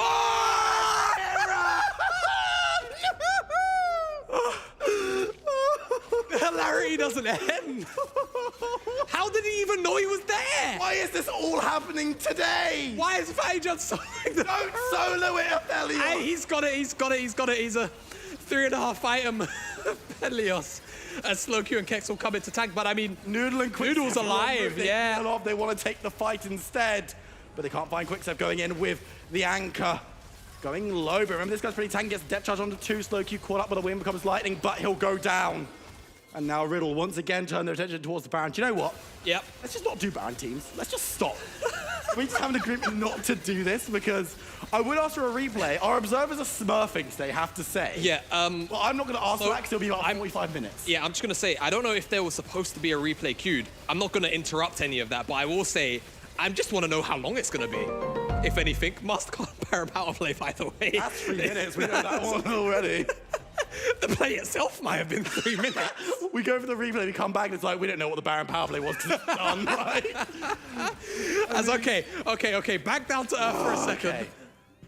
Ocean Dragon spawns in 1 minute. That you guys can't see what Will's doing, but he's doing yoga poses to try and calm down. It's Ocean Soul for Riddle if they pick it up. It is almost a 10,000 gold deficit. Now, we are at technically the point of the game where gold leads start to matter less and execution is very important, but I mean, you zoom out, look at the item discrepancies in the places where it matters realistically. It's actually Sahira that's pulling a lot of this gold back. I mean, he's full build.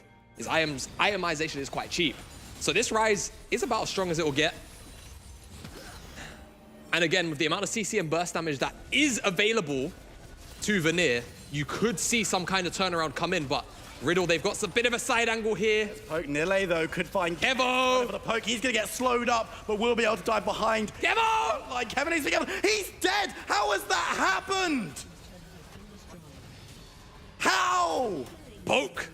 It's the poke available to Riddle. Re-engaged. Nile's looking for something, but Nukes is probably not the priority target. Sahira needs to be a little bit careful. The needle Take what you can get. The damage, they will be able to take Nukes down eventually. Nile goes golden to survive the burst. Quicksep needs to be careful, but Kex is chased away. Slowq's just not here. That's big for Noodle. Slowq's in the bot side. Nile's dead. Dragon. MC Nile, he's not dead. He's absolutely fine. Get some fruit, lad, and you'll be good. Veneer, health bars are too low. Slowq, this looks delicious for him. This is a game-winning flag. Hammers on the table, goes towards Nile. Can he find him? He's caught out the slow, but not a stun from the Winter's Bite.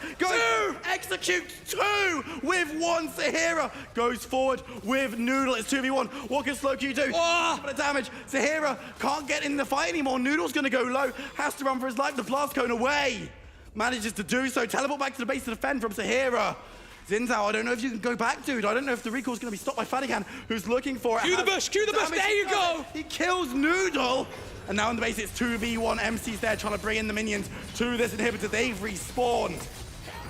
Goodness gracious me. But Riddle, they need to regroup. I think they have a lot of time to work with on the death time as Quicksef's got about 15 seconds left. Noodle and Nile, though, a lot longer. Veneer, I think they might be able to hold on, but this teleport spells that Riddle won the game now. Riddle wants to go through. They've got Kex here. Kevin needs to be careful. He's just so low. The barrels won't blow him up this time around.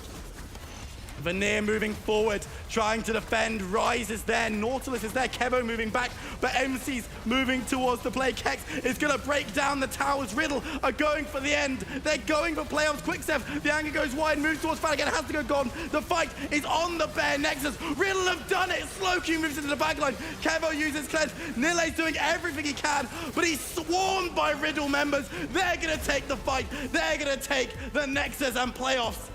I'm gonna have a lie down. It's Euphoria. I'll take the middle of the desk. For Riddle, they secure the final playoff spot. And what a game, what a fashion to do it in. I mean, for Veneer, it's a bit of a nothing game, right? I mean, I'm looking at the table here. At the end of the day, they're more or less playing, you know, for standing, right? A potential at trying to chase that top 2 spot. I think now out of reach mathematically for them, but Riddle, they lock in playoffs. And for them, you know, you have to kind of say commiserations. Nariki, in particular, it felt like that was, you know, this could have been their run until that game here. What a game.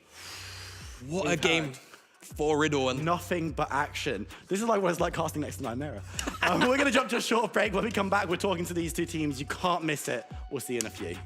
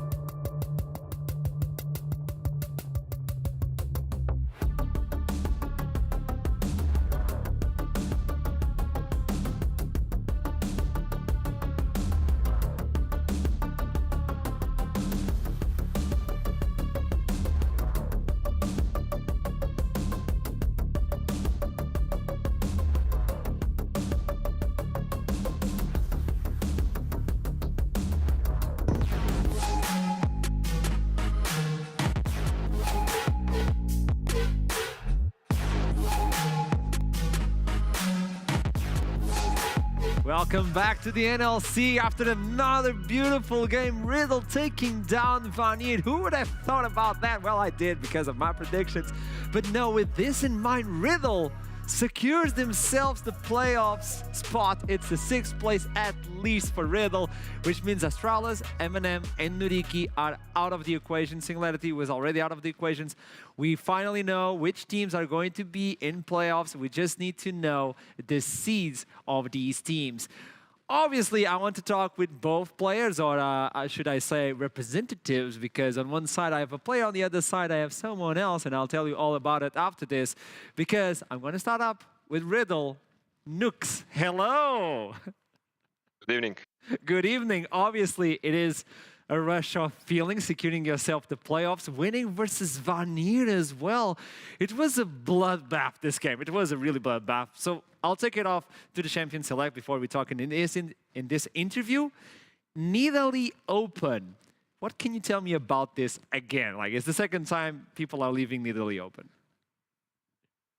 Yeah, I think like our last Nidalee game before this was not that good, and maybe enemy thought that it will be like this again, and they just leave it open, and maybe they had something prepared. But I think this game, like MC was playing really well. Like I saw those pairs flying and hitting everybody. Yes, MC smurfed on this game. It was really good to see him play in Italy. But I want to compliment the idea of the Champion Select, where usually we see lock in the laning phase, like a Renekton or some sort of support that allows Nidalee to gank. And this time you played to allow MC to not carry the game, but also help you guys carry the game. It was more about the team playing with MC instead of MC playing for the team. So do you guys have a lot of team compositions to work around the Nidalee if she's left open? I wouldn't say a lot, because I mean we don't practice it that much. Oh. Like it's just banned, you know, like and it's for a reason. But I mean this game, yeah, we didn't have much setup, but I think our team comp was decent at least. Like we can play for bot side, and our scaling was really good. So like maybe we looked top and mid and we don't really have any setup, but it worked out. Okay, tell me, what was the feeling before this game? Because you know Astralis won and people are getting close to Riddle. You guys needed to win versus Vanir nonetheless. How was the feeling inside with the team? How were you guys preparing yourself for this game? I would say it wasn't that much different from last times, but like at least in game the atmosphere was very different somehow. I just felt it, like people were confident, we weren't throwing the lead, like we were playing pretty well, honestly. It was different this time. Okay, if we're now looking into before the game, I want to know at the end of the game, when the Nexus was about to explode, when the Baron was stolen by MC, can you guide me through the ambience inside of the call where you guys were playing? Can you give me like a sneak peek? Can you repeat? Can you give me like a sneak peek of how was the ambience of the team when you defeated the Nexus, when you stole the Baron? How did you feel when you won this game and locked yourself into the playoffs, man? Oh, I mean, at start I didn't realize we were locked, but oh, and after my teammates told me, I was like, okay. Like honestly, really? yeah, because I feel like we still have 2 more games, so and we pretty high chance we make playoffs. Like for me, I don't know, it wasn't like that big of a deal. Like I kind of knew it. We were gonna make it anyway. Ah, that is good confidence. I like that. Okay, you were going to do it anyway. Just to wrap it up, like a small, fast one. Where do you see yourself, regardless of the standings? If you could look into your team and not look at the standings and look into the other teams, where would you see? Like, what spot would you be right now? I mean, after today's game, I would say top 4. Nice. Before our today's game, I would say top 6. Okay. Love the confidence. Thank you so much for this interview. Congratulations on getting yourself into playoffs. I want to see you guys on the best of 5, and good luck, man. Always a pleasure to have you. Thank you. Bye. Thank you. There you go. You lock yourself into playoffs, and you're like, oh, that's fine. I love this. I love this from the players. Now, on the other side, Vanir are secured in playoffs. Obviously, it is good to get a better seed, so every single game is really valuable. So if you get like the 3rd seed, you're allowed to pick the enemy that you want to play against. So obviously, Vanir, this is not a good defeat for them. This is why I'm going to talk with Dakrek. I think I got the name correctly. Yeah, sure. That's fine. Sure, that's fine. Pleasure to meet you. Welcome back. And okay, this is not a good game for Vanir because you guys want to secure yourself the best spot for playoffs. Where do you see yourselves right now? I mean, we're obviously already secure for playoffs, right? So we could have made some things different in the draft to make it easier for ourselves. But on the other hand, like I think it's also fine to just not show too much. Like we've been showing these champions for the whole split, right? So saving it for playoff is fine, I think. So I think with a good draft and with a good day, and this week as well, another player got corona and fever. So lucky, I guess we're preparing for the playoffs in that sense as well, getting more immunity. But yeah, I think definitely top 3 in on a good day. It seems so. Vanir is playing for that top 30. Like, not a lot of people gave you enough value at the beginning of the split. Like, oh, Vanir should be like 5, 6. Then you guys come in rushing, and it's definitely looking like a top 3. But can you tell me why you left Nidalee open? I mean, we wanted to play against it. I don't think Nidalee was the biggest issue this game. Of course, like he's really good at it, as I obviously know, as I was on Riddle last split. So, but I don't think Nidalee was the problem this game. Okay. Can you tell me something? It is quite different for the team to prepare themselves for the best of 1 than a best of 5. There's a lot of thought process behind a best of 5 instead of that best of 1 cheese. Are you guys working this as we speak? Like, is the team working for the best of 5 playoffs? How are you adapting the team throughout the entire split for the best of 1 and now for the best of 5? Oh yeah, definitely. Like even before this round, we were pretty confident that we had like we were almost secure for playoffs, right? So in practice as well as in general, we're just preparing more picks and preparing like different ways to play the game for the best of 5. Okay. Okay. Thank you so much for the input. It was a pleasure to meet you, and I'll see you soon. Good luck for Vanir. Thank you. There you go. With this in mind, it is playoff secured. No more surprises. We now just need to see what seeds are we going to get. And this is exactly what makes the next game so exciting. It is going to be Bifrost versus X7. X7 only lost once so far, and it was versus Bifrost. Is this a revenge or solidification that Bifrost will defeat X7? I don't know, but I'll see you soon after this break.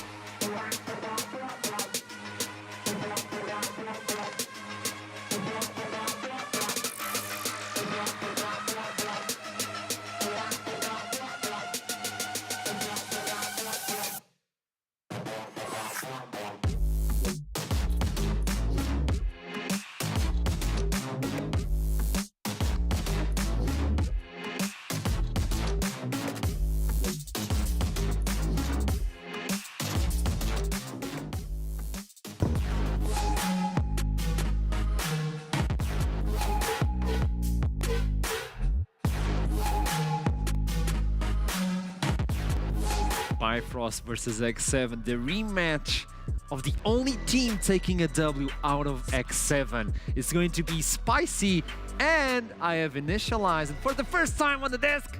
It is Jamada, welcome! Hey. No pressure. I've made it. Yeah. It was a hard trek from the Casa desk. Yeah, not only that, that final game was kind of Crazy, yeah. I'm appreciating the rest, but also I'm very happy to be on the desk for the Bifrost X7 game because It's that one. naturally it's going to be a bit of a banger. It has to be. It has to be a one because if X7 wins, they take the first seed into playoffs, which is marvelous, Big deal. obviously. If Bifrost takes this one, they might steal the spot of Excel. Yeah, I mean, Excel dropped today, and if Bifrost pick up a win, they can start getting a bit closer there, and things get real exciting from there. Yeah, you never know. The cards can always fall the right way for this kind of late in the season scenario to actually happen. As here we are, we're in to pick some bands. I know, right? Select. I hope this one is going to be an exciting one. So far, every single game today has been marvelous. I don't know if it's you and Viperwind joining us on studio, that the teams are just running amok. Well, it's I don't my know. fault. I had a word with the team manager. I said, look, you just need to make sure the Viperwind's voice dies after 3 days solid of like 5 games straight. So I just needed his voice to be like blown out by the time it was done. So it's my fault. Sorry about that. So you can take the play. Basically, this is how I secure my position. I understand. This is how you create a This is it, exactly. So the usual bands are coming out. It is Shin Zhao alongside with the Gwen and the Zeri. Will we see the Jinx and the failures being removed? I mean, potentially. I would also say that it might be worth banning away the Hecarim because Haru has done truly despicable things to teams when he's been given that champion. It does feel like we've seen a little bit of a fallout with Hecarim, right? It's not really shown up as much in the most recent sort of couple of game days here. Here and there, sure, but over the likes of the Xin Zhao, which is obviously moved away here, I think it would be a good call for Bifrost to take it away, but at the same time, I think maybe they're just going to be comfortable. I guess that gives us our answer. Quite frankly, seeing X7 play these diving compositions with the Vex, with the Hecarim, they look a lot more clinical, and I think an X7 that looks clinical traditionally anyway is a lot more threatening with that Hecarim dive option. They're the team that has the best early game stats in the league for good reason, because they just run over teams. They're the team that managed to match DDXL in the early jungle control. They take over lanes. The only thing is, I'll say the last time these two teams faced, Odie and Duel kind of ran over Nata and Kasing, and that's, for me, where I want to see what the duos end up with, because we have got some lane dominant duos, but these are two of the better ones, and I feel like if you are going to take apart X7, playing through your strength there might be an option, and a Jinx first pick, which is becoming increasingly common. In fact, I think this might be the 3rd game in a row we've seen this. Is a big deal. It's Jinx, man. What else can you say? And yeah, like you said, whilst it is kind of key to take down the bottom lane of X7 right now, because they're very strong as a duo. Go on. No way. Yes! All right. Well, whilst it's very key to shut down the bottom lane of which Yumi? Oh, the trouble the Tom and Jerry bottom lane. It's Tom and Jerry. Let's go. Look, I'll be the one that reins us in. Let's wait for it for now. I think it's gonna be. We'll have our fun as it. We'll have Jerry and Pooh Bear. There you go. It's the. It's part of the cartoon. You know, it's a dog. Yeah, but that's a bear. That's not a dog. It depends on how the angle, you know, is. You stretch it. Well, it's a blind monk. Okay, fair enough. Yeah. It can still bark. I'm running out of blind monk plus mouse references, so we'll deal with that. Ooh, Seaboy takes the bear. Okay. This is Fair a good enough. way. I don't know if he gets more movement speed chasing Twitch. I don't know, but the idea is Kasing with the Yumi is 3rd place in terms of KDA in the league. Just saying. Yeah, and the thing is, Tom Kench lane, what did you used to pick against Tom Kench when Tom Kench was a little more about having the Devour inside the lane? It used to actually be the Yumi, so yeah, true. It wouldn't be a terrible idea for X7 to pick up. There's a little more, you know, CC to interrupt the attach and detach, but it's very rare to hit that. Yeah, I mean, the Abyss of Voyage, but there you go. The Rise comes in here for the mid lane, and that's a lot of setup now for the mid jungle. On how spicy Kasing's feeling. Blitzcrank is always an old school counter into Tom Kench as well, because you can break the shield and you get the 2-for-1 special if you get Devour, but that would be very spicy. But hey, they've already locked in Twitch, so I bring it up because the spice is already coming nice and strong. It's not even a Dune movie right now, so what are you going to do? It's not Eminence mid lane, which means we can actually target, ban people away. No. Is Ahri going to be removed? It's such a safe pick, and you allow, at least on the red side, to save the top lane pick, which I think it's pivotal for this matchup. Sad. Yeah, Yumi gets banned. I think Bifrost just make the Bye, Tom. with that one. And then, honestly, they have room to maybe remove away the Blitz, but I think Twitch Blitz is such a weird bot lane. Maybe you just go for something a little more standard. Yeah, Thresh still up, but Enchanter of some sort, I don't know. Personally, I don't like seeing Thresh and Lee Sin together. I think it's like too much playmaking. I think you want a little more raw damage with the Thresh. I mean, you could just go pretty standard, go for like a Leona or a Nautilus, honestly. Yeah, exactly. But I think for Bifrost, there's so many engage options up. Maybe they just look to remove away something from Jaeger's pool. I think at this point, if you look at what Kassin could realistically pick as a pairing, you could just go for Jaeger's pick. But yeah, Lulu, another Enchanter. There are still a couple, but they're definitely none as good as the Lulu and the Yuumi. I'm sure like potentially a support option here and leaving that counter pick available probably for Jaeger. That top side makes a lot of sense. Nautilus probably going up there. It's another kind of hook, but it's way more CC than the Thresh. It's a bit more full-on engage. Only thing I'll say is that Duel has, I think, pretty much inarguably been our best Tahm Kench player by a long way. He's got like 1v2 double kills on the champion multiple times. He plays incredibly aggressively, and Bifrost are hovering very intriguing things here, and that's concerning me. There we go. But that's a bit more normal. It is Ahri Fury. again. It is the normal. We like to see Fury on Ahri. He is a playmaker as well. He's definitely shining a little bit more, and this is the stable pick, the Nard to the top side. How do you face off the Nard, though? I mean, plenty of options. Oh, go on. Yeah, you could go something super annoying like the Zilean. I think it would make a fair amount of sense. You can probably wave clear into the night. It's a Vayne pick. Wow. Yes. You know what? I'll talk about this for a second because in terms of point and click CC that can lock down the Vayne, there's from not the a get-go, lot. there's just not really that much. You've got Volibear Q, sure, but like, how often are you going to get in range to actually stun the Vayne when you can condemn her? Well, look as well at what you've got to get through as a Volibear, right? Like, yes, you can ult through, but then basically, Haru doesn't even have to hard engage, he just has to hard disengage. Like, you kick away the Volibear, and suddenly it's like, well, that's a bit sad. You can look to try and catch her if she goes too deep versus the Nart versus the Tahm Kench. You can, like, turn around. You got the charm. You have got CC, but you're right, it's not point and click. And Jaeger, if he's allowed to play in a side lane, especially this kind of hull breakery meta, or you get to go towards tanky stuff, it could be pretty hard to deal with. And I think even outside the lane, you look towards the later stages of the game, you've got 3 really beefy tanks that Vayne is going to be able to cut through. And then you've got the other assassinated carry in Twitch who's going to just remove the other carry members. Well, you got one carry for each kind of problem. Exactly, it's genius. We're talking about they need damage, and they certainly have damage right now. This is a revenge for the X7. On the other side, Bifrost wants to take this one if they want to get the second seed, which is so important. Without further ado, it's time to send it to the casters. I have Viperoon, and I think it's some sort of rookie along with him. I don't know. Very exasperated looking Will. I have one question. Are you going to continue what they're doing? Am I here to get roasted for the entire session? This is a safe place. This is a safe space. The thing is, because I've had a rough day. I mean, we've had a lot of hype games, a lot of shouting. Jamad like, ooh, it's a little bit too much hard work. Maybe I'll go desk for the last 2 games. And I'm here, I'm ready for action. But don't worry, we've got a lot of hype in this game. X7, believe, could confirm themselves #1 spot, winning this one out. Bifrost, only team who's taken them down so far. And that's a very cool point to start off, because let's bring in some of that narrative as well. Okay. Because it does come down to the point that last time these 2 teams faced around, there was an incredible bot differential from the side of Bifrost that really just caused them to take over the game. It wasn't really a proper League of Legends game being played, because X7 never really got to display like the different tools they had in their arsenal in terms of what the top side and mid lane could have looked like against it, because Odie just completely ran away with it. Yes. Now we finally get to have a clean sheet again, and especially from the side of X7, where they can actually displays how well oiled of a machine they can be when they're a 5-man unit together. I was going to say that, but then they came in with this draft that is kind of very individual and all over the place, because you have a lot of playmakers, you have a Vayne to play for, you have a Twitch to play for, and you have the 2v2 with Haru and Tempt on a Lee Sin and a Ryze. So that's just all at that place, or so many things to play for that can be a little bit difficult if you start falling behind. This is very true. This is the discussion that we often have. It's a case of either having lots of different options, so you make that decision. It's difficult to the other team to play around it, because you can go anywhere and do anything. But on the other hand, you might want to put resources. You're going to have to leave someone weak side or not give them as much attention.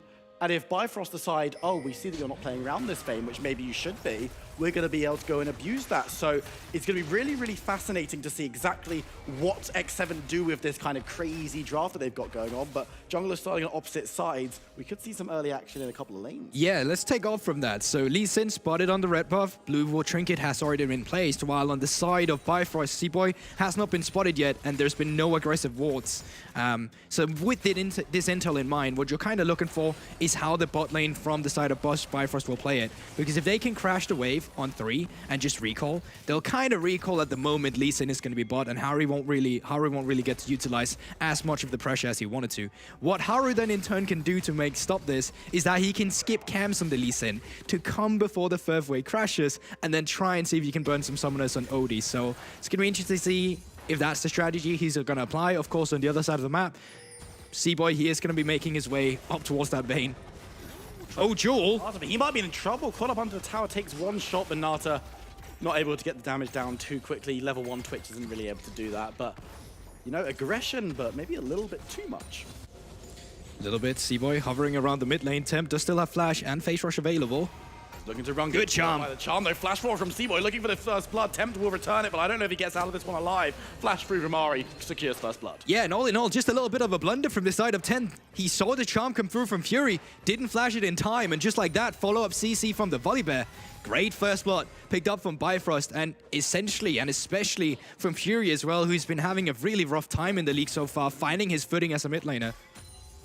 It's really, really great to see. Obviously, if we're keeping an eye on, has got the electrocute, so it will be AP, Ari, none of the nonsense. I am so tired of seeing AD Ari, okay? I get it, it's fun, but it reminds me of old school Machine Gun Lulu, where it's like, look, it can work. Yes, we get it, but sometimes as an AP, it just seems to work a little bit better. And speaking of builds, Fury has been one of the few Ari players that actually hasn't opted in for the Everfrost route, but more of the aggressive Luden's Echo route, which our own Ari enthusiast Nymera is really much a big fan of. Does Nymera play Ari? I'm actually not too sure, but he speaks about it a lot. Yeah. He can't play it because he's spending too much time talking about it. That's the thing as well. There's not enough hours in the day for both, but with Fury picking up that first blood, getting online and getting that really large amount of damage. And look, we talked about how X7 have a carry for all occasions, right? You've got the front line, Vayne, back line, Twitch. Looking through their composition, you've got a Nautilus who will get pretty beefy, but of course is support, so it doesn't really get the itemization. Yeah. And you've got the Rise, which is going to potentially go pretty beefy as well if you go for that Everfrost, Frozen Heart, Fimbulwinter situation.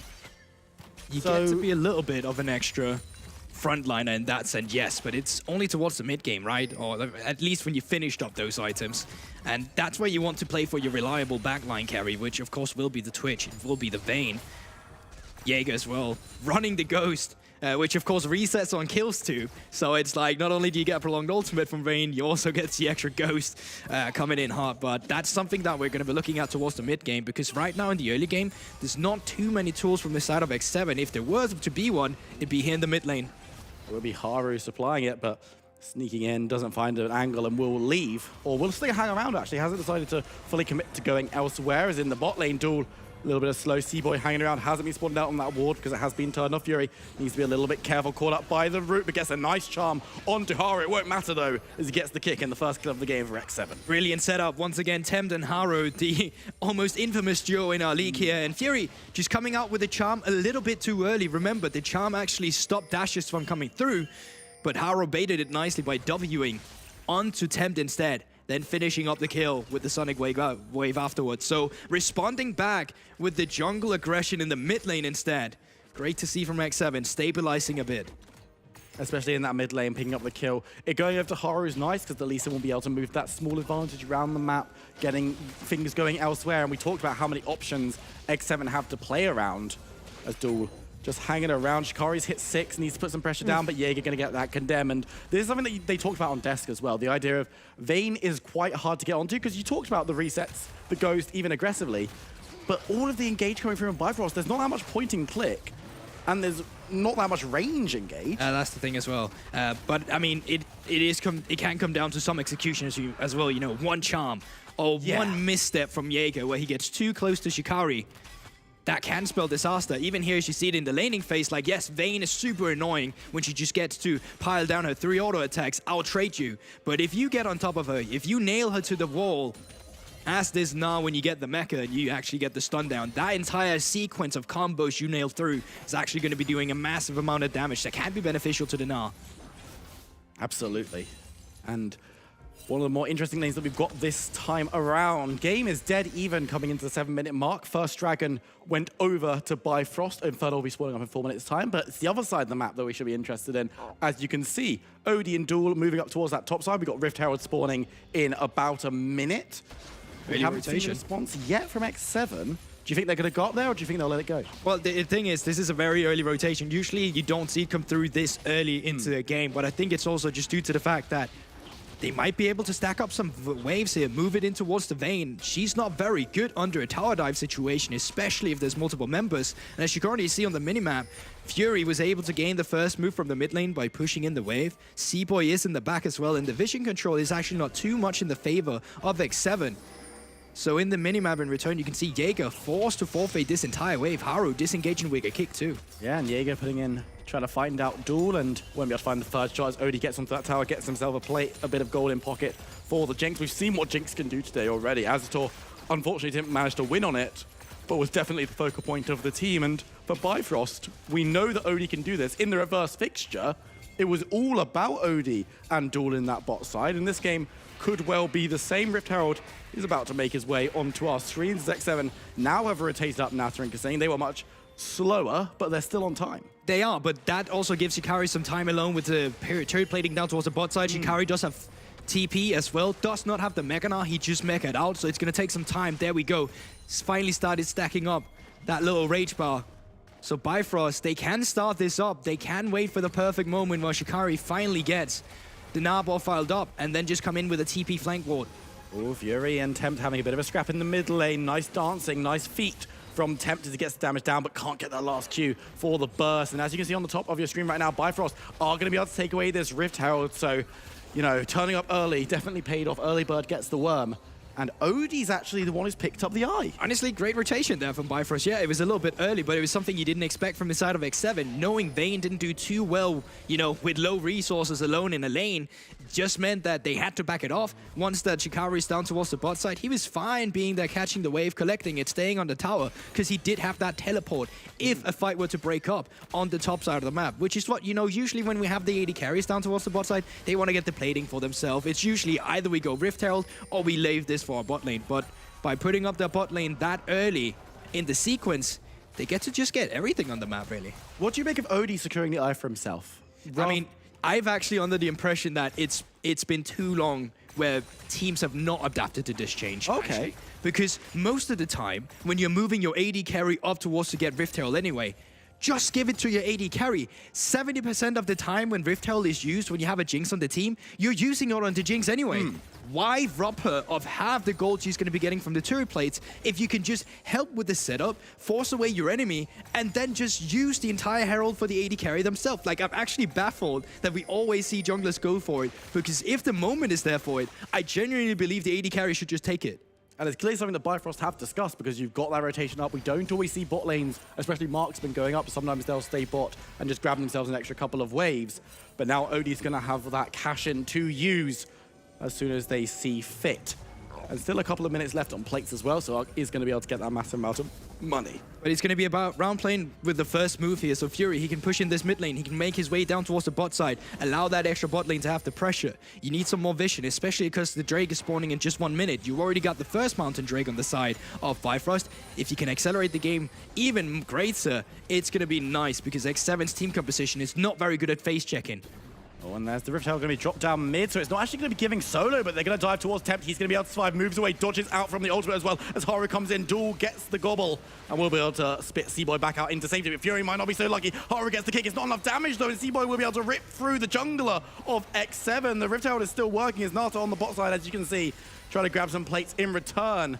But Bifrost seems to be running the Rift right now. Yeah, brilliant execute there from the side of Bifrost, and the fact Jewel turned on to the support to the last moment where Haru dived in was actually crucial in Fury's survival as well. At the same time, can just teleport down towards the bot side with the reset. Actually surprised we didn't see C-Boy commit even further, because he still did have that Stormbringer on Volibear.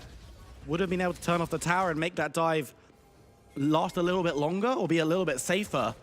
Now Bifrost leaving their Bot lane in the mid lane just going to be able to push through and try and take down this tower, because breaking open the map this early on would be so nice for them. And not only that, if you can get the mid lane turret this early on, it's going to be crucial in terms of opening up the other side lanes. You can push in mid lane, it's going to be a deep shop, you're going to have a way easier access to the side lanes through the enemy jungle, and just starting to contest their camps even more easily since you don't have that mid lane turret being a thorn in your side. But resets has still not come through from the side of Bifrost. You can see Odie just back now to pick up the Kraken Slayer, and because of that, tempo advantage is in favor of X7, and they're able to net themselves their first neutral objective. I was taking a look at the inventory real quick here as well, Will, and as you can actually see, Twitch is actually going the AP route with his AD carry up towards the top side, which is quite interesting as well. It makes sense in terms of the damage you have on the team right now, because Ryze is going to go for a tanky build anyway. Jaeger is going to be your AD carry that's also going to be dealing true damage, and then with the Twitch, you'll be the remaining AP source. That is really a nice adaptation. You're still going to be doing tons of damage, especially when the Twitch is likely to be going for those squishier members, when you've got the Vayne who can already deal with the Volibear, the Gnar, the Tahm Kench as well, whether you're really focusing him or not is the question in those team fights later on, but you're still going to want to kill him eventually. And with Twitch just being able to blow up the Jinx and the Ahri, if he can get in position, it doesn't really matter if you've got AP or AD, in all honesty, depending on itemization. But it is really nice to see X7 going that different route. Bifrost just moving upriver. Of course, we've got the Hex Gates over the map now, so a little bit more maneuverability for teams across the map. Oh, Nata needs to be careful here. He doesn't see the knockup coming. Knocked up, has to flash over the Chombers. Will be able to do so, though. Nice defensive play from Nata. But that's a key resource burnt. Yeah, so if you're not familiar with it, because you're not seeing Tahm Kench all too often, that Abyssal Dive you have on your W there, if you're in vision and you use it, they'll see the indicator of where you're coming from. But if you're out of vision and you use it, they don't actually see you coming. And that's why Nata just didn't react with the flash quick enough in that instance. And now we're going to see another wave crashing down. Odie going to get caught up under it, though. Going to be hit with the dredge line. The damage coming through. Duel will try and get him out, but Kasing is chasing on aggressively. Nata has gone invisible. He was hiding, but won't be able to find the Jinx. Very close to a kill, but this is the power of the Kench. Yeah, and it's why it's picked in this instance as well. It's just the amount of safety you have is unrivaled at the moment, and we're still waiting for the time where we get to see one of these turrets taken. You can smell it as well from the side of Bifrost. Yeah. They're giving a lot of resources around this mid lane to make sure they can take it down. Turret plating will fall in just about 1 second, which will take away some of that resistance. But Fury need to be careful. His team is on a reset, and he can't step up here. The gold lead is only about 1.5 to 2,000 for Bifrost, which is good for them. As you said, they're still going to have opportunity to take down these towers much easier with the plates having fallen off. And that mid lane tower is one concerted push away from opening up the entire map. And let's just quickly reiterate the stakes as well while we're having a reset coming through. Because Bifrost currently have the head-to-head against X7. If X7 were to win this game, they would just get first place. But if they lose to Bifrost now and lose the rest of their games and Bifrost win the rest of their game, they can actually be pushed out. It's a crazy scenario, but it does exist. And also from the side of Bifrost, they want to get up there and contest for that top 2 spot, especially with XL losing out against Astralis today. Absolutely, and XL needing to get into that top 2. The expectations are so high for that roster. Bifrost coming in and contesting them would be huge, even if X7 still take the top spot as the weeks go on. Temp needs to be a little bit careful, dumping away, but nice dredge line onto Fury. He's going to dive away with his ultimate as Odie on the back is looking for targets. Temp might be the one looking for more auto. We'll be able to find it with C-Boy's help. Odie is untouched and running rampant. I see Jaeger diving around, has the ultimate running, but gets stunned up, taken low, as the rest of Bifrost are just chasing through. Odie gets a kill on the back off screen, but Nata will finally secure the return kill, but he's so low. Bifrost might actually look to go for the dive, but he is invisible. Another fight goes the way of Bifrost. Yeah, there we have it, and it's just the fact that X7's team composition is not really designed for these team fights in the early game. You need the items on the Vayne and on the Twitch in a scenario where you're able to deal multiple damage on multiple members. Just didn't come through. And it also the fact that Bifrost was actually the one that initiated the play. Beautiful charm on towards Tempt as well. Jewel finding Harrow in the jungle. Yeah, this should be a 1v1 that Lee Sin wins over time, but with Fury coming through, Kasing and Tempt, it might become more like a skirmish as Rift Herald number 2 has been started up by Bifrost. I don't know if X7, they're going to see it, but they're not going to be able to do anything about it. No, and this is great from it. Oh, where did that Realm Mob go? Okay, went up towards the top side. I thought Tempt was sending some shenanigans in the bot line, the back line there, but no. Having a look at the replay again, Tempt initially doesn't get caught by the Everfrost. Reinitiation come through from Kasing, but the members are just not there. It's beautiful positioning from the side of Bifrost. They're playing around nicely with their tempo. And Jaeger, yeah, you can try and come in and join the backline, but you only really have to Hullbreaker at this instance. Yeah, it was me all along. Twitch comes in, AP, boom, so close. nuke. It is, and it's just a testimony to how fed this Jinx is going to be as well. Dealing with her is going to be insanely difficult because, yes, you'll have to lock down from the side of Kissing, but there's a Tamken to deal with that. So either you find the perfect the insect, or you just don't kill the Jinx. Well, this is the thing, right? Are you going to have to make sure that Duel isn't near Odie? Do you have the facilities to do that? As we might see a dive in the top side, Fury goes gone as Tempt has to run out to get rid of tower aggro. Shockwave lands. Kissing is going to be the next one up here as well. So I think this is probably a dead Ahri. Tempt just holding on, but Fury doing so much good work. Goes down eventually, but you talked about him maybe not having had the best season. Oh yeah, but that's a lot of resources as well from the side of X7. So what can Bifrost gain on the other side of the map in the bot lane? And now they can gain onto the Vayne, and with C-Boy there as well, that's one dead Jaeger. That's exactly that, and you can continue with the bot lane, so it's 1-for-1 on kills. You get the turret in the bot side, but yes, what's that? In the mid lane, Odie, Joel, they're able to freely push up the mid lane due to the fact that Bifrost just invested way too many resources, and then Rocket comes out to stop the reset from Kissing, not sure what that's about, but C-Boy onto Drake as well. Just getting another neutral objective, and there we have it. You get one kill on the top side. Yes, Temp will inevitably be able to get the top turret as well, but look at the net exchange on the other side of the map. It's looking so good for Bifrost right now, and yeah, X7 take little things across the map in response, but they're not gaining anywhere near as much as Bifrost are. And you look at the gold lead, it's looking nice for them. They got themselves 2 dragons as well. Look at this individual gold. Yeah, look at the Gnar versus Vayne. It is quite a big gold lead as well for Shikari. Actually, Nata. He's thinking about it, looking to try and get the explosion, but I don't know if he's got the damage just yet. He's Odie dead. Gonna be taking low. Yes, he does. You've never been cheesed by an AP Twitch, have you? I don't see that many AP. Well, I play tank, so he can't do that to me.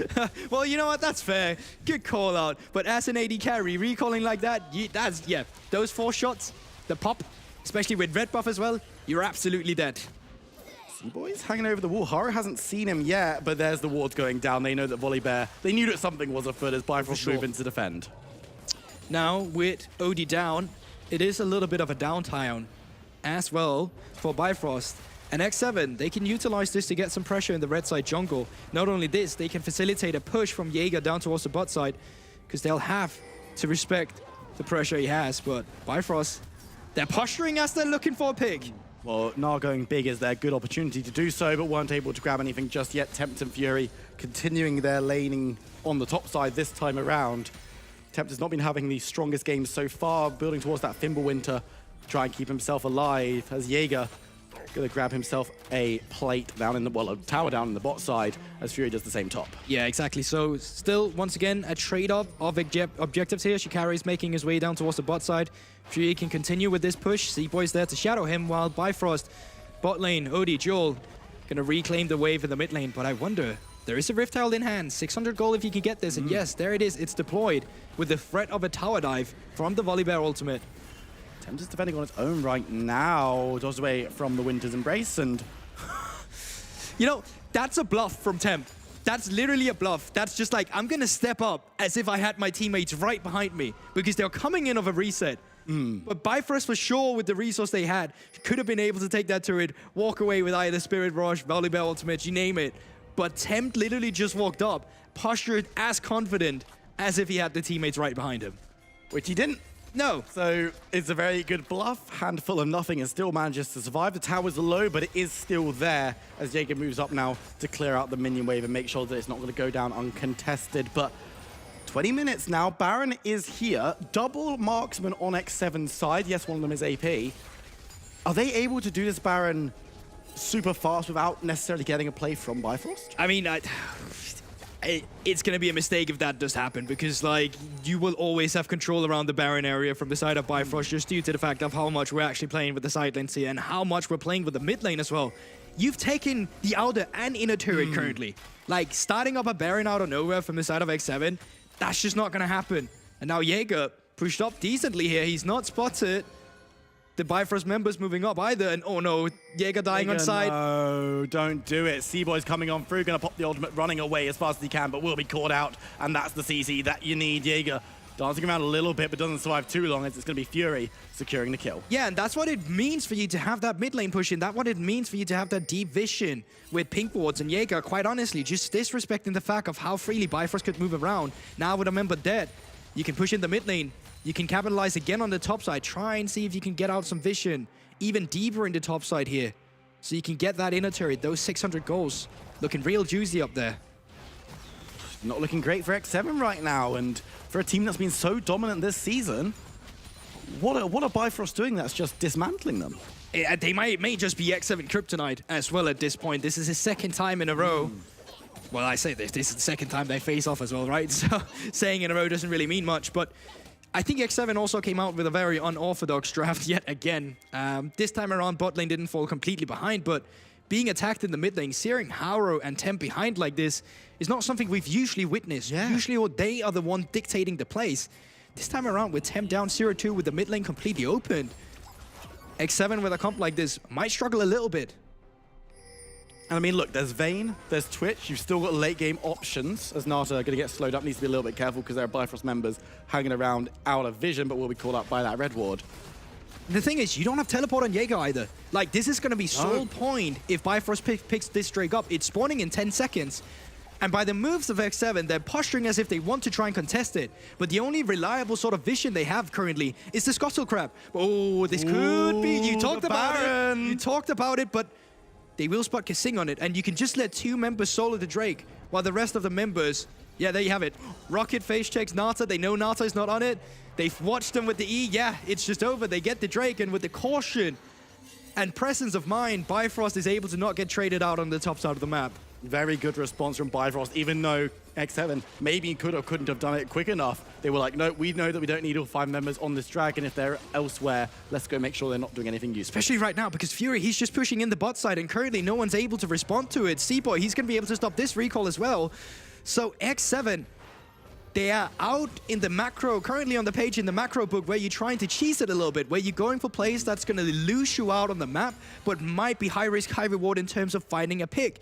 But currently they're not finding it. Bifrost, they're smelling out the bait, and they're not biting it. No, they're not biting at all, and they're grabbing everything. It's not just a case of saying, we're not going to make the plays that are mistakes. They're making practice plays elsewhere that are working. They've got themselves onto Dragon Soul Point, which has been a win condition in every game we've seen so far today. Hex Dragon is huge anyway, and Bifrost have the lead. Especially with 3. I mean, you get those 8 extra ability haste and attack speed. You're already on 12. Get yourself on 18 in just a bit. I mean, that's just quite a bit. It is. It's not a good time. And considering Bifrost already have a good lead pretty much everywhere, it's going to be disastrous if X7 let this one go down. They have to contest the next one in 3.5 minutes time. Baron is still a threat if Bifrost get a pick and can take that as well. And honestly, what can X7 do to try and get themselves back into this game? Well, you still have some reliable side lane once the Vayne item starts coming through, but you can't really wait for that at this point. So you gotta stick to what we've seen from them so far. You gotta find a pick. You gotta be creative about it. But Bifrost, I mean, if they're not biting, you're not finding that pick. And if you're doing it in a group scenario, Jewel is there in the Tam Kench to make sure that OG, Fury, they're not falling either. Oh, it's actually going to be Tom Gets engaged on, but decent amount of damage coming through onto Kasing. He has to back away. Duel goes low. Kick out onto C-Boy. He's going to be the one that's eaten up to survive. X7 almost make a pick work, but Shikari's coming in. He's pretty good. The damage coming through is big. Fury has to go gone, but Shikari on the backline only catches one in the end. The ultimate from Jinx goes wide as they're trying to get the damage down. No one's fallen just yet as Jaeger catches out the Nars. Shutdown going on to Kasing, and now they're going to take the Realm Warp directly to the Baron. Do they have the health bars? Yeah, they can go for this, but C-Boy, he is around, has to flash, has to smite, and has to volley by ultimate. I don't actually think they can go for this. I think they're going to be too low in the pick. X7, they'll have to kite back. They're going to have to back away from this one. Too many members of Bifrost, too high health bars. Temp dodging away from that charm just about. It was a good call, but they couldn't make it work. But X7, first signs of life. And honestly, brilliant team fight because they do so in a way where Bifrost are not all 5 members there. They're not in a cohesive setup. So a pick onto Jewel, yes, he's the Tam Kench, yes, he has the thick skin, but once you don't have that reliable front laner that can walk up or even have the gobble up for your low AD carries, AP carries, it's just not going to do you much. Fury steps way too far forward, and whilst you carry, I see the highlight play for you here as well, mate. I see it. It's just a little bit of an overstep that's making sure that Temp and the rest of X7 can kite you out. I really, really love the turn from Jaeger in that fight as well. It's just keeping everyone under tower. C's not coming through. It's like, this is the condemn angle. This is the pickup. And while X7 don't gain that much on the play, because of course they couldn't get the Baron, they couldn't get any towers off the back of it. They're showing that they can still go toe-to-toe, and Duel just going to be the target for Nata, who just opens up on him, not going to be able to Disgusting. get the kill. But it's just loads of damage onto a really tanky member. And if you can take the Tahm Kench down, he's not protecting anyone. Yeah, scratch that. New win condition. Nata, he gets access to that backline with the range on multiple members. They're going to get shredded. Pink Wards needs to be invested in from the side of Bifrost. And currently, the only one with inventory space for it is C-Boy and Duel. Jaeger on the side, once again, has that whole breaker on the vein, has now picked up the Kraken Slayer as well, so he's going to be able to put a decent amount of damage down if he's given the opportunity to do so. Now it's the question of what Bifrost want to do. They're going to be playing for this soul point, you've got to imagine. Yeah, but let's take stock at the map as well. Oh, C-Boy, let's just take a chill real quick. Oh, calm down, as though Jaeger's trying to get the damage down. C-Boy going low, going to be the one who's eaten up, and Duel, that's a good save, but now they don't have it potentially for the Baron fight. That's the thing, look at all the vision currently, right? It's such a Drake-favored situation for X7. The map state is completely reliable for them. Bot lane is pushed in, mid lane always shoved in as well by them. And all of a sudden, a map state we set favored Bifrost just 5 minutes ago has been completely flipped, and they'll need to fight their way back for it. Shikari has gone Mecha, 20 seconds for Drake. This is the moment where you look for the fight of the vision. Yeah, Bifrost moving in as 5. Remember, Tempt isn't there, has teleport, but it might take him a little bit of time to get there. Shikari going for the ultimate onto the wall, finds Kazing on the side. Haru gets half held by Fury, but they're just gonna take down the Nautilus as easy as that. Nata runs down, and it looks like there might be another contest over this Dragon, though. Still, 2 big damage sources available for X7. They still have to go for this exactly X7.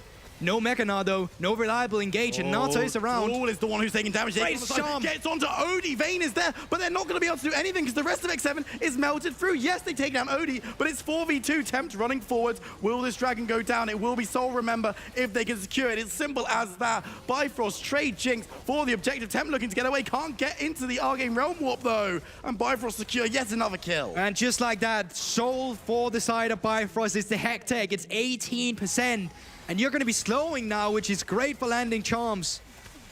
Fury, fancying a fight with Jaeger. Jaeger, it's 2v1. How are your feet? How are your shoes? He tries to get damage down. Duel eating up Ari to keep him alive for a second longer. Will be able to take down Tahm Kench, getting 1, but loses his life. And that was a very delayed ace for Bifrost. Yeah, but I mean, Duel was so far ahead. That was even a shutdown from the side of Jaeger. But I want to talk about the charm we'll see later from Fury. Initially, it's a very good pickup here because just taking out the main engage here from the side of X7, there's no way for you to reliably re-engage. And just like this, they get to be first on the objective. But have a look at Fury. Have a look at the flash charm to come out in the middle of it all. Finding Nata there as soon as he opens up with the spray and pray. Haru left just wondering what happened to his carry and gets taken down by the damage of Shikari. Another great charm onto Tempt, forcing him to flash, and then inevitably killing him afterwards as well. So now Soul point, or Soul concluded for you.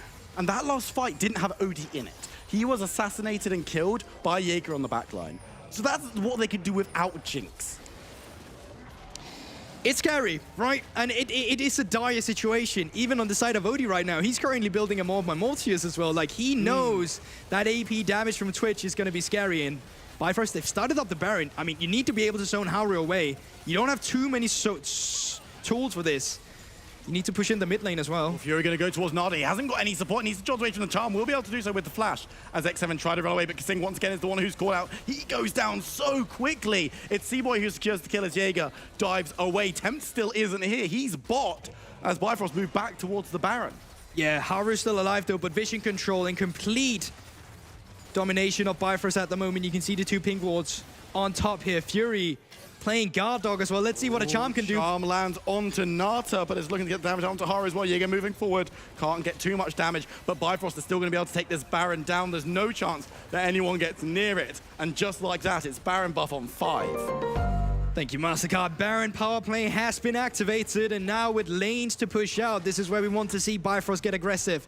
Especially because they already have that mid turret. We've been talking about it. This is where we want to see them play for the side lane. Push in the mid lane, use the Baron buff, start sieging turrets. If they overstep from the side of X7, well, you got Volibear, you got the charm. Like, there's a lot of pick potential you can use to utilize this sieging.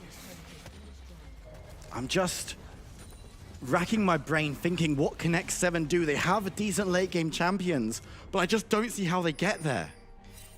And it's the composition as well. I mean, you'll have to be cheeky about it. You'll have to come from multiple flanks. If you do a standard front to back, you're just going to be losing out. We've seen Nata get behind them before as well. It's been working out for them. He's working toward a Riftmaker as well.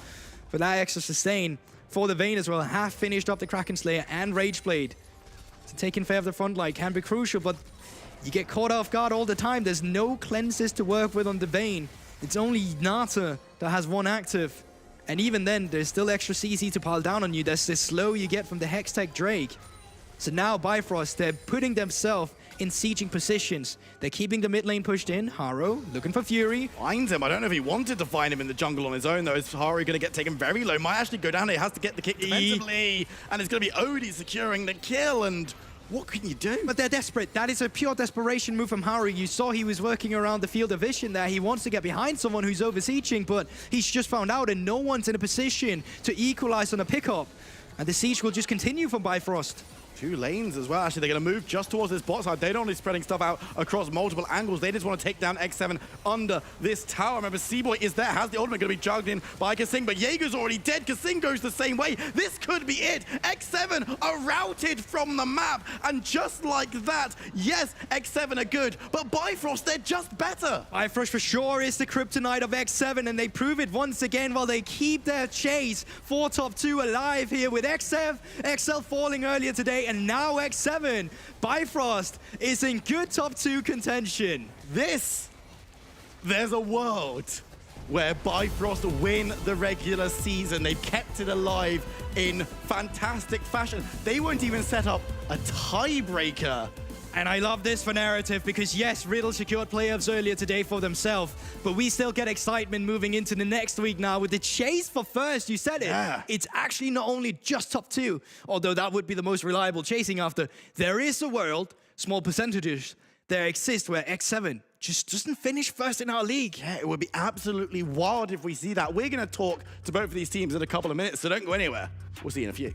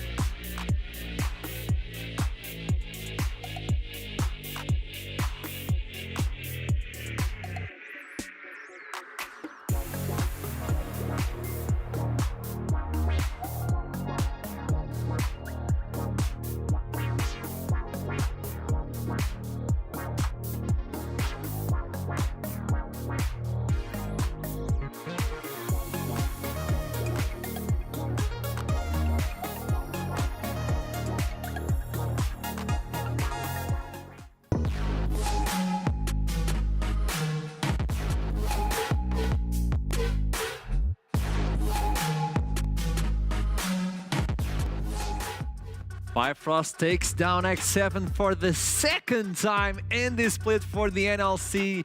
I told you, the fight and the struggle for playoffs seeds is a real thing, so nobody is safe regardless if you are in the playoffs or if you are not.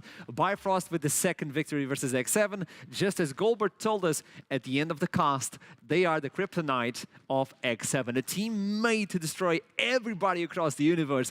But now I want to talk with the winners of today's game with Bifrost. It is Duel with me again for the interview. Welcome back, Duel. Hello, good night. Good night. That is a good smile after another victory versus X7. What are you expecting this one? I mean, not like expecting, but I know they are like a team that stands for our level, and it was going to be an interesting game. But I think the draft made it so easy for us to just take the win if we play like humans, I think. So, yeah, that's pretty much it. With this victory, second place is achievable, even the first one. What is the game plan now for the Bifrost? Still the same. We just keep improving, keep screaming, keep having the same attitude we were having this weeks, and just pray for the best and try to win. We are not like in a hurry or like trying to get second place do or die, but it would feel nice to get it, you know? Yeah, because you also skip at least one round of the playoffs. It's also helpful, I guess, to get that security, but the team is looking wonderful, as we've debated about before. But now, looking into the sport, we see Tom Kent rising up in the scale. How do you feel about this champion? I think it's super strong. Like, the moment they did the rework, I really wanted to spam it, but like the Q slow was like not the same as before. Like what made Tankens like really strong in the support role is that you are like a really safe tank into other tanks. But now you're a really safe tank that can engage into tanks or enchanters. So that makes it like either blindable or super high prio, because you're like strong in early game, mid game, and you have like an anti-int ticket for your team. Yeah, so that's really nice. It's a better version of Thresh Lantern, where you can just consume the AD carry and then take him away, even if he doesn't want to. Because when you play Thresh, you throw the Lantern, and they just ignore for some reason, right? Yeah, like your team are little deers, and you just say, hey, come here. You stay here. Stay in place. Don't die. Okay, I don't know if you can answer this one, but one of the champions, one of the players that I was looking into before the split began was Fury in the mid lane. And obviously at the beginning of the split, it was hard for him. The meta was not what he expected or he wanted to play. But now with the Ahri coming back into the meta, with the rework on Ahri, it seems like Fury is stepping up. It seems like the mid lane for Bifrost is getting solid by the seconds, like the mix between of the utility mid laner alongside with the assassin. You, as his teammate, do you feel Fury is coming back, is feeling comfortable now with the meta, or is it just because of the Ahri? I think he was like always comfortable. Of course, there are like champions you like shine more. Like for example, if I am on a tank meta, I will be more comfortable than on an enchanter meta because I just like engaging a lot, and I think I find those angles like really comfortable in game.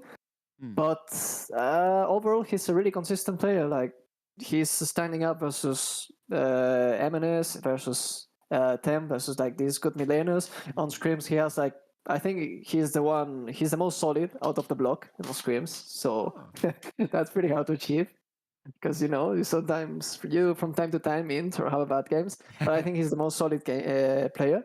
So yeah, he might not be like the superstar mid laner or something, but he is for sure a really solid mid laner, and like you can rely on him like on every game. I love that answer. That was really good. Duel, thank you so much for another interview. Congratulations on the victory. Thanks for your the time. second one versus X7, by the way. Of course. And we'll see each other in playoffs. Yeah, they better do. They better be ready. See you. Good luck, mate. Bye-bye. Right. And there we go. X7 with another defeat versus Bifrost, the same team as before. The Kryptonite is in full effect. And now I want to look into X7. With that spicy draft with the Twitch AP, with the Vayne top lane, it's not a bad draft if you look into it. The late game is marvelous. They have a lot of late game, but the early game sure struggles a little bit. And with this in mind, I want to talk with no one else than Nias, the coach. Welcome back to the interview. Hello, hello. Hello. Okay, another defeat versus Bifrost. How does it feel? I mean, to be honest, I don't think we really care right now. We only have one more win left until first anyway, so it doesn't really matter. We tried something new, didn't work, so Bifrost is like the only good team besides Excel that we can try it with. We tried something, didn't work, we just go next game. This is something that I want to ask you. It's kind of like a naughty question for you. It seems that sometimes the champion select is a little bit more frisky for the X7. And the early game is not as easy as the other early games. I want to ask you, Nias, do you think this is a way to limit test the team so X7 is always able to come back into a game regardless of the early game? No, I think this game is completely fine, but we just fucked up early game. I think the first gank mid lane, for example, we should never die. The second fight on mid lane is where we actually get a kill on Ahri, so everything's fine. Then the third fight, we are perfectly fine. We got out. We tried to trade 1-for-1 on Lee Sin, burning kick and flash. Like we are just basically taking fights we shouldn't take. Whether it's of draft or not, that didn't make a difference. This is just us having individual mistakes, and when we're playing or we're trying something in an official, we can't make those mistakes. And yeah, that's what happened this game. So we lost. I think it's really good for the coach as well when you get these sort of games where you can just pinpoint, okay, we lack this, we felt this, and there's a good way to improve your team. So as a coach, I think this is really good for VOD review. Now, looking into playoffs, I believe you guys are pretty much secured at least second spot, which means you're going straight up for the semifinals. My question to you is, what is the team that you would prefer to fight off and why? Honestly, it doesn't really matter. I know once we get into a best of 5 seeding and we don't try new things, I don't think we can lose the game anyway. So for me, it doesn't really matter who we play, honestly. I just think it's going to be pretty easy in semifinals anyway, and then we'll see who we face in finals. Okay, so confidence at the top for X7 right now, regardless of who you fight against. Thank you so much for another interview, Nias. It is a pleasure to have you with me on interviews, and good luck for the rest of the split. Thank you. So X7 feeling confident regardless of what team appears in front of them. Obviously, the best of 1 is going to be quite different from a best of 5. That's when you have to improve, adapt, overcome every single thing you're faced against. Now, to face against the last game of today, it is Eminem, it is Singularity. It doesn't count for anything on playoffs, but it's going to be a spicy one nonetheless. They have to show us what they're made of. This is like practice for the next split already, so don't you miss a game. I'll see you soon.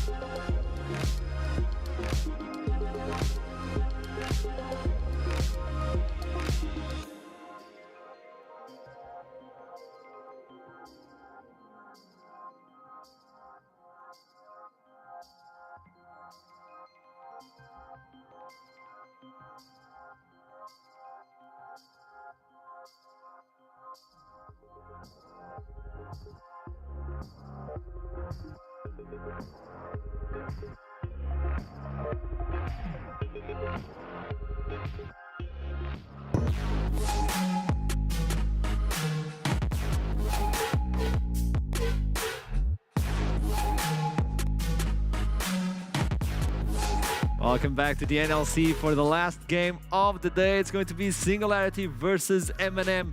It doesn't count for anything for the playoffs, but I hope we get a good one. Yeah, M&M, unfortunately, with the way things turn out today, are out of playoffs contention. It was always a long shot. It's now an impossible one. But it does mean we've got two teams with nothing to lose who have all been very willing to pick unusual things for the entertainment of viewers. Exactly. SNG, they've been showing that they are very willing to. Thank you for the Evelyn. Thank you. I appreciate that, guys. And hell, even if you want to do a little bit of serious analysis, M&M, when they were playing at their peak during like week 3, 4, Sure.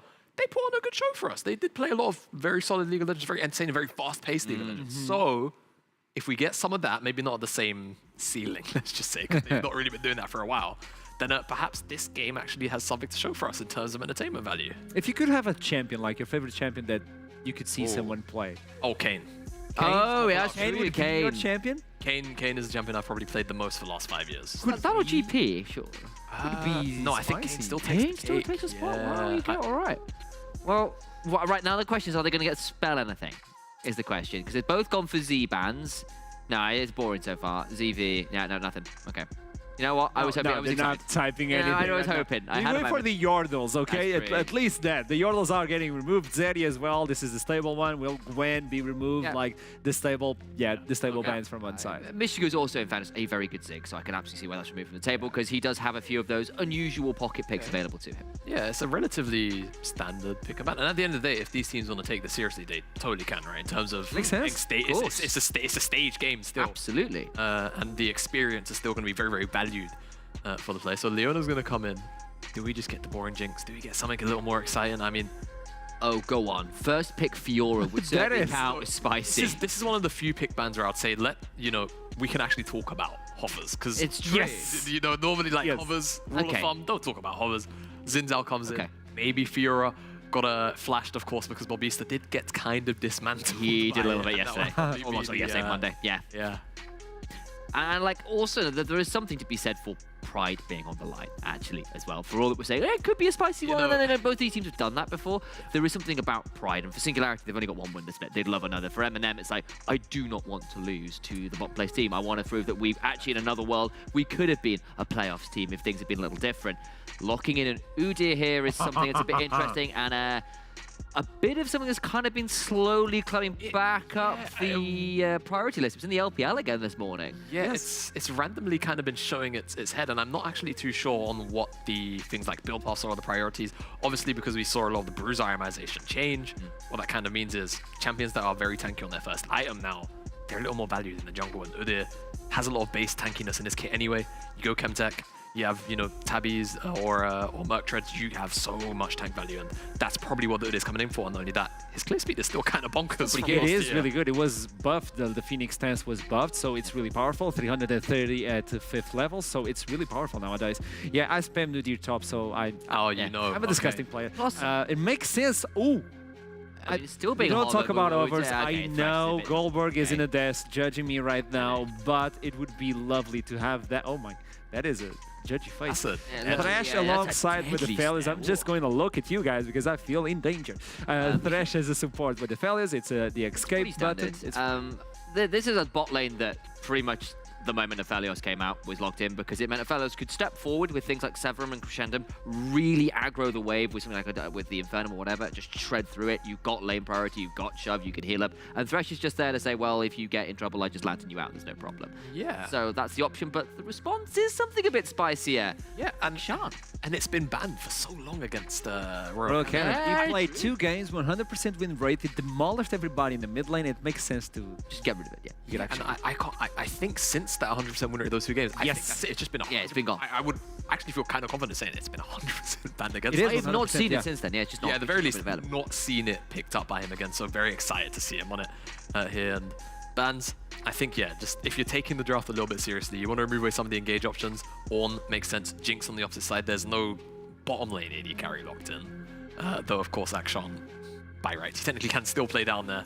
It's just not. You like the solo lane XP. Actually, you're quite good at solo lane because you want to use your going rogue to play around with the permanent invis. You want to try and look for the burst combos. And actually, honestly, considering you're not really much of a tower taker or the rest of it, you kind of want to think some other stuff. We had seen some Xerath a little while ago for a couple weeks in the NLC, but it hadn't really worked out. Locked in here, likely for Royal Cannon, which means possibly Babista taking. I don't know. This seems like a support Xerath. Could They be, well, it might could be pick Michigan, Jhin actually. It's true. alongside with him, and Well, it's a sniper bot line. Was the Nautilus is locked in already, so it could be Nautilus Xerath. Even better. Michigu's done AP Mage's bot before, so it's a possibility. I wanted to call out actually the fact that SNG said, all right, let's remove away the Seraphine just on the off chance it comes out. Trouble's not here, and if they lock in a cannot tease Katarina, that without Trouble. or it could be a support LeBlanc Do you know for what? Jake as well. I actually think, unironically, There's your Pantheon. It's all big hover. They know what they're doing. Yeppe is toying playing with the caster's hearts. I think unironically, hovering the Karina, I think they would have locked it in if Trouble was here today. It's true. But, you know, a little bit of respect for Fuji, just to make sure that she doesn't get to miss out on a potential Karina game. True. Maybe next week. We'll wait and see. What I will say is that the one win Singularity did get was on the back of Tatui on the Camille alongside Dragane on the Vega, basically playing lockdown central with a double cage comp. He had a pretty good showing in terms of being able to find the flanks, so I want to see whether he can do it again today. A Jace for Babista says, I see your Camille and I'm going to make you pay for having picked it. Yeah, I think that's entirely correct. And even on the top side, I don't think necessarily that Xin Zhao is going to lose to Udyr, but Udyr kind of like stonewalls a lot of these kind of matchups. So assuming that we see, you know, kind of path towards the top side and ensure that Babista, you know, he's never having waves crash into him and things like that. He's never going to be at threat of dives. Babista should have a relatively free time, and on the bottom lane, it actually does look like it's going to be the Xerath. It is Michigu on a Xerath bot. It's a double poke, plus Akshan and Udyr being frustrating. Yeah, exactly. Yeah, exactly. Akshan's the wild card. You've got two beef balls in the front line to keep your poke safe. And we were talking about this in the game today. This is the AD carry that actually does better with AP champions, so why not pick the Xerath? It makes sense, it's a different kind of Ziggs.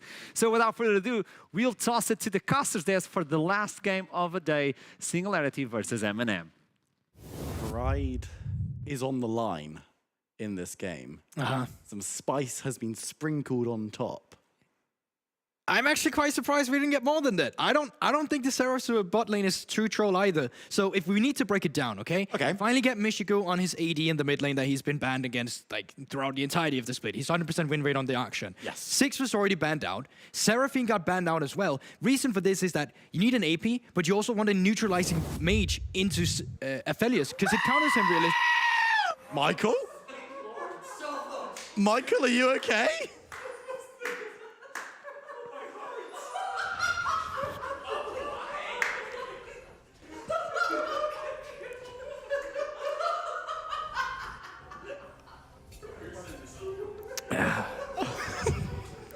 Production? Can we have a conversation after this, I guys? complimented you, production, earlier. And this is how you repay us? Okay. So basically with a mage, what you want to do into Aphelios is you want to neutralize the bot lane, because if he cannot push in the minion waves and he's playing with slow range, you can completely neutralize the pick, which is why 6 was banned, which is why Seraphine was banned, which is why Xerath was picked instead. I had to get this out quick. There you go. Take it away. Okay, well, we are into game now. Something else that's a little bit spicy that we haven't, well, Des talked about it when I was locked in, the Udyr jungle. Yeah, so, I mean, I've actually not gotten to research this pick as much as I would have liked, mainly just because it's been picked more in NA and my time zone doesn't really allow myself staying that late up watching it. But it's certainly something that came back a lot with the movement speed, the chem tank as well, and as Jamada mentioned a little bit on the desk, it's just something that neutralized a lot of picks. Actually, I'm not going to give my sense on it, because I'll be honest with you, I don't know lethal tempo Udyr. Yeah, it's definitely an interesting pickup. We'll have to see how it goes for Canna, of course, a player who's had mixed fortunes so far this season. As we see both teams starting on that bot side, probably pathing towards top. Should we be looking out for really aggressive plays anywhere in particular? I think you can look out for the solo linears of the side of M&M. That's surely what you want to play towards. From the side down towards the bot side, It's all about clearing waves. You're just playing ping pong with those waves. You just need to farm minions. That's all this Seraph is here for. Just make sure the Aphelios doesn't get to be a threat. So you're playing for your solo laners instead. You're playing for the AD threat in the mid lane. You're playing for the ranged intermelee matchup on the top side with a Jace that should be able to dictate waves as well. On the side of Singularity, oh, I like this from Porb. He's just not going to be ready for this. Jace usually gets to push in the early game. He's only level 1. Might just be dead here. Babista could get caught out. Porb moving forward. Gonna get that knockup flash burnt. Babista goes low. Needs to be a little bit careful now. Not dead, but the thing is that Kana is pathing up towards the top side as well, so he's not in a position to walk into the bot side jungle and take away some of these camps. So you cheat the lane a little bit, but Bista now have to play with no flash. Yes, he will get the help from his jungler, but if Tatui is able to play around that, then the lane can benefit the Camille all of a sudden. On the side of Porb, he's now going to be able to full clear his top side. He can move down towards the bot side, see if there's anything to Fred. If there's not, well, you just go for the reset and see if you can come in with a counter gank once again on Babista. I'm just keeping my eyes on these two junglers, especially Kana, what he's going to do in response. Because obviously he'll know that Babista is going to need a little bit of assistance now. And with Zinzao clearing out the Gromp, he could actually be in position to make a return, but probably wants to clear out a little bit more effectively. But in the mid lane as well, Raw Cannon, we've talked about this Akshan. A very, very important pickup for him. He's played exceptionally well. It's been banned a lot. It has, and I mean, for good reason as well, that we're not seeing right now, because Dragan is actually doing a brilliant job. Yeah, just going for a little bit of an engage as Spike moves forwards, but Dr. Chaos very capable of disengaging. Ooh. No, Porb still haven't reset yet. Kana does have the level advantage. Yeah, but he's going to be caught out because Tattoo has the priority in the top side. He's going to have to run away, and Porb doing some decent damage. Probably not going to be able to do too much, but Kana's running the wrong way, looking to escape, hanging over the wall, thinking about the flash. Ooh, he's getting caught out and now needs to be super careful, of course doesn't have it. But Porb goes low, has to smite for health, but it's first blood going over to Tattoo. Good idea initially from Kana there, because if he comes in and face check, he actually has the advantage of the fuck off wall to just be able to stun immediately and then start piling down the damage. But unfortunately for him, Tatui was following along. He gets the pickup. And now, once again, this Camille is put in a good position in a matchup that usually doesn't favor her in the early game. No, absolutely not. Having that extra kill is going to be grand into Babista. Again, still doesn't have flash. So this top side is looking very, very nice for Singularity. And as they said on Desk, Tattoo on the Camille was a pivotal reason why they won their only win this season. As in the bot side, we could see a little bit of action, but Dr. Chaos can't find the engage. Exactly, but it's also just great because you get this Camille ahead, she gets to be a menace in the side lane, but not only that, she gets in towards the back line that's very immobile already on the side of Eminem. They're super squishy. Like, they'll get blown up immediately. Okay. Ooh, nice engage. Will not land the flay onto Dr. Chaos, though, as he flashes back and a little bit returned onto Aphelios, but nothing too much as Kana moves in. And I'm not sure what Dr. Chaos was doing there, if he was timing summoner spells in the middle of a lane or anything like that, but he was just standing still in a position where he was not safe with the minions covering. It's going to be a reset in the bot side from Eminem. Right, yeah, but ooh, will he find him? He won't. It was close. You can feel like he was hunting, he was sniffing. If he just walked up there, just did a little bit of a blind flay, that could have been great. Unfortunately, didn't throw it down, but Babista in the top side against a double buffed up Camille. It's tough, and I mean, Tatui haven't even reset yet. Oh. So all the damage you give here, I mean, it's fine. You're just going to be able to shove in the wave. You can go for the recall. Don't even have to utilize this TP if that's what you want to save. On the other opposite side of the map, with the resets coming through from the bot side, Dr. Chaos is out to help Royal Cannon, not necessarily for a gank, but just to make sure that he can push this wave in. Royal Cannon can get a reset himself. At the same time, Porb, he's being very bold with this Drake 5 minutes into the game. Yeah, no one's quite catching him out. Dr. Chaos might well move down, but I think the dragon will be secured before it's time. No smite yet. Smite, though. Dr. Chaos walks in. He's like, got no smite.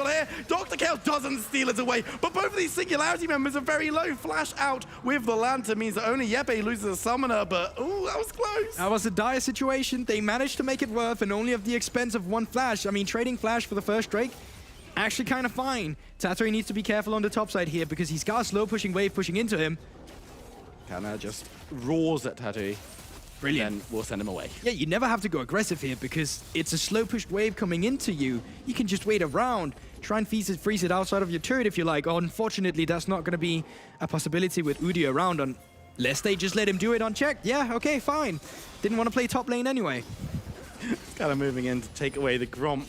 Porb is around, but is a level down on the Zinzao. It should be noted, so he needs to be a little bit careful. And will find Canna, but members of M&M are coming in to support Dr. Chaos and Royal Cannon because yep, it is going to be a full-blown skirmish in the jungle. If Pop does anything too silly, Dragane is there as well. It's going to be a full-blown fight. Canna looking for a way out, can't find it just yet. Action swings into motion, but the first kill goes over to the victor. Royal Cannon trying to get away, but members coming through thick and fast from Singularity. Zinzal's going to follow through. Pop gets the kill as Dr. Chaos now being forced away from safety. Going to be taken low, flayed back and removed. It's a double kill over to Porp, and this is an early game we really haven't seen from him. No, it's brilliant. We're actually seeing a lot of proactivity. We're seeing a lot of priority when you say rotate around the map here with bot lane priority, allowing Yeppe to move as well, answering it. Psyche and Michigu, I don't think a kill will come through here, no. But once again, this is nice from Singularity. Really, both these teams, they have no stakes in this game. It doesn't give them anything. It's only about pride, but Yeppe and Porp just lining up together nicely, chaining up the CC into the knock-up, and Kana, I mean, she's getting one-shot by that Chaos Storm when it comes through. Royal Cannon, Chaos, they're way too far forward, and Tatui, he was pushed in topside. The thing is, with topside on blue side, it's super easy for you to join the jungle fights. Absolutely, and there you can see Dr. Chaos just gets flayed back, and Singularity. Goodness me, where was this kind of play when you could have made playoffs? I mean, okay, that's a lot of weeks ago as well, different substitutions, but I agree with the sentiment. They're looking like a whole nother team, like they're actually looking good. And I won't subtract that statement. I was going to say that was a little bit harsher than maybe you meant, but Dragane, as you've mentioned, in the game that we saw Singularity win was pivotal, obviously, on that Vigar Blair, so we don't love that. Action, potentially, could happen up here. Royal Cannon is in camouflage. Tatui has a lane that's pushing in, and he doesn't have a backup. Pretty aggressive positioning from him as well. It's going to be a 2v1 going for that cable shot. Might be able to get away, but Royal Cannon putting in a decent amount of damage, has the ultimate available, and is going to look to fire it. Can Tatui get behind the tower? Yes, he can, and he does survive. Poor missed blast cone. Don't worry about it. He's having a good game so far. Don't worry about it. Okay, yeah, you're right on that expense. But you could have found Michigan moving down now, or rather, Royal Cannon moving down now. In the river, Rift Hell is, of course, an objective you can try and fight for, and because of that, supports have been moved up here. Though remember, Tatui is quite low, does not have that teleport, and because of that factor, Singularity will have to give up this Rift Herald. Yeah, it's going to be taken by M&M, a nice first objective for them to secure. It's a little bit later than the spawn at 8 minutes, but they will be able to use this one. Not going to be giving it to the marksman, well, the Xerath, I should say, as it's going to go over to Canna. Anywhere you would like to see this one delivered? In any lane with priority, so it's easier to play up towards the top side if you can gain control once again with the Jace of the lanes. It's going to be a bit more difficult in a mid lane setting where Dragana can just completely clear out the waves all the time. He's building up more items down towards the bot side as well. You don't have too much priority, but one move you could make is, of course, just move Royal Cannon to a side lane again. Stack one wave if you have to, come in with a camouflage, and make bot lane a 4 versus 2 situation. Hook from Yeppe. Goes a little bit short, and he will not get the engagement that he maybe wanted. Pop on the top side. Could look to get something onto a beast there. He's pretty far extended. Camille coming through as well. He's going to come in from nothing. But Bista is in a lot of trouble here. No mana as well. I think this one should be cut and dry for Singularity moving into the alcove. But Bista looking to break sight, but just goes straight into the ultimate. And the ultimate going to hold him in place. And Bista actually might have been able to get out of that one, but Camille just completely shuts him down. Yeah, Paul wanted to leave it with the kill, forces Tatui to go for the flash to pick it up. But this is still great. And this is a matchup that's been completely flipped by its head. As we already talked about, it's not supposed to go like this in the early game. And once Jay starts falling back, he's not having a good time because Jace, who's behind the curve, actually not a very good side laner. It's just really like a normal range top laner. He just has to disengage in his E, but Camille able to play around with that, with the ultimate, of course.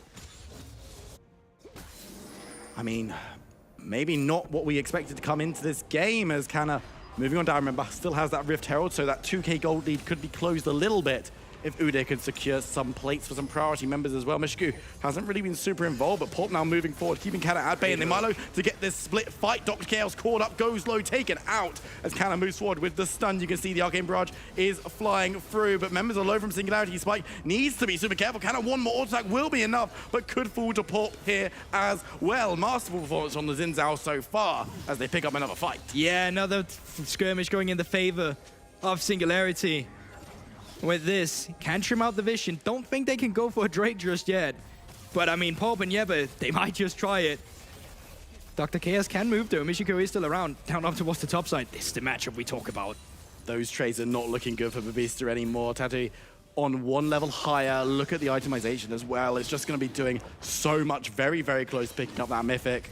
And Raw Cannon in the mid lane as well. This was a matchup that we thought, Aksham, Raw Cannon, this is going to be great, but he's been bullied so much. That's the thing. Usually with ADs into mages is that ADs take control of the first 3 waves because having attack damage just does more, but having a look at the replay once again, it's just great hooks. Honestly, Jeppe has been finding a lot of those in this game, not only just now, but also in standard laning phase. Yeah. Kiting against Anudia, it is a tough situation, especially when he's got Ghost as well and he's able to run you down with red buff, with stuns, but luckily from the side of Singularity, they're able to trade up the kills. Now members of M&M moving up towards the top side, dropping the Rift Herald up here to maybe try and give the Beaster a little bit of breathing room. And behind them as well, you can see Dr. Chaos hanging around. If Jeppe wants to go for an engage, Tato goes too far forward, then they're going to get stunned up. The CC is big. The Lantern is being blocked as well. Goes for the ultimate to break things up and will be able to escape burning low, but shouldn't fall. And the tower stands as well. Yeah, Lantern was a bit too much in all the enemies' faces, which makes it quite difficult to hit, but Tatsui actually manages to get it. Tower still stands, and with 3 members on the top side, what can they do on the opposite side of the map? Currently, the answer says nothing, as Jeppe and Polp is also here to respond to the pressure. Mishko on the bot side, Spike there as well. Mishko hasn't really been able to do that much. The Xerath scaling into the game, what can we expect? Well, Xerath is one of these super annoying champions to play against because basically also with the Nautilus ultimate, you press that, you lock it down, Q, W from long range paired up with ult. Could get quite scary. Jeppe had the right idea in that one. Quite connected. See the velocity, doing some trigonometry in his head. Unfortunately, a little bit slow this time around, but Raw Cannon hanging around, going rogue potentially, looking for the damage on Dragane.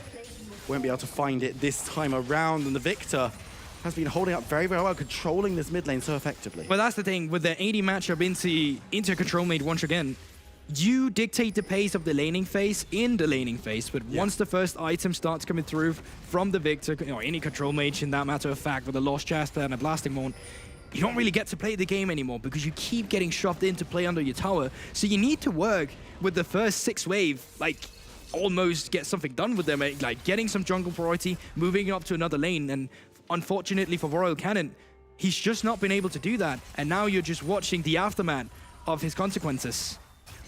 Cannon hanging up mid lane, gonna get that farm. Hasn't been falling behind farm, fortunately for him, so there is still opportunities and some equality in this mid lane. But Singularity, honestly, have just looked like the more proactive team so far. M&M might be looking to play around this second Herald when it spawns up in the not too distant future. Question mark Pinks comes out, so they have spotted Kana on this blue buff. I think Kana can get it in time, maybe. Here comes Polp. He smites it away. He went actually, I think he did get it in the end, but Polp moving forward aggressively, just scaring him away from going any deeper. And this is what I like for Singularity. They're being proactive. They're putting pings down. They're moving towards objectives. They might lose this top tower, but they might have people there to skirmish. It looks like Tattoo is not interested in making any rest. Yeah, so the thing is, Chaos has actually been really good being out of the map all the time. Jeppe is most of the time playing response, although he has had a few good proactive roams himself here in the mid lane. But it does allow them to get the first turret for themselves. Rift Herald spawning in less than 1 minute as well, so majority of members from SNG has been moved up here, even Spiky as well. And now can look for a hook, Jeppe. Been dangerous with them. And moving forward, but decides against the engage. We know how much disengage is available for Singularity if they don't want to take the fight, but in this game state, they've wanted to take pretty much everything they've taken. Maybe a bad rotation here from the side of Singularity. Michigan moved into bot wave. Now he's on towards the mid lane, and Rift Herald been started up, but M&M, they're not doing anything about this potential man advantage. They're just moving down towards the bot side, and SNG get another free neutral objective. They're indecisive. They don't know what they want to do. They've set Michigan back, but no one else has done anything. They're not looking for it to make a proactive trade. And now this Rift Herald's going to go over to port, and Singularity get all the marbles. That was actually the one misstep Singularity had there where they could have capitalized on it from the side of M&M, but they didn't see the window, and just like that, it shut wide open on them immediately. The question is, what can M&M do? They're in this bot side trying to get rid of these minions, get the Xerath some more gold, and maybe try and open up the bot lane a little bit, but honestly, Singularity just seem to have been one step ahead so far. And for M&M, they're not making big signs that they're going to get back into this one through their own plays. Singularity, they opened one window. M&M didn't go through it. When will they open the next? Yeah, that's the thing, because there's going to be a soul point fight for the next Drake here coming up. It is a Hex Drake once again, and with the Rift Herald, can just use it in the mid lane to just gain that instant priority we see so often. And Singularity already have the run of the river. In the bot side, you can see Spike is just clearing out those waves. Haven't taken the towers mid or bot yet, which will make things a little bit harder for Singularity compared to a couple of the teams you've already seen today. But Yepe looking for a death sentence will go wide this time around.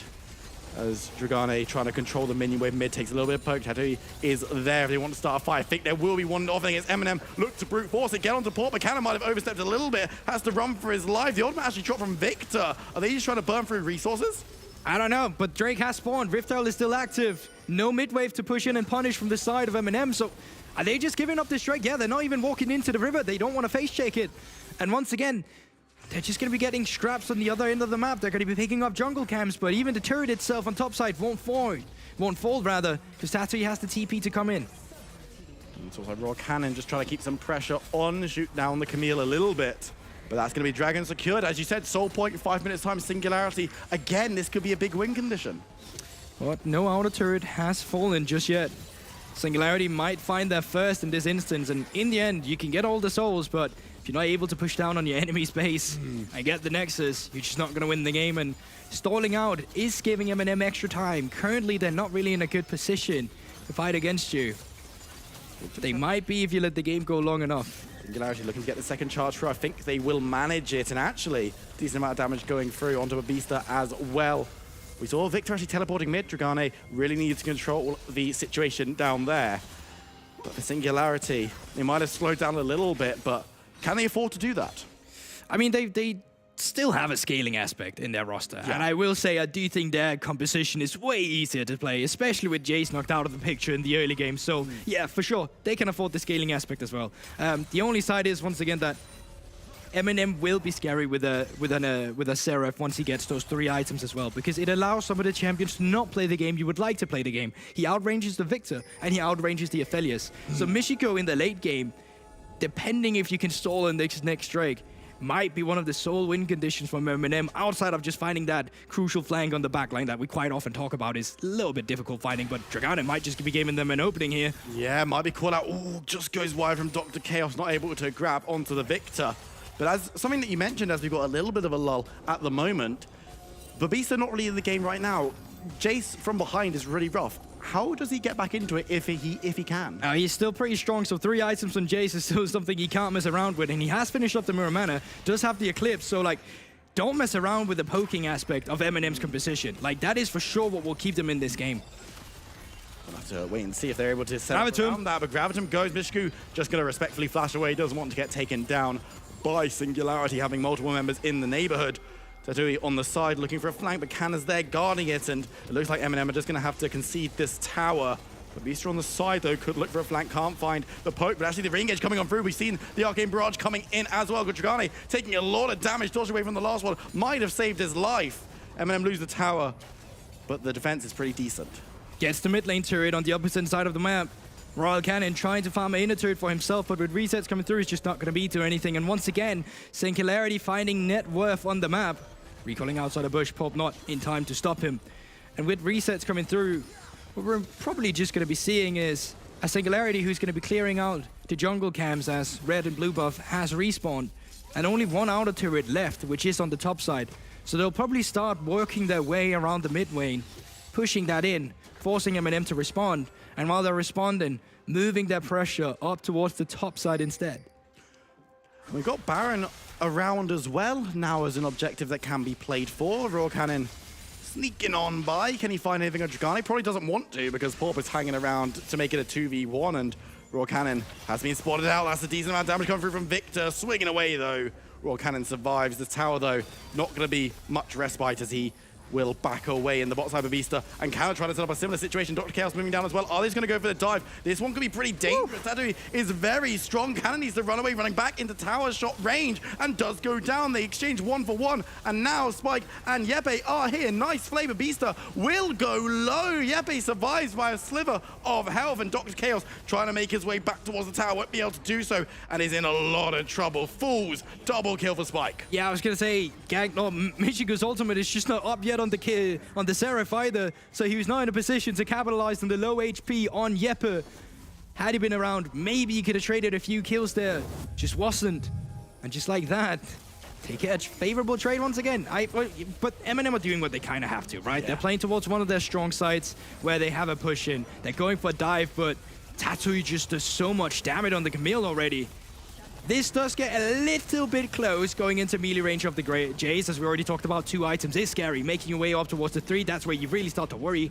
But this time around, they have the presence of mind to stall out the trades. They pick up the kills, and they get a favorable trade in global map state once again. Absolutely, and I mean, again, you can see why Eminem went for the play, and if the other 2 members of this bot lane from Singularity hadn't shown up, it would have been a decent 1-for-1 trade, even trades when you're behind and nothing to be sniffed at. Unfortunately, Singularity, Spike, and Yepe were there. Now, in the mid lane, Dragon up in 5 seconds, Soul for Singularity. Eminem cannot let this one go through. The Arcane Barrage is going to be used for a little bit of poke, but there's not really anyone that Singularity can get taken low, and they're actually going to be able to grab the Nautilus out of the air. Ultimatum coming in onto Raw Cannon. This fight is big for Singularity. Canna is going to be chased down towards the Dragon, moves back forward, because Fresh is just going to cut off any route of escape. And Singularity take another team fight and can take Dragon. That's the thing, Eminem's composition, it doesn't work as a team fight. It works as poking your enemy down, then going for the engage. Problem is, the hook connected to the one target, where it just does not matter.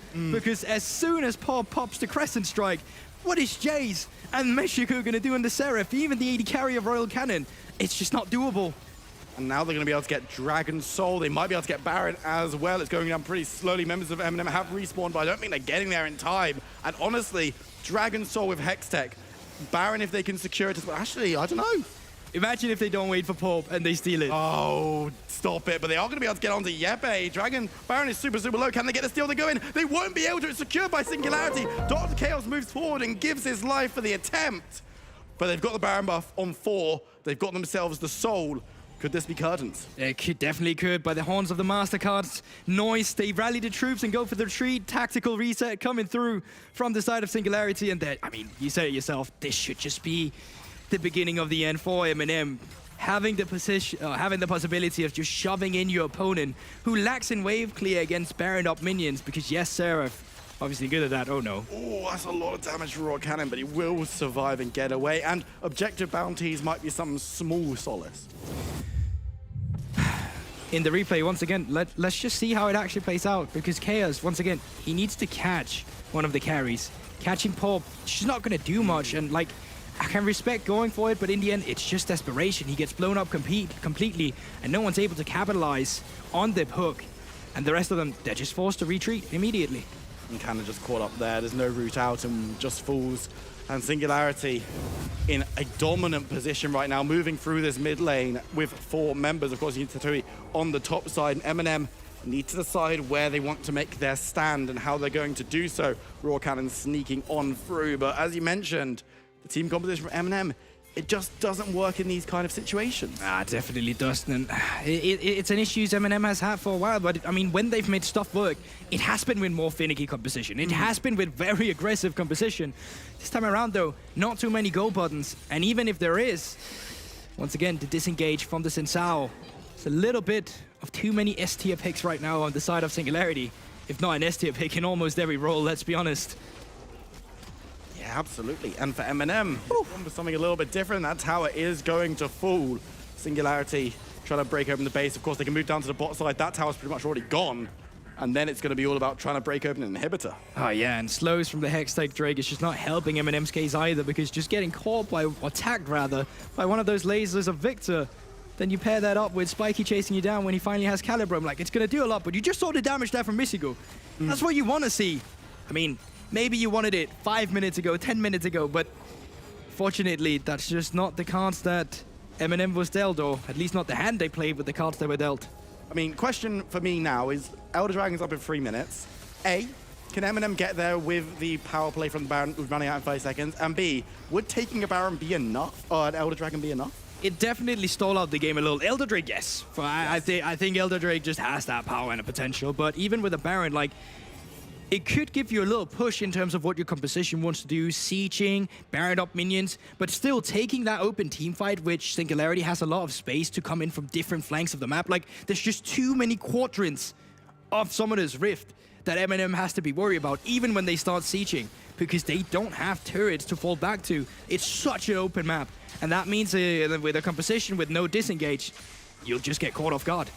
Cannon trying to catch Dragane off guard, but will be caught out himself. A lot of damage coming on through from his Archon, actually dodges away from the slow, but the ultimate from Victor makes it a very unfair fight. Raw Cannon able to get away, but now the ultimatum lands onto Babista on the other side of the map, and this time around, Singularity taking no prisoners, going to be getting that knock up on the final auto attack as well, but Porp just leaving it. No, not leaving it, stealing it away. Okay, Chaos is down towards the bot side. Round 2 here. Rakanan going on through with a bit of assistance this time around, but Dragane gets the flash away, gets the slow. The ultimate will snipe through. Will it be enough to take down Dragane? Yes, it will. And there we get it. Finally get a kill on the other side of the map. Can Singularity capitalize with 2 members down towards the bot side? They're trying to push in the mid lane, but no longer having Baron up minions. Michigo is dealing with the threat. Now M&M are going to look to try and stabilize a little bit. They've still got their base intact, which is great for the first Baron buff. If they were able to secure that one, they've still got someone to fall back to, and the minions are not going to be the same threat that they could be. However, we've got Dragon and Baron coming up within 20 seconds of each other. Singularity realistically can't afford to let either go down. I've seen Singularity throw this. I'm just putting that out there. Never forget, when they had 3 winning lanes, got a soul, was starting up a Baron, and it got stolen by MC's Lee Sin. Can happen again. And the scaling aspect of the game is, of course, they still have that. Not per se in their favor, but it still is very good for them. This problem is, it's also very good for M&M. This is very true. M&M deciding where they're going to want to pick their fight, and if they can even do so, because Singularity are so much stronger ground for ground at the moment. A pick might be crucial, but Singularity just haven't given that opening. 3 items on Jace now. Almost 3 items on Michigo. He's making his way towards it. This is where you want to let them know how scary the poke can become. Yebe looking for Flay, TP behind. Yeah, TP coming in. They're looking for Michigo. They're looking for wherever they can get. They do get onto the Xerath with the ultimatum, but now members of M&M are moving back, trying to defend their backline. Canna's the one who's caught out in the box, though, will go down. You've got to imagine it's Tatui picking up that one, and Singularity moving forward. They've only managed to take down 1 so far. With health bars pretty decent, they take out the minion wave and have a whole world of decisions. And there you have it. It's just a problem we talked about. The map is so wide open. 1 TP flank, and you'll have to retreat immediately from M&M. Just like that, Elder Drake, 10 seconds, your jungler is dead. What can the rest of M&M do to deter this situation? I don't know what they're going to be able to do. They've got members staying mid. I don't even know if they're fighting over this Elder Dragon, but they're not taking fights as it is, and that execute is going to put them beyond all doubt. They have to do this. They have to do something. Babista moving through, and of course, they've got the Xerath range, the ultimatum Raw Cannon trying to get onto Yebe. Nice shot onto the Aphelios. Actually, Singularity could be in trouble here. The Dragon's going low. They don't have a smite member to steal it away. It should be secured by Porb. It will be secured by the jungler from Singularity, taking down Dr. Chaos. The fight might have changed its tune as Babista gets blown up. Nautilus goes the same way. Singularity was touch and go. Cannon moving forward, but needs to be careful. Dragane there with the execute. Raw Cannon needs to be super careful. 1 auto might be enough. But Singularity are going to disengage. They lose multiple members, but they take down Elder. Yeah, they get the Elder Dragon. Just with 2 members like that, they can start setting up for the Baron once the resets come through and the death timers has vanished. And it's messy, but it's still a fight favoring Singularity. M&M holding on, they're clutching on, but the game is slipping further and further out of hand. This Baron buff, you've got to imagine, could be the final fight. If M&M take it, they could use it to defend a little. And this has to be the final fight. Whoever aces this is just going to run down the enemy nexus and try and see if they can end here. Or maybe it's going to be those kind of fights where just 2 members survive, 1 member survive, and it's just not going to be enough. Baron stolen, whatever it is. That's loads of potential for finicky things to happen. But remember, once again, Porp and Dragana still has the Elder Drake. On the top side, Michigo is resetting on the Seraph right now, probably building that 3rd item. Perhaps a Rapidon Step Cap. Ultimate isn't available yet, though. I think they're just letting this one go, and honestly, Singularity with 5 members of Baron buff, they've got Elder on a couple as well. I just don't know if that was the correct call. I mean, they don't feel like they want to fight against the Elder Drake, and that's fair enough. You can have them pushing into you, but you need to start this disengage with your poke instead. Rapid and Stefcaf have just been finished up by Michigo. You can make some members, key members low, make sure they are not able for the follow-up of a fight. Maybe you can stall even longer. Maybe you can even stall out the Baron and the Elder Drake, but it's looking unlikely, especially with Babista down towards the bot side pushing. He gets 1 tower, but it's going to be returned in the There's just no one in around. They need to defend. Babista is going to be teleporting through, but M&M They're only defending with 3, 4, 5 now coming. That's a lot of damage coming through. They might be able to take a bit of health, but M&M, they lose Canna. They might lose more with the Elder Dragon still popping on some members of Singularity. Diving forward, Pop wants to take down Raw Cannon. Might be able to do so with the Elder Dragon's help. Diving forward, one more auto would be enough. Burns low, but the shield is enough to keep Raw Cannon alive. But the Nexus is laid bare. The snipe comes through. Raw Cannon gets it as Singularity need to push forward. They do have the last order attack, and they take their second win of the split. Messy, interesting. In the end, Singularity victory, and they pick up their second one off the season. So it just keeps happening. They get a few in there. I mean, they have the ability to win games. The issue being, technically speaking, every team loading up to the Rift has a possibility of winning a game. You haven't heard some of the games that I've played, but we're going to go short break. When we come back, it's the post show, so don't go anywhere. We'll see you in a few minutes.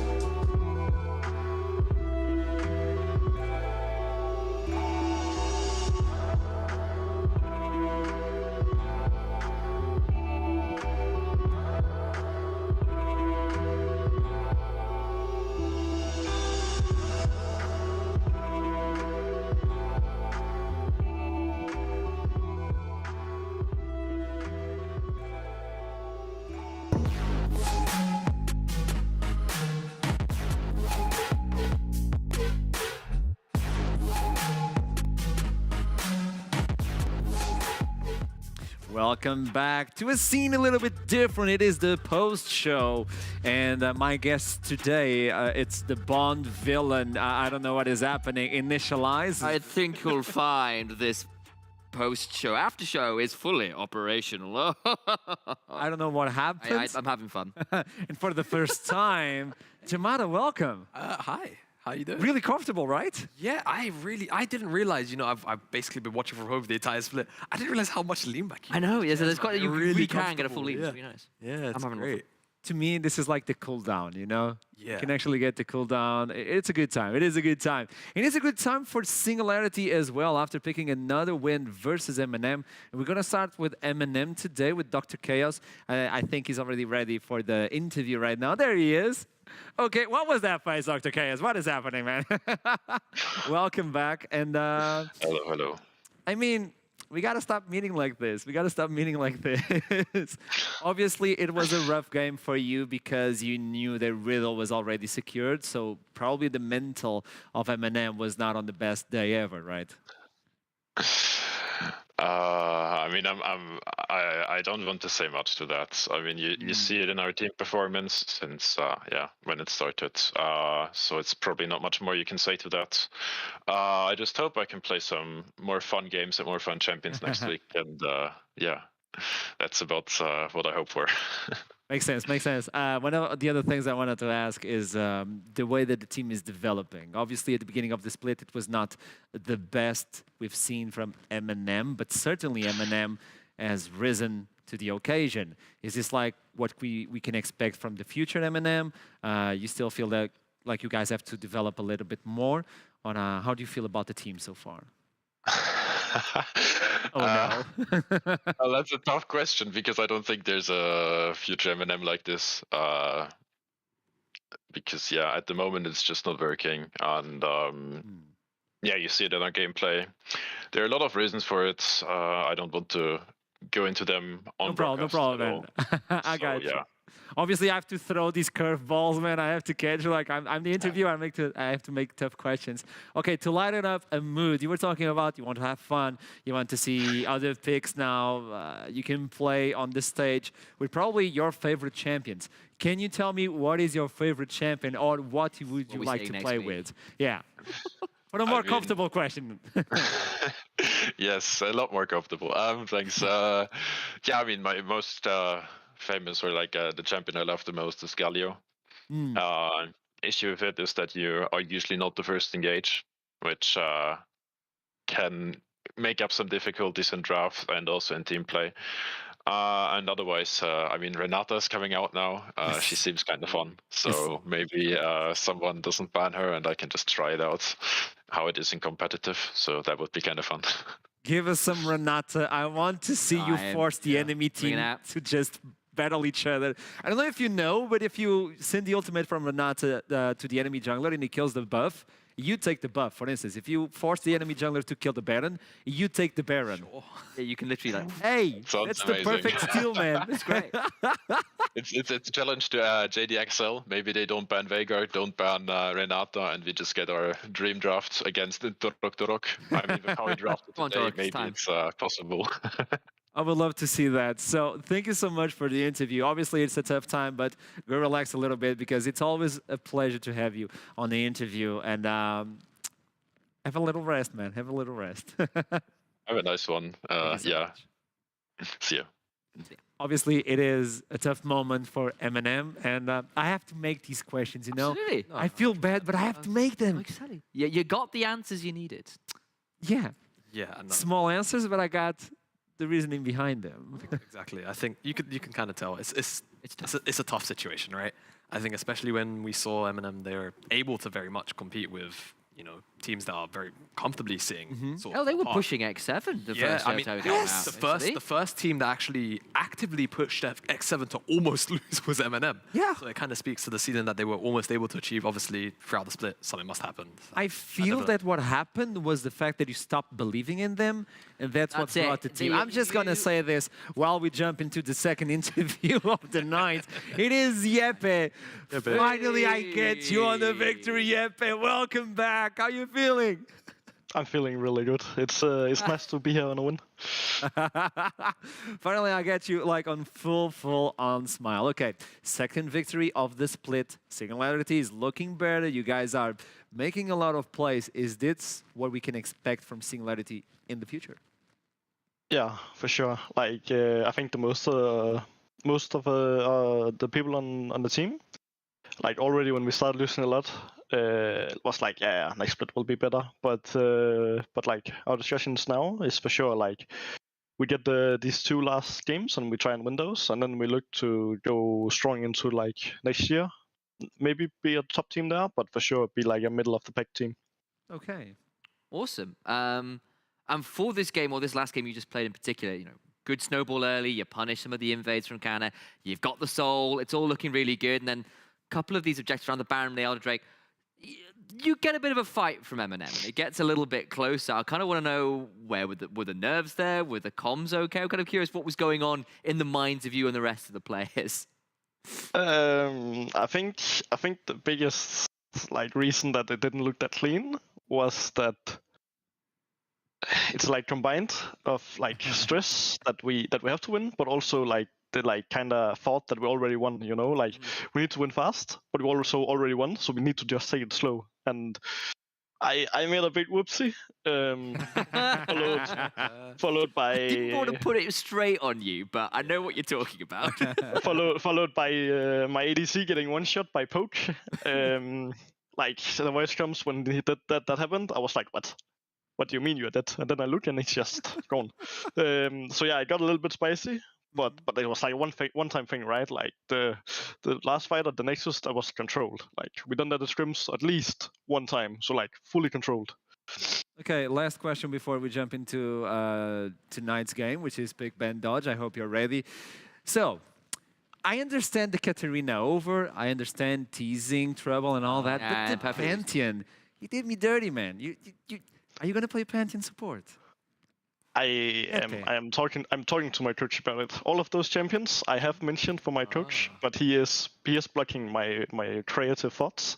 Okay. So you're telling me to have a small conversation with your coach. Is that it? Yeah. You actually have to do that because my creative mind doesn't get to be like played out because of him. Hey, Singularity coach, look at me. Look at me. It is quite easy. You look at Pantheon. You look at me. You see the resemblance on the beard. That's all. But pick him. Support. He's good. All in. Press the attack. Get the W first skill. First level. The AD carry comes in. That's a first blood for you, man. That's great. How can you miss on that? Awesome, great analyst. That's good. Think about that. Yeah. Okay, yep, I got you, man. Do you want to play a game? Yes. Let's play a game. It's Big Ben Dodge. We have 4 plays for today. Jamada also for the first time. You are going to play with us. It is quite easy. Okay, we're going to show a play. You decide if it's a pick, if it's a ban, if it's a dodge. Yepe, you're the first one to decide because you're the guest of honor. So without further ado, let's kick it off with the first play. Show me what is happening. What is happening? Ooh, attack speed Ari.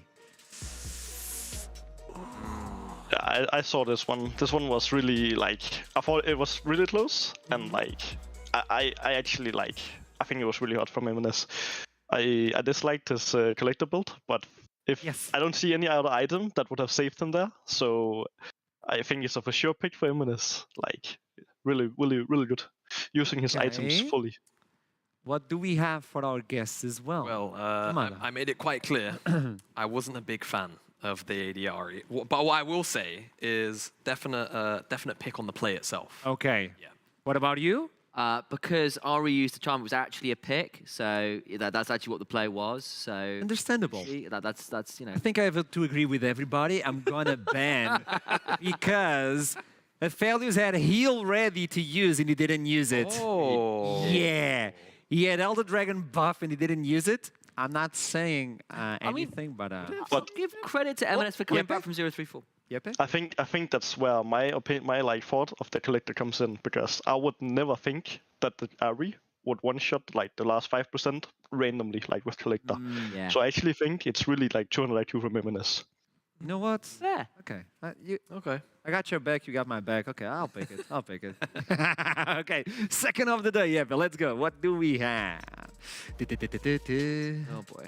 Okay. Oh boy. Aggression. Oh yeah. This is. Oh. Wait, is that Jinx from the Arcane show? No, I don't think it is. I'm pretty sure that's. That's the. That's Silco, right? It's that one spin-off, actually. Yeah. The cool thing is like Cyan chasing the Jinx and the movement speed at the same time, and Cyan is like, "Oh, you teasing me? You not?" Why you keep bringing this up again? What do you think about it, Yepe? I have. I mean, it's on Jinx. I would for sure dodge. Like that's not playable. I think last time we played against Aceton, or like last time I played against Aceton on Jinx, I got fucking completely smashed as well. So I would just dodge and say coach diff. Yeah. It's a dodge champion selects and go next, right? Sure. What about you guys? Yeah, 100%. If I see Azator on Jinx, I'm leaving. It's -3 every time. Like, just don't take the bigger loss. Like, There's a lot of LP that's going down the drain. Lose 3 LP with a dodge and then just go next. Look, I'm going to continue with my literal takes because Jinx literally dodged the Scion. So okay. All right. I mean, I'm going to say dodge as well. The only thing that's said for me on the Jinx I'm not apologizing. is the Chompers didn't activate at time. Oh, it should have been in front. So Should have been in front. I know. close, man. It's like the Chompers from Pounder instead of the Jinx. They don't work. So yeah. It's like that scene in Jurassic Park where you've got like they're looking in the mirror. We There's talked about that. There's a T-Rex chasing us like objects in the rearview mirror, maybe closer than they appear. Science are closer It's to like, you. oh my days. Okay, third one of the day, Jeppe. Now I want to see a Jeppe play. That would be wonderful. Oh no. Oh, he used the ulti. This is how they spotted where he was. So I didn't see this this. is how they spotted. Oh, I was no. so confused. No. On cards. Still. No. No. No, good. No. Wait for it. Yep. Wait for it. Now. No. And it's with Death Get Sword. No. centered. In the middle. I was so confused because there was a massive, like, 2-minute long, 3-minute long team fight. Yeah. And then randomly Ryze just died after the end of it to Gangplank ult. That's obviously how. And yeah, this is why you just move a little further when you go for a base and there's a Gangplank in the game. So, I mean, on that No, basis... it's Jeppe. It's Jeppe first. It's Jeppe All right, first. Yeah, Jeppe is the guest. I mean, I'm kind of speechless. I would be so confused if I was on Rice team, but I would also be so happy if I was on GP team. So it has to be like which side I'm going off. But like, if I'm on Rice team, I would for sure just ban my mid laner and say you're not playing Rice anymore. Jeppe, I'm glad. Right there with you. we all going bad. Right there with you, buddy. Right there with you. It's a straight ban. That was blood boiling. And I know Nuno doesn't really have that anymore, but like you there, you're safe. You're just about backed. Death's Daughter hits you in the face, and you're like that.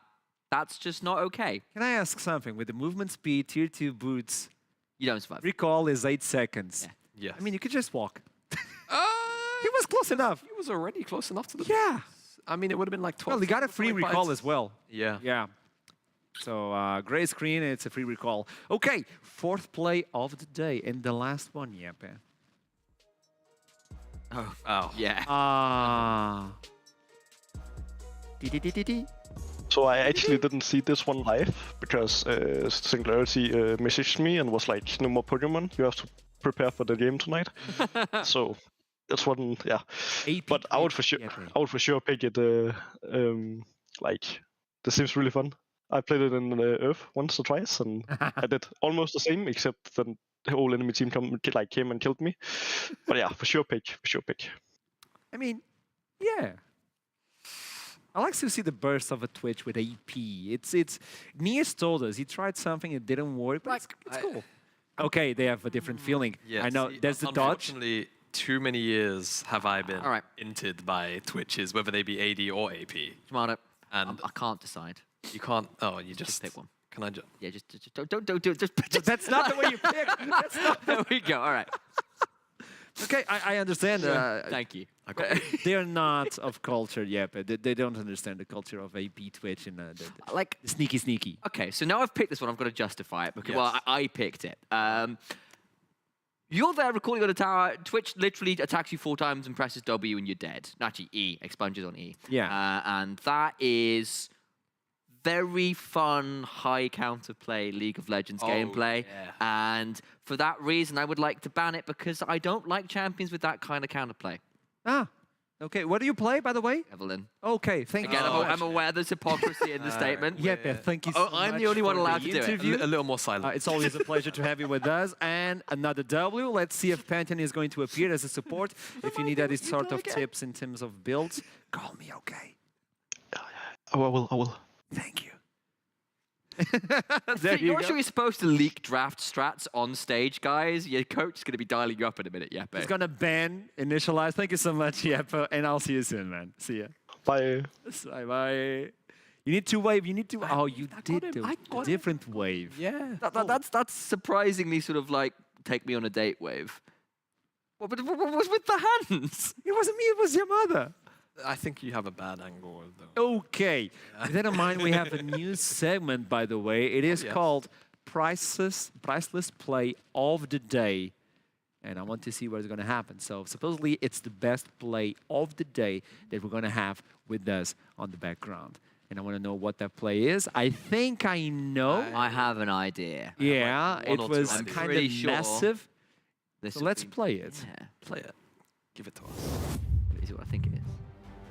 Yes. Oh, it is. Oh, 100%. Oh, only ever going to be boy. still. Ooh. Prince of Thieves, baby. Yeah. Brings the number up to 5. Wait, it was the spear that stole it away, not Yeah, even the smite. That was, yeah, so I remember breaking this one down in the moment. 1, my voice is still recovering, but 2, unfortunately for Noodle, he'd smited the Baron so that he could have enough HP to actually tank the Baron, and it was on cooldown for another second. Unfortunately for Vanir, they burned down the Baron a little bit too fast, and yeah, the spear comes into the pit and executes it for 9. Well, I think in the end it was about 300, but Man, it was traveling through there for a while. It's almost like you should have banned Nidalee. Yeah. It's appropriate it came from a guy called MC, because that was main character moves right there. Yes, like, unreal. The anime redemption arc continues. Riddle get playoffs. Beautiful stuff. And it was a hard pick, by the way, to pick the play of the day today, of all days, with every single team fighting it off almost 30 to 40 minutes per game. It was a tough one. So I would say congrats, production, from finding this one, and also for MC to pick Nidalee again and showing us why the Nidalee is such a preeminent pick for him. By the way, we have an analyst back in Portugal called Anifar, who's always dissing me on the Nidalee. He doesn't agree with the Nidalee. He doesn't think it's a good champion, but that's why his heart's stuck, by the way. But I'm just going to say this. He's not here to defend himself. What is this? He doesn't have any sort of defense for this one. Now, standings after today's matches, I mean, it's solidified. We now know the 6 teams that are going for the playoffs, but we don't know the specific spots, because if you look into this one, X7 almost secured for the first seed. Bifrost and JDXL are tied up, and they will face each other until the end. Yeah, so the thing with Bifrost and JDXL is Bifrost have the 0-2 versus JDXL. JDXL have the 2-0 over... JDXL have the 2-0 over Bifrost. Bifrost have the 2-0 over X7. X7 have the 2-0 over Bifrost. So there's still some weird scenarios that could go on there. Yes. But for Bifrost to secure second place by itself, they need to get at least one game over JDXL, or just tie all those 3 up in some weird amalgam of madness. Yeah, I think they could only really take... Or they could only really do second place if it came down to like a 3-way tie. Yeah, basically. Yeah. And even if it seems like, okay, the playoffs are secured, no seed is still available. Dusty and Varney are still fighting for the 4th seed, or the 3rd one as well. Who knows? In the future, Riddle is now secured, so they just need to find their leverage if they're going to be the last seed or something in the between. Yeah, and you know, it's kind of exciting to see Riddle make the last minute hop in, just because we've seen Riddle do a run like this with a very similar, you know, style of getting into playoffs. So I'm excited to see what they can actually do once we do hit that playoff week, man. I remember some of these players hitting some serious playoff buffs as well, actually, because we've been talking about consistency. Best of 5 is best of 5, man. When you kind of hit these series, you do get different sized players, and people like MC, I remember being really quite spectacular in playoffs last season. About the schedule, M&M Gaming versus JDXL. JD needs this one. M&M just playing for spoilers. Nuriki are doing the same for Bifrost. X7 versus Vanir. This is an important one for Vanir and X7 as well. Top of the standings fighting between each other. Team Singularity versus Dusty. It's the same for Singularity, playing spoilers. And now Riddle Sports still have to face Astralis, and they don't need to take their last spot in terms of seeding for the playoffs, so obviously Riddle needs to win this one. So this is the games that we're going to have on week 9, day 1, next Monday. So don't you miss it. But don't miss, by the way, the after show right after our show. I think we're going to jump for Riddle, where they have a really good interview. I'm not going to spoil it, so don't miss a beat, and I'll see you next week.